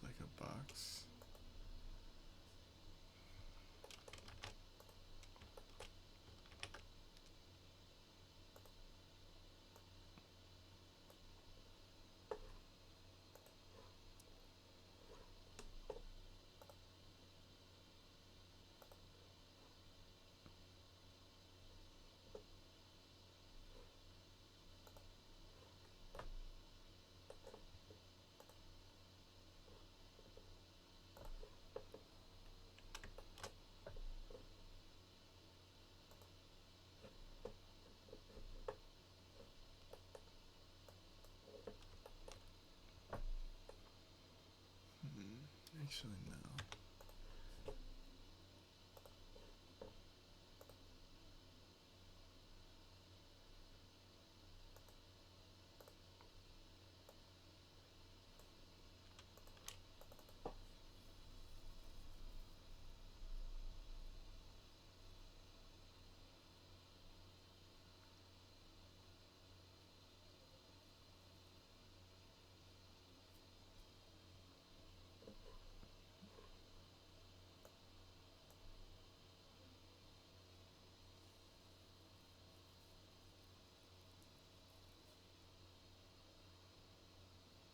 I'm trying to think of like just the shape, and then I'll think of like functionality.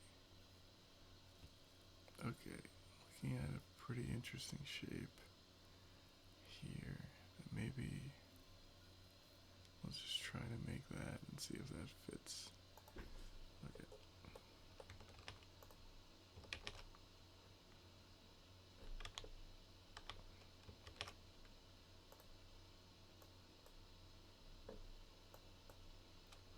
Just hide everything.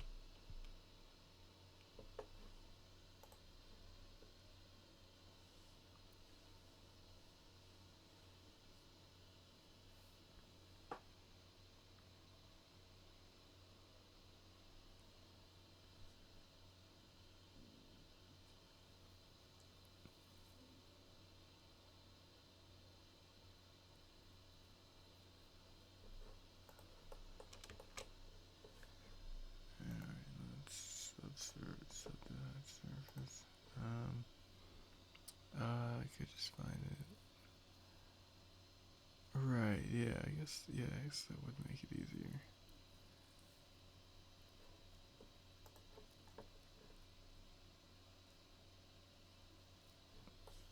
But yeah, I don't think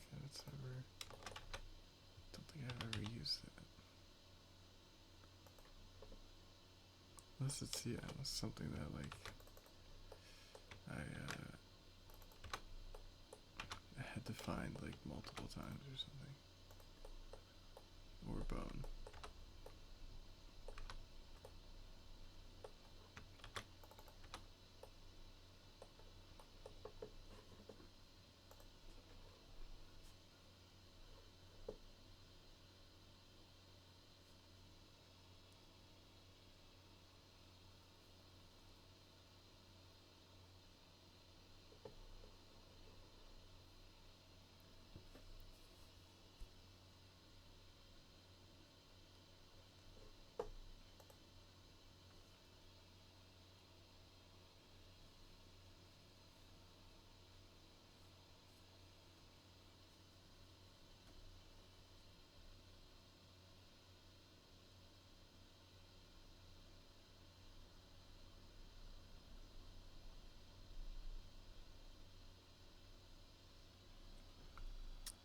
And putting it in group project. Right, yeah, it's funny because I was thinking that a lot of tutorials and you know, like educational stuff, they tell you to name everything, and I was thinking that like yeah, I've never done that. Like whatever they say, that I'm always like, oh, I don't really need to do that. And I used to think that like I didn't need to name bones. Well, I still don't really need to, but it does help doing that because like Blender has things like for the mirror modifier, if you have the bones named like, you know, left or right, then the mirror modifier can kind of read that for the right side, so you don't have to do both. There's stuff like that that help, but yeah, I was thinking that kind of sounds like something that you know, they teach you, or that is taught. When I was doing tutorials, they would always name stuff. And it was always, but a lot of times it was always like I always felt like, well, I'm doing this. Like I'm only making this. Like when I was doing tutorials, I always felt like I'm just making this. Like I don't need to name this box. And I'm like there's nothing else in here. Like that's what happened a lot of times. Where I'm like, there's nothing else in this scene, so why do I need to, why do I need to name it?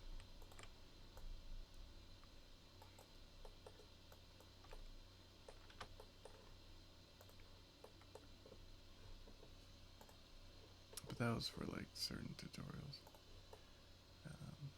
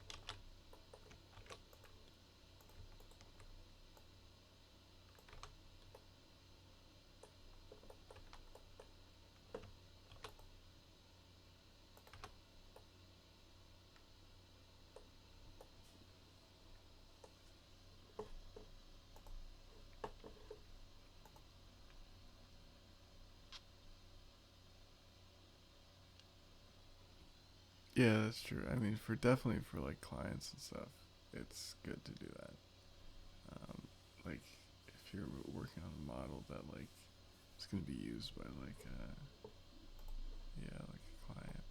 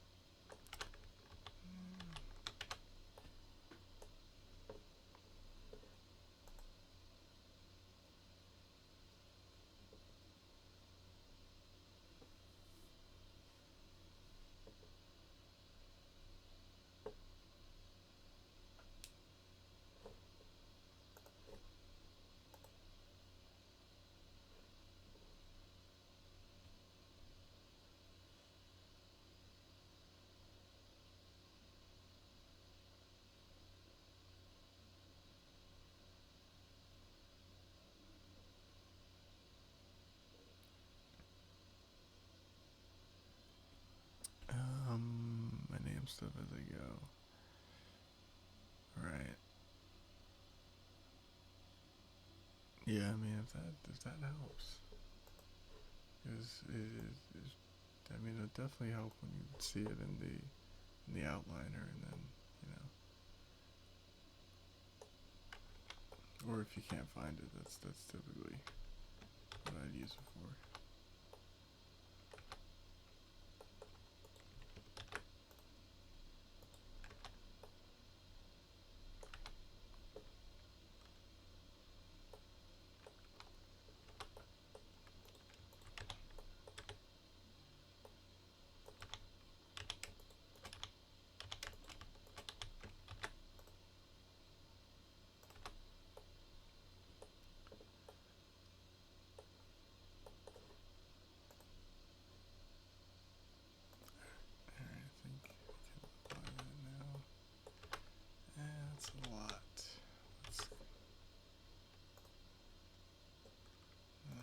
guess there's no choice. Alright.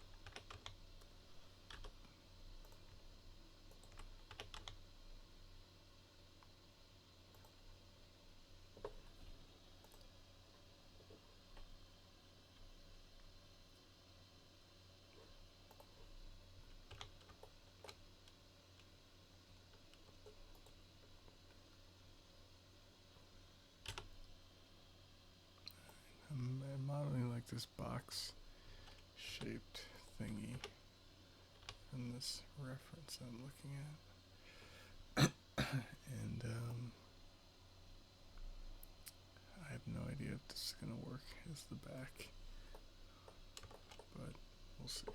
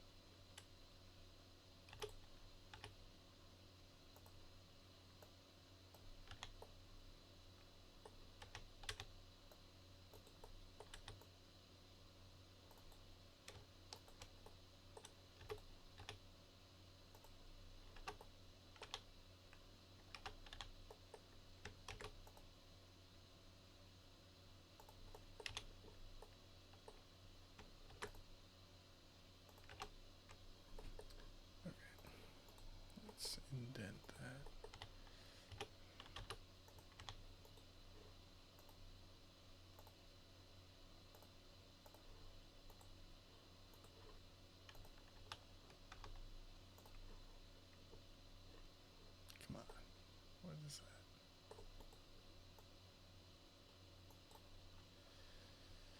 What? Oh, okay.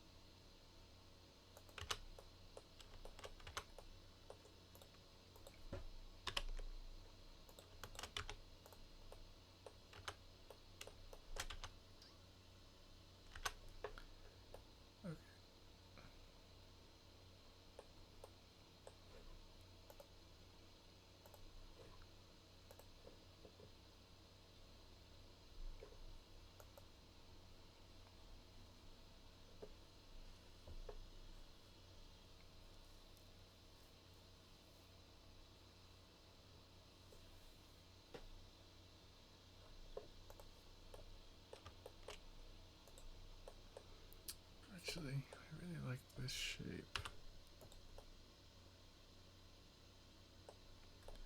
Let me just take this. So this is what the reference looked like generally, but I like this shape. Let me just take this.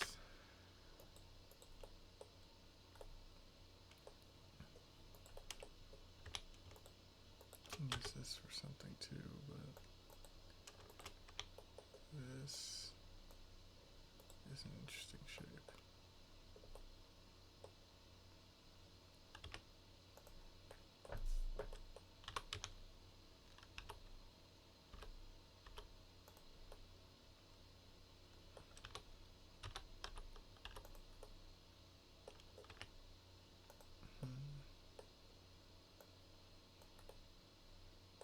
Maybe?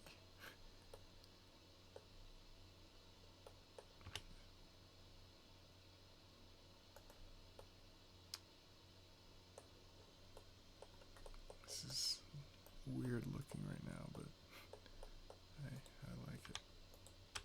Don't know what I'm gonna do with this also.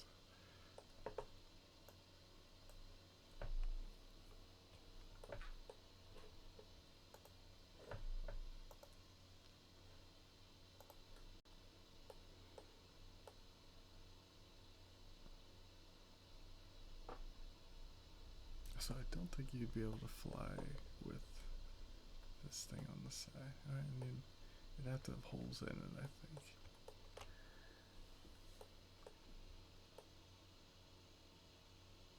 I don't know. Wait, am I too far away from the mic? Oh, I might be.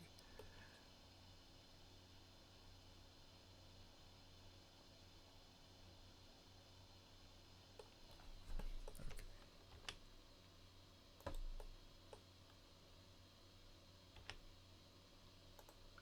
Maybe it should be parallel to this also.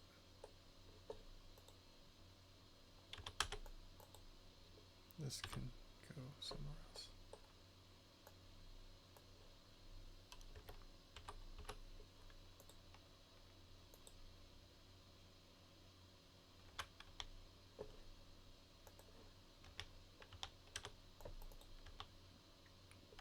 Okay, let's make this parallel.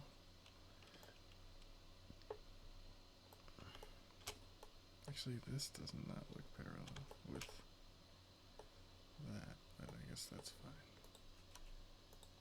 I guess it wasn't supposed to be.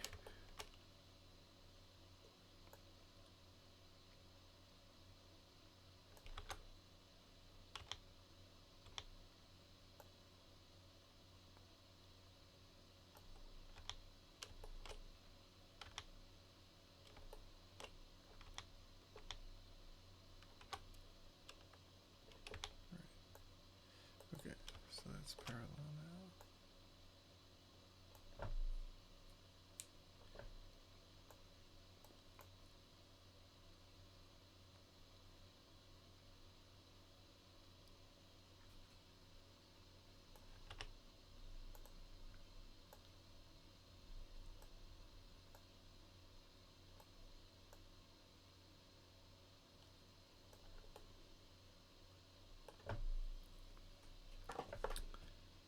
You know what? I kind of like that.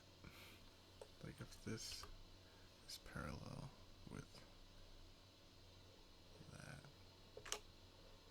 that's kind of an interesting shape. I'm sure it's clear, but really trying to go for interesting looking shapes and just seeing how they fit.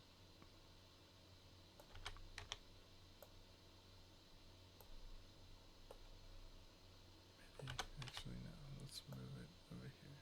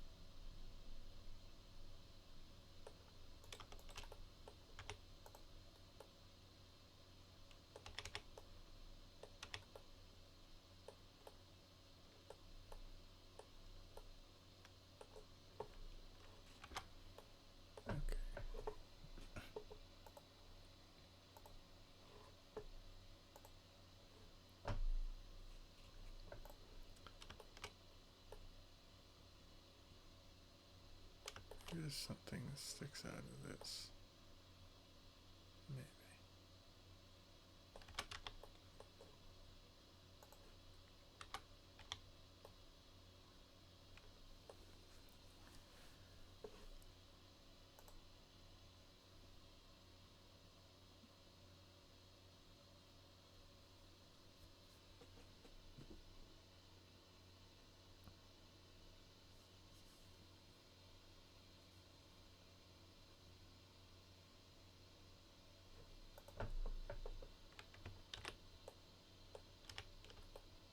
Okay.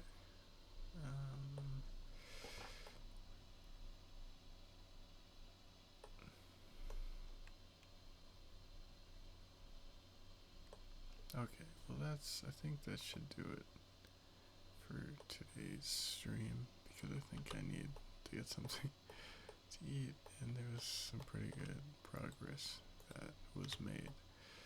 And I kind of want to figure this out. Or I might just figure it out tomorrow and work on something else tonight. We'll see. Okay.